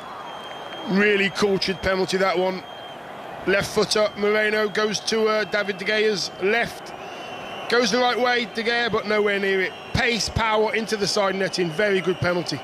We're getting to the stage where we're almost at sudden death, even in the regulation of 5. It is Marcus Rashford to come forward now. He has scored 9 of his 11 penalties for Manchester United. Marcus Rashford. The pressure must be immense. Rashford waits, eyeing it up. Villarreal lead 4-3. Rashford runs up now, waits, stuttering run up, and scores. Almost sits the goalkeeper down. What a coolly taken penalty from Rashford, and it's 4-4. You know what? I actually panicked a little bit there. I wasn't too sure what he was doing. It was a slow run up, a fast run up. He kind of stops, puts it into the keeper's right-hand corner. Very good penalty. He knew exactly what he was doing. Well done, young man. Proud of you. Well, now we are really at sudden death, because Parejo to come forward. Dani Parejo, signed in August from Valencia. He'd lost 3 semi-finals before helping Villarreal reach this landmark night for them in their history. And the experienced midfielder, Dani Parejo, scores! It was a powerful penalty. De Gea goes the right way, but Villarreal have converted all 5. De Gea's been far from convincing here. I'm not sure that's going in the corner, Ian. Yeah, it's sort of middle of the goal. He sort of fell down, and obviously he's been maybe wrong-footed, but Parejo, great technician, great penalty. But De Gea, again, I thought could have done better with it, or made more of an attempt. Dani Parejo has done his bit. Villarreal 5, Manchester United 4 in the penalty shootout. And now it all rests on the shoulders of Cavani. And Cavani scores, and we are into sudden death at 5-5. What a penalty from the superhero Cavani. So cool, right-footed, keeper's right, yet again. I think Manchester, all the Man United penalties have gone to the same side, I think. Or 4 of them have. Cavani very, very comfortable, very, very confident. Knows exactly what he's doing, side netting. Keeper had no chance. Talk about pressure, Dion. He's like ice cold, isn't he? Yeah, he is. He's brilliant. Great to watch. Moy Gomez now in his second spell at the club. The midfielder. Sudden death penalty shootout. Gomez shoots. Gomez scores right down the middle for Villarreal. Yeah, very good penalty under immense pressure. Straight down the middle. De Gea dives to his left. Absolutely no chance. Again, you know, under these circumstances, you have to pay credit to the boys who are stepping up to take these penalties after a long night. You know, not one miss. It's incredible consistency so far. It is unbearable in the tension in the stadium. The Villarreal supporters, they are praying, they are hoping. But it's Fred who now comes forward for Manchester United. Fred, the substitute. Fred's run up now, and he scores! Left-footed, finds the bottom right-hand corner, although Rooney was unlucky because he dived the right way, but he was just beaten by the pace of the ball, and it is 6-6. Yeah, Fred sticks it to the keeper's left. Keeper goes the right way. Too much pace, right in the side netting as well. I've always said if you can hit the ball from the penalty spot and hit the side netting, it's very, very rare that the keeper's going to get there. Now it falls to Albiol. He scored against Arsenal in the semi-final. He's been solid as a rock at the back for Villarreal. He's had a glittering career. Albiol rolls it in. What a cool penalty. Right-footed, low along the ground, finds the bottom right-hand corner. Villarreal leads 7-6. Absolutely magnificent. Cool as you like. Great run-up. Opens his body up and sends De Gea the wrong way. He puts it loaded De Gea's left. De Gea goes to his right. Exceptional from a centre-half who's been magnificent tonight on the game himself. Led by, great example. Unai Emery is stroking his chin. Ole Gunnar Solskjaer is rubbing his head. Daniel James, a lot of pressure on the young shoulders of Daniel James. James runs up now and he scores, sends the goalkeeper the wrong way. Tell you what, the quality of the penalties, terrific. 7-7. Brilliant penalty, Dan James, well done, mate. Kept his cool, keeper's left, about middle of the goal, middle of the net. Not too far into the corner though. We will be getting to that stage, though, where there's going to be takers who don't want to take the penalties. Yes, and they're the ones we've just seen pictures of now that are going to start panicking. That was normally me, Dano. I was behind the kit man in penalty shootouts. Well, now it's Francis Coquelin, the former Arsenal player. BBC Radio 5 Live, sudden death penalty shootout, Europa League final. 7 kicks have both been converted. It's Coquelin, scores high, very high, into the roof of the net right-hand side. And that is the 8th penalty, 8-7 Villarreal. You just don't save them. That's the best penalty of the night, right into the stanchion. Cool as you like. Lovely side foot into the top corner. De Gea, absolutely no chance. Even if he'd have gone the right way, he had no chance. It cranks up the pressure even more. He blows a kiss to the Villarreal supporters. And now it is Luke Shaw. Luke Shaw places the ball down. He's been told to adjust it by the referee.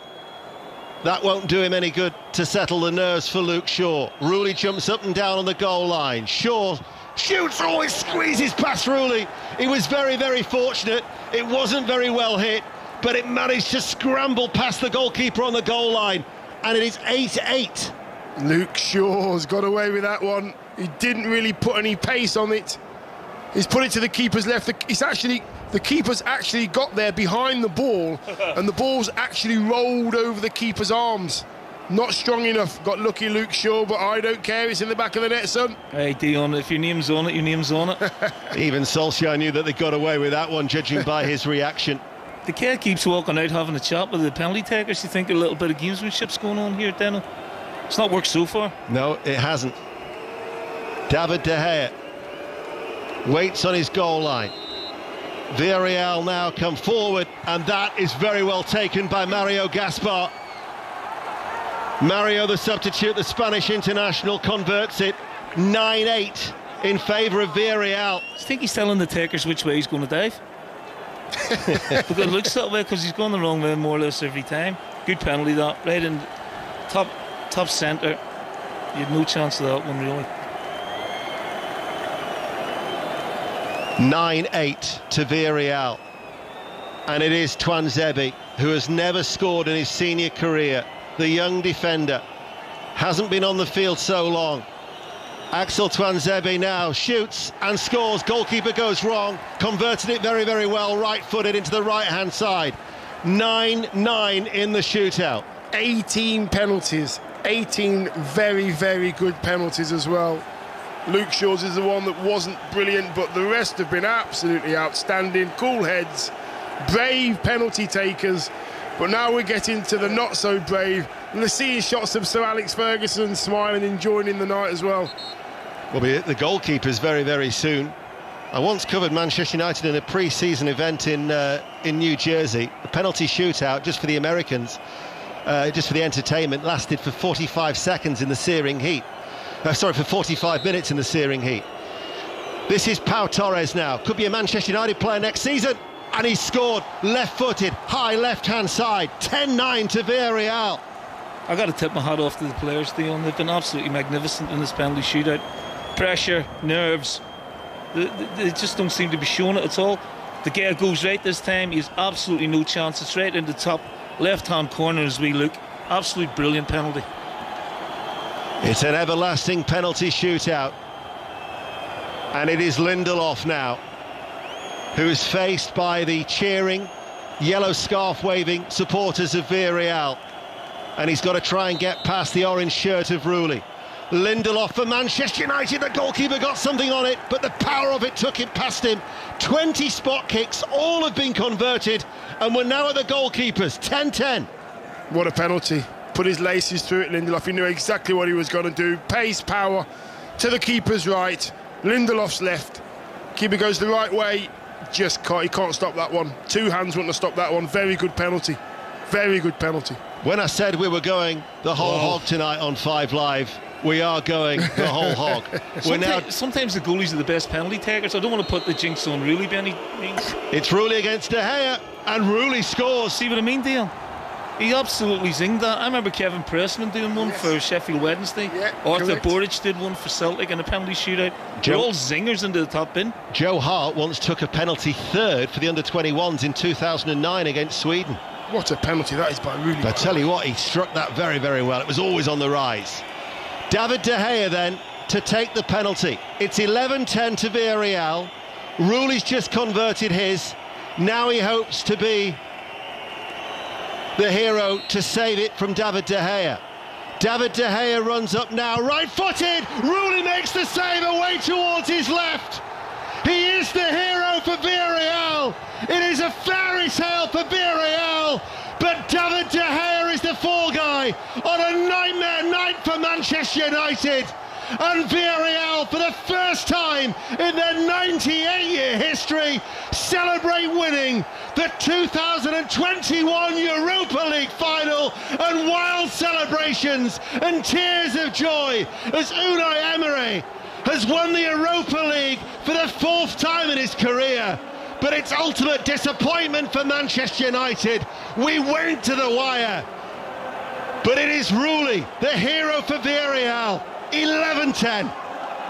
I wasn't quite sure how he was going to take this penalty. David De Gea walked up to it. There wasn't any conviction in it. He tried to go side foot to Rooley's left. Rooley read him. There was no pace on the penalty at all. No conviction at all. He should have went with what Rooley did. Get your laces through it. If you're not confident, always put your laces through it. Didn't get it right. And they have come here and done exactly what they wanted to do, in the way they wanted to do it. And they are champions.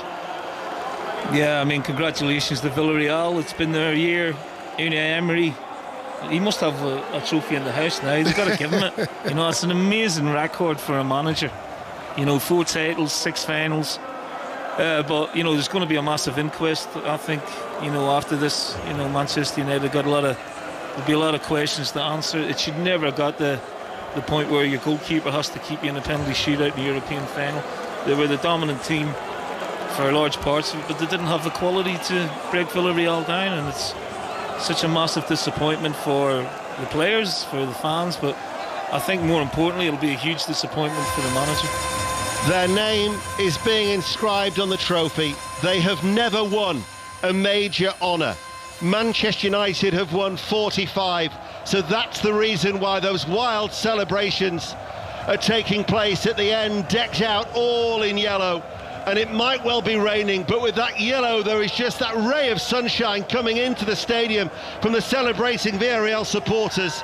These players will be talked about for years in that tiny town of a population of 50,000. But what a shootout.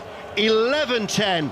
and Rooney is the hero for Villarreal, but for Unai Emery, he has surpassed Giovanni Trapattoni with his 4th success, but it is tears of sadness for Manchester United. 1-1 after extra time, but Villarreal win the shootout 11-10. Dion, there will be questions asked, as you were saying in your summing up of that, of Manchester United, of how far this team can go as it is under Ole Gunnar Solskjaer. Is it fair to ask those questions in the aftermath of this game? Yeah, it is, because, and I hate to say it, but they should never have got to extra time. Manchester United should have taken their chances. Villarreal have set up the whole of this occasion to make sure Manchester United don't create chances, kind of in a spoiling way. They got their goal and they sort of sat in. Man United had no way of breaking them down. But if you want to win trophies and you want to win silverware, you're going to have players on the pitch that are a little bit braver, going to really stand up and be counted when the big occasions need you. There weren't enough. Bruno Fernandes did okay. Pogba did okay. Scott McTominay was outstanding. And then I'm starting to struggle. Marcus Rashford got frustrated with himself and with his game. Cavani had nothing to attack. It's very, very difficult to figure out why they didn't put this game to bed during the 90 minutes. Never mind extra time. Neil, there were just 3 shots on target between both sides throughout the whole of that game. In fact, the keepers barely came into play in it until the penalty shootout, until the final kick of the penalty shootout. Yeah, I mean, I think a lot of people before the game were expecting Manchester United to win this game comfortably. I had my doubts, and unfortunately, from the Man United perspective, that's been proved to be the case. Man United are a work in progress, there's no question that they're a million miles away from being the finished article, and I've seen that myself over the season, Kelly, and tonight was it was glaring that Villarreal were quite happy to concede possession, but Manchester United weren't good enough A, to create any clear-cut chances, and B, to score. They get a bit of fortune with the goal, but they deserve their fortune on the way they tried to take the game to Villarreal. But they lack quality. They lack a lot of quality all over the pitch, and for me that's been apparent for the majority of the season. They've got good sort of character in their team. Umpteen times this season they've been behind and they've come back to prevail in games, and they've done it. They've came back from being a goal down tonight.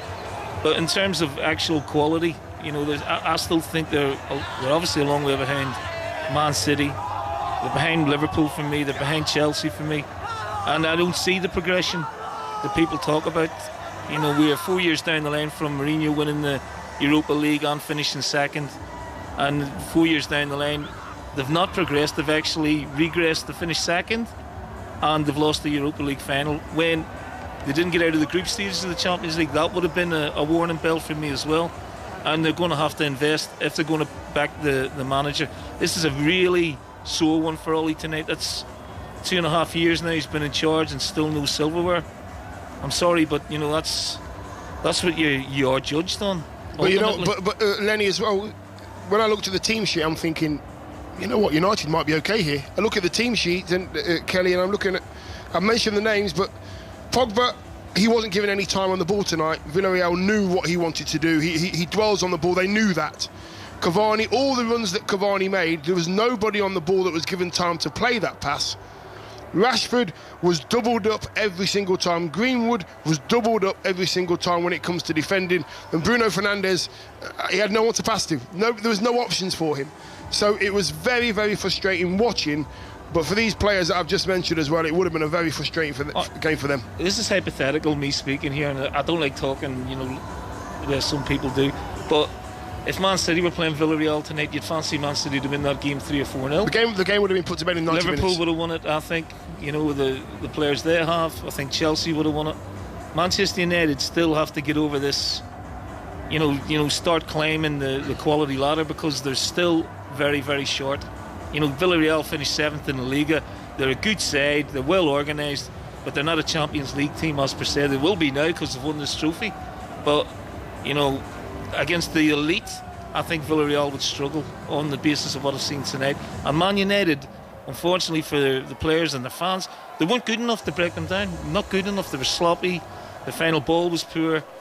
And their big players did not turn up. And maybe they're not big players, Dion, after all.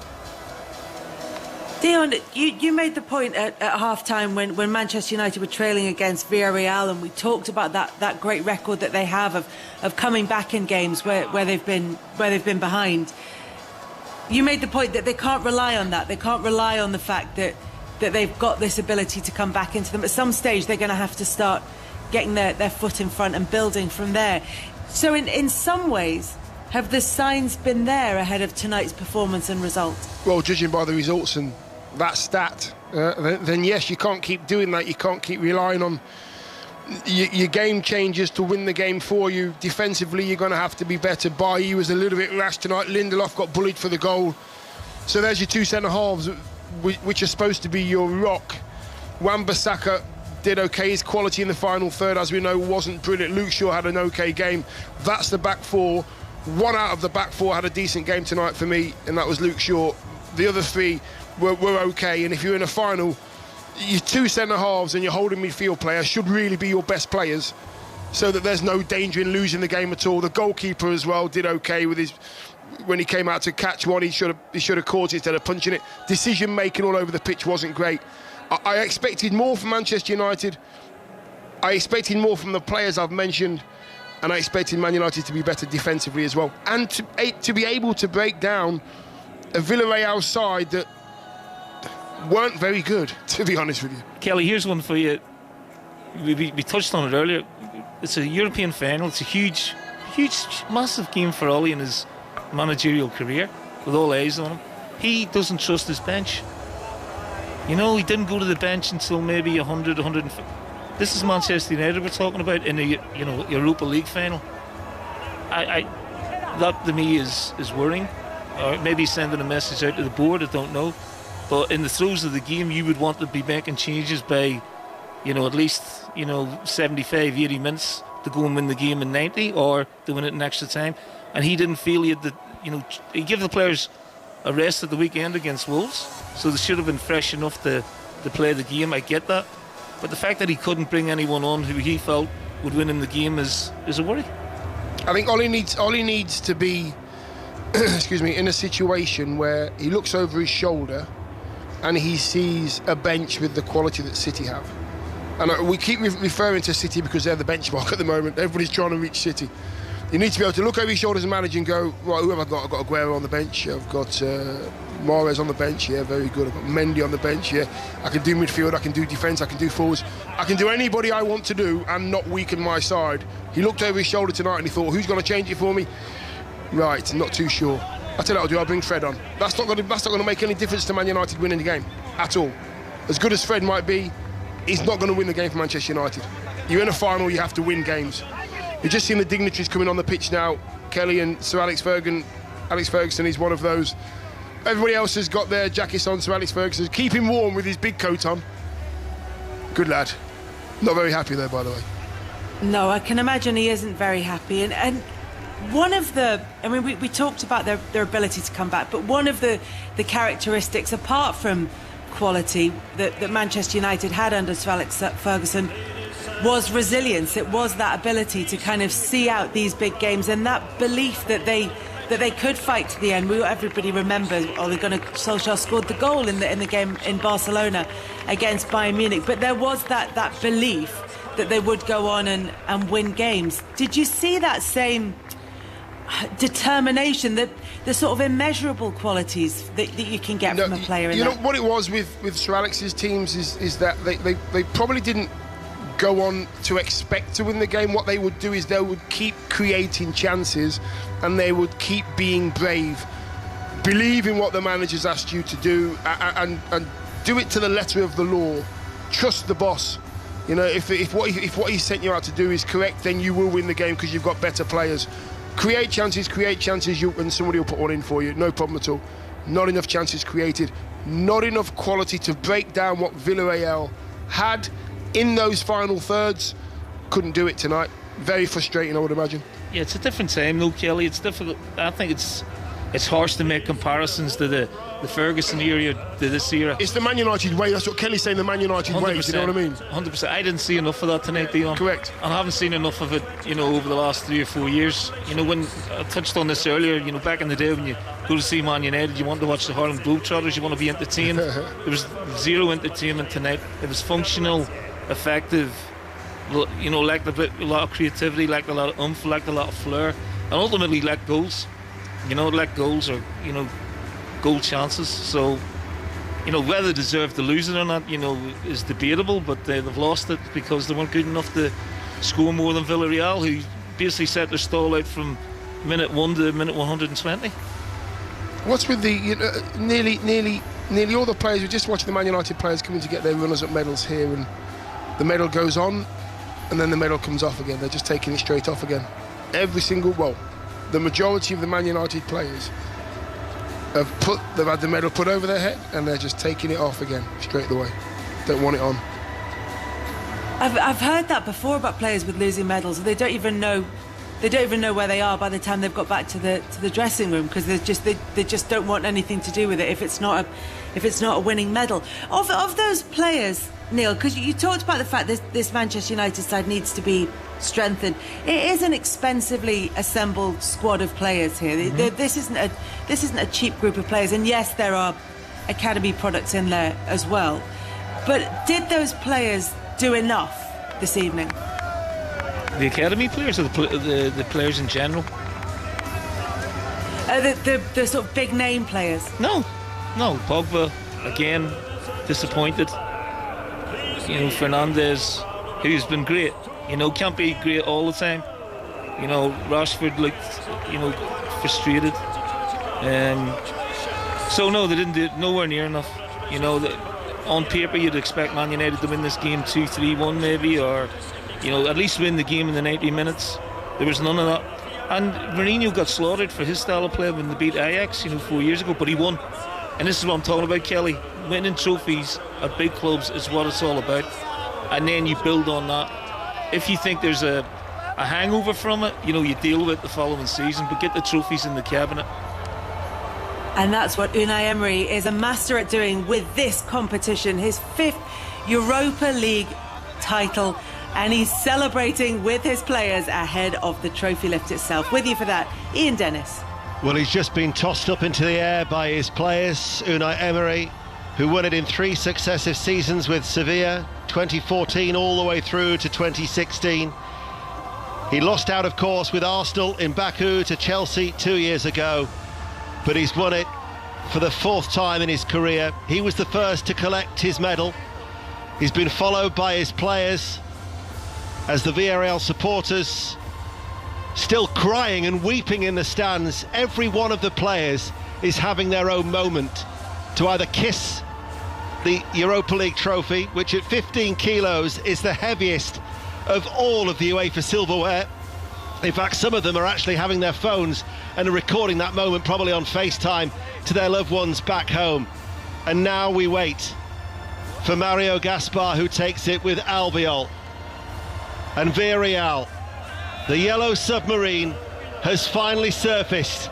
In their 98-year history, the trophy is held aloft, and a town that is renowned for the ceramic industry put away the pots, because the Europa League final will take centre stage in that tiny town. And under the yellow ticker tape reception, Villarreal celebrate, and there is certainly a yellow glow in the rain in Gdansk. The disappointment for Manchester United, but all the joy for Villarreal as the Spanish sides continue to dominate this competition. They have beaten Manchester United 11-10 on penalties. And the Villarreal supporters are crying with happiness in the stands in Gdansk as they watch their side lift this longed-for trophy. Neil, we've talked a lot about Manchester United and what they've got wrong, but Unai Emery came into Villarreal, he came in to win them something, he came in to get qualification to the Champions League, and he's done exactly that. An amazing job, considering he was sort of vilified a little bit here in England. I don't think he got enough time at Arsenal. The guy He'd done things at Sevilla, he was the manager at PSG. Obviously following Wenger was always going to be really, really tough and a lot of pressure on him. But he's gone back to his home country and he's done a magnificent job. And he, for me, was the main protagonist in all this tonight, Kelly. Going into the game, I felt his experience, his nous, his tactical brain might have played a part in Villarreal winning it, and it certainly did. The players were defensively tremendous. They showed no real ambition to go and open up and try and score goals. But that was their game plan, and it was quite clear and apparent from the outset. And they lulled Manchester United in. All right, second half I thought United had the ascendancy and it was one-way traffic, but it wasn't a barrage of saves from the goalkeeper or last-ditch tackles. They seemed pretty comfortable in the throes of the game, and then in extra time they looked, more of the comfortable team, even though he made 5 changes. So I think all credit must go to the manager tonight, and he's made not a brilliant, outstanding group of players into a European champion team. Like, it's fantastic. Great club. I know all about Villarreal. Played against them back in the last decade. It's a great club. It's always had a bit of pedigree about them, but this is ultimately what they've set out to achieve all those years ago, and it's fantastic for them. Yeah, I'm just watching the Villarreal fans celebrating in the stands, and fantastic for them that there are 2,000 of them there to be able to celebrate with those players as they parade the trophy in front of them. There are tears of joy. The players are ecstatic. They've all got their medals around their neck. And Unai Emery, as Neil was saying, Dion, got it spot on. It's a competition that he just knows how to win. Yeah, and they did what they needed to do. They got the goal. Their talisman got the goal, very good goal as well, poor defending from Manchester United, and then they just held on to what they had. It wasn't very nice to watch. It wasn't a great way to watch a final. There was parts of the game for half an hour, 20 minutes, where it was very much a game of basketball. They were giving the ball away, they were trying things, no team was getting it right. But in regards resilience and organisation, and the skipper, Albiol was outstanding tonight. Rallied the troops, really did. Corners, everything. He was pointing and shouting and telling his teammates where to go. They just got it right when they needed to, and that's all you've got to do on the night. Get it right. Dion, Neil, Deno, thank you very much for your company this evening. Villarreal are the 2021 Europa League winners in a penalty shootout that went all the way down to the goalkeepers. Finally, David De Gea's effort was saved by his counterpart, Rulli, and Villarreal are the winners of the Europa League. And after that marathon penalty shootout, it's time now to hand over to Nikki and Rachel for a 5 Live breakfast. Hello, Carl. Very good. Listen, we're staying with it to 5:30, and I'm being joined by one of Manchester United's greatest ever midfielders. Problem is, that's a list of 10,000, but he's on it, Keith Gillespie. So he'll join me for the next 15 minutes. We'll take calls. Well, probably not going to have time now because you went extra time. We get 15 minutes, but text us, United fans, in 85058. I'll put your thoughts to Keith Gillespie. But Kel, just before you go, and I don't know, I just don't say this for the sake of it, brilliant coverage tonight. Absolutely loved it. And, I love professional co-commentators that wear their hearts on their sleeve. That's what football's about. Neil and Dion, just absolutely brilliant tonight. So well done. Great show. They were brilliant, and so was Deno as well. Yeah, sorry I didn't mention Deno, but I always mention Deno. 50,000 people. I know it's not nice for United fans tonight, it's a bitter pill, but 50,000 people living in that town, it's quite a story.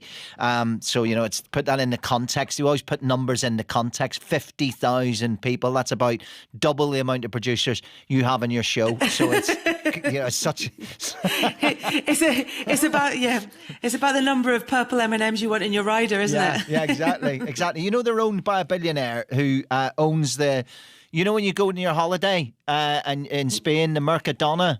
Yes, the supermarkets. Yes. That's where he gets his money. So ironically, British tourists have basically funded that team that just beat Man United. So when you've been in buying your sangria or whatever on holiday, although not recently, obviously. But also the irony of being sunk by the yellow submarine as well. Yeah, exactly. Right, I'll let you go into the night. Well done. Time and a half for you. Thank you so much. Buenas noches. Right, listen, as I say, Keith's going to join me in just 1 second, but obviously it's been a big night for sport. It's been a huge day with news stories. So from sort of 25 to 12, We'll have 7 hours of Dominic Cummings to discuss with Stephen Reicher and Lauren McEvitt. So we'll also look at some of the front pages that you'll be reading tomorrow, which no doubt will be dominated by that. But at midnight, I'll be speaking to Steve Kelly, who lost his brother Mike at Hillsborough today. 2 retired police officers and an ex-solicitor accused of altering police statements after the Hillsborough disaster were acquitted. You'll have no doubt heard and read about this story today. It's a very emotional, it's a very tough, and I think a very important listen with Steve, who gave up his time for this show, which I'm so grateful for. You'll hear that at 12 o'clock. As I say, from now until 11:30. We don't have long. That's live radio for you. You just roll with it, really. Keith Gillespie joins me now. Manchester United from birth, got to wear the shirt as well. Genuinely worried that he had about an extra hour of drinking time, but we'll see how it goes. Hi, Keith. Hi, Colin. How's things? Well, you sound more chipper than I thought you were going to sound, Keith. Just give me your thoughts, first of all, on what transpired tonight. Quite a lot of criticism reserved for Manchester United at the end of that. Was Ollie naive, or was it a masterclass from Unai Emery? I think it was a masterclass from Emery. He just got everything right. They had a game plan. They stuck to it. They're obviously not the greatest side. They're not great to watch. United tried to attack, but they just lacked real quality in the final third. And you look at the league table where Man United finished. They finished second. For me, they're not the second best team in the country. They're a million miles off Man City. And as Dion and Lenny said before, they're behind Liverpool, they're behind Chelsea, and it is a work in progress, but there's still a lot of work to do there. Yeah, Neil said, you look back to under Mourinho when they won the Europa League and finished second, that they've regressed. I take his point. I take what you're saying as well. But what about the fact that the old adage is the table doesn't lie? How many managers have been battered over the head with the table doesn't lie, who've lost their jobs because of the table doesn't lie? Well, the table tells me, you say that they're a million miles away from Man City. I'd argue every team is a million miles away from Man City. I would say that United finished second and the table doesn't lie. I'd say that they only were beaten 6 times when they crossed the white line in a Premier League game in a bizarre season. The only team that lost 6 games were Manchester City this season. The next is 9.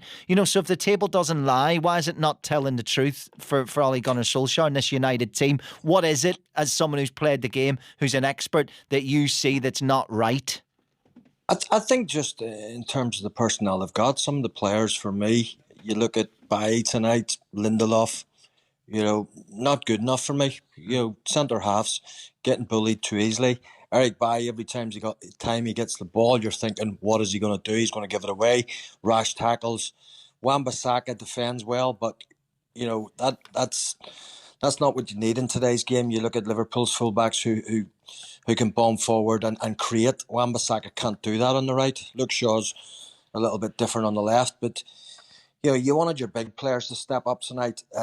Rashford, for me, was a big mystery. How he actually stayed on 120 minutes, I do not know, because for months I think he's been very, very poor, his decision making.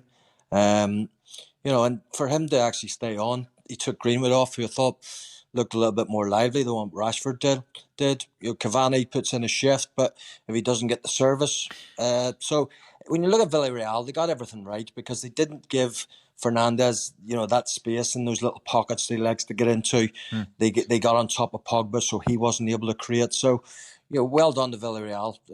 I think they thoroughly deserved it. I want to talk that, and sometimes how we criticise the type of performance of Villarreal, which sort of annoys me at a time when we criticise the team that get their tactics right. Football's not a game of 5-a-side. But let's cross to Gdansk now. I was hoping to talk to Pete in happier circumstances. Pete's a Man United fan who talked so brilliantly on Monday when we were looking at the history of British success in the European Cup. I enjoyed your company so much, Pete. As a Liverpool fan, I almost wanted United to win. I'm gutted for you getting on that bus, and I can't believe you answered your phone. But I've got Keith Gillespie here, so it's 2 against 1, mate. Listen, talk me through the experience first of all before the result, in terms of getting there, getting in the stadium. How was the day up until the result? It was a good day. It was a good day, Colin. I mean, it was just great to be here because as fans, we just didn't think we'd we didn't think we'd get to a final. If the team got to a final, the fans won't be there, and that would be a crushing blow to miss your team playing in a domestic cup final, alone a European one. So it was very good. Lots of documentation to deal with before you came across. Then when you come across, and you hope it's on your phone, and you hope you've got the right document. So a lot of hoops to get through. But the joy was that pot of gold, hopefully at the end of the rainbow, that we thought was coming late tonight. But yeah, a good day. Very well organised, very well policed, very well. The fans behaved themselves, and both sets of fans had a good sing-song, and it felt good to be back at football. Talk me through the game. Listen, you were there at Wembley since the Busby Babes. You've been to every one of those European triumphs and defeats. So where were United short tonight, watching first person in the stands? Gosh. Well, first of all, Villarreal, very organised team. The manager gets his team very organised, and they were, but they didn't create many chances, certainly in the first half. United did, but I think we were a bit wasteful.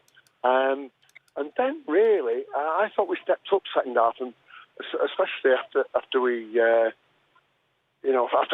got the goal, I felt we had the bit between our teeth, so to speak. But then they got organised again, and really, it felt like we couldn't just kick on. We created a lot of chances. I don't think we got the rub of the green. I don't like to say we're unlucky when we lose a match, but we didn't get any real. A lot of things went their way. But these two teams can never be divided. I think the 4 previous meetings have all been goalless draws. There's very little between them historically in the last 30 years.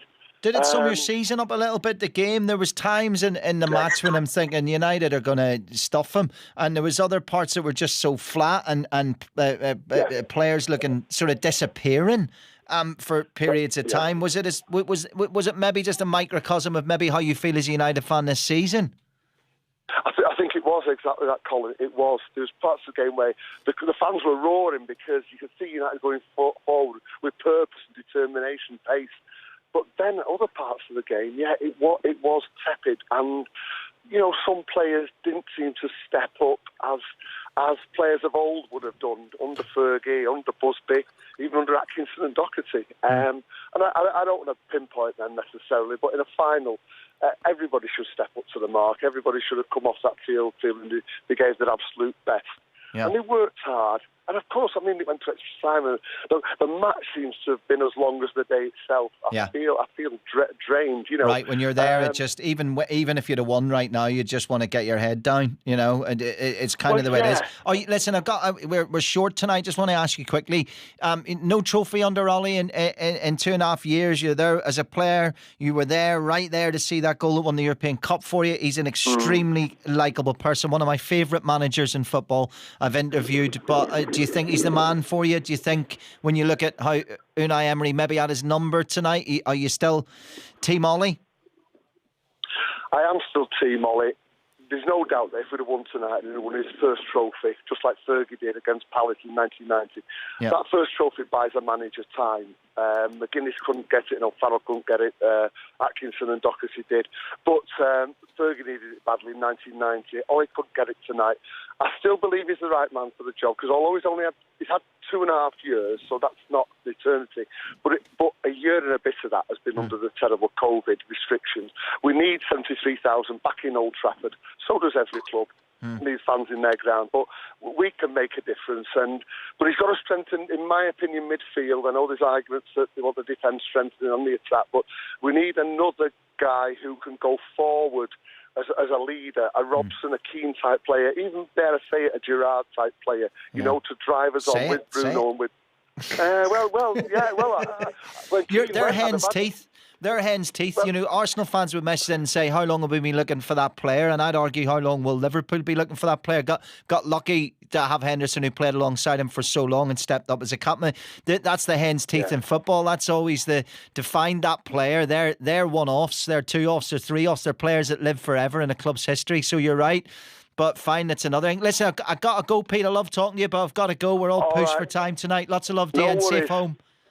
All right, thanks very much, Colin. Take care. Keith, is Ollie Keith Gillespie, is Ollie the man for Manchester United in your opinion?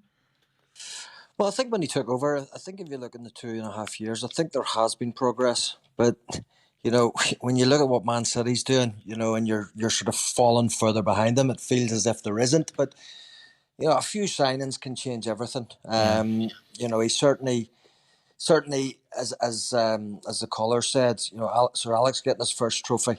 You know, that sort of just got the monkey off his back. Give him a little bit of time to then go and build, and then you look and see what he did after that. You know, so there's no reason why Ollie, you know, can't get the time, can't get the players in, and kick on next season again. You make a really good point, though. When we say, you know, when whatever anyone wants to say about Liverpool, Everton, United, and City, they're both local clubs. They're forged within the streets around those grounds, and it doesn't matter if your back garden looks all right and you look over the fence and there's a duck pond and a fountain. Do you know what I mean? And you're right about that. It is on a local level. Same what's being happening on the other side.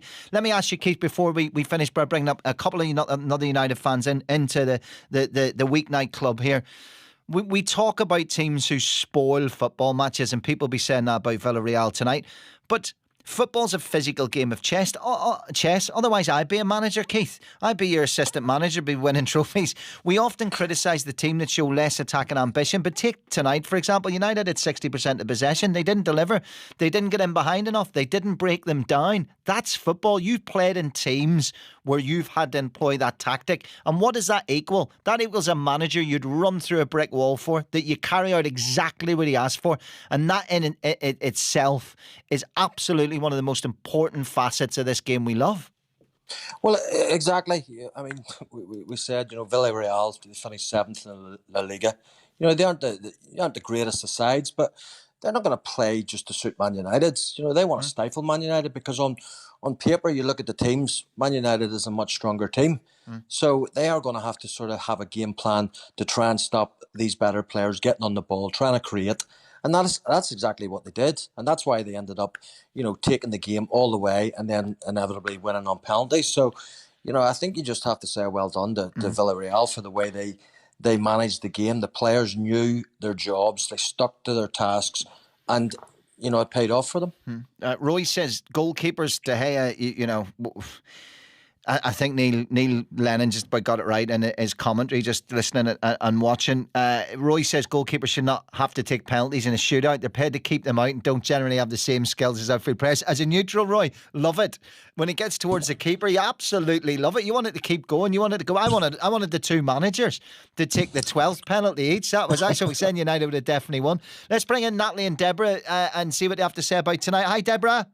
Hi, Colin. Give me your thoughts. We've been sort of trying to squeeze an hour of post-match reaction into 15 minutes, but I suppose as United fans you don't want too much, so what are you thinking? Typified the season, I think you said. We performed at times, didn't perform at others. Looked really flat. I think we stuttered towards the end of the season and we just couldn't get going again. It just looked like we'd run out of ideas.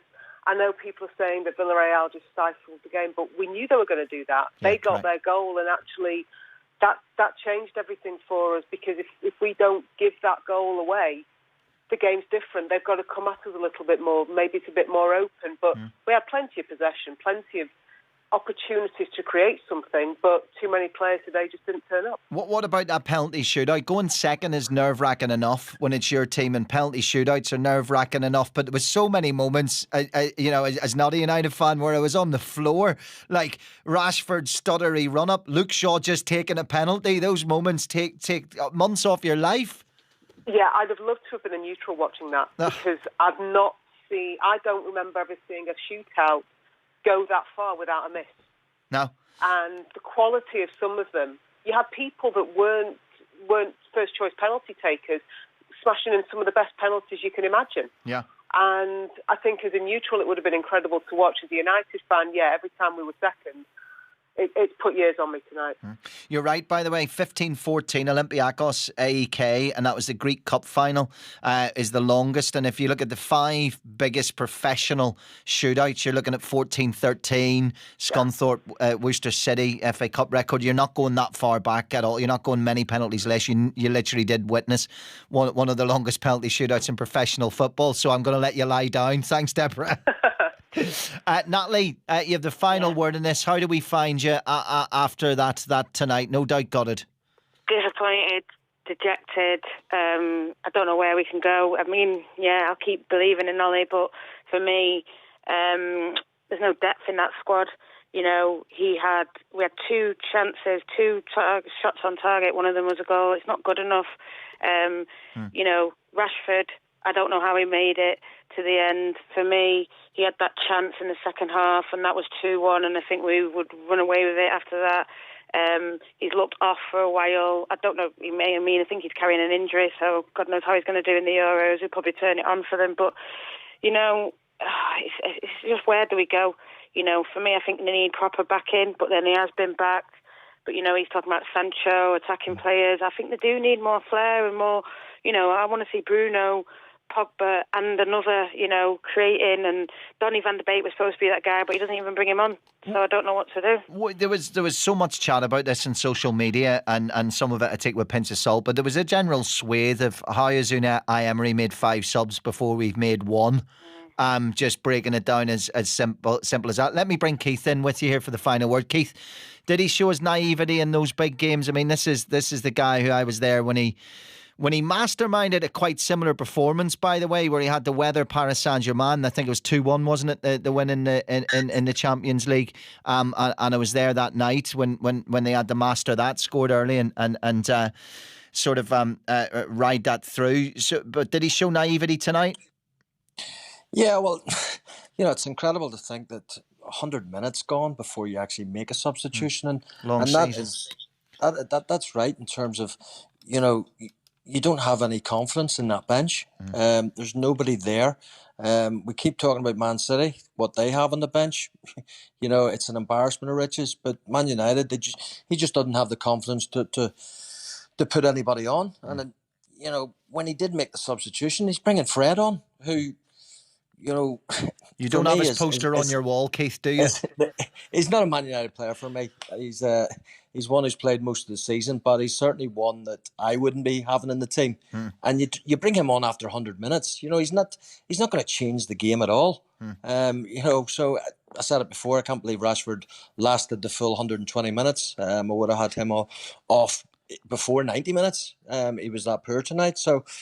Yeah, I think he did show a bit of naivety. You know, they've made 5 subs before United have even made any. You know, and just to freshen things up, just a new idea of bringing somebody on, and you know, he never did it. Yeah, listen, I wish we had longer, but we don't tonight, of course, and very important new stuff to get on with rightfully on 5 Live. Natalie, thank you so much for joining us. You know, many wouldn't answer their phone, so thank you.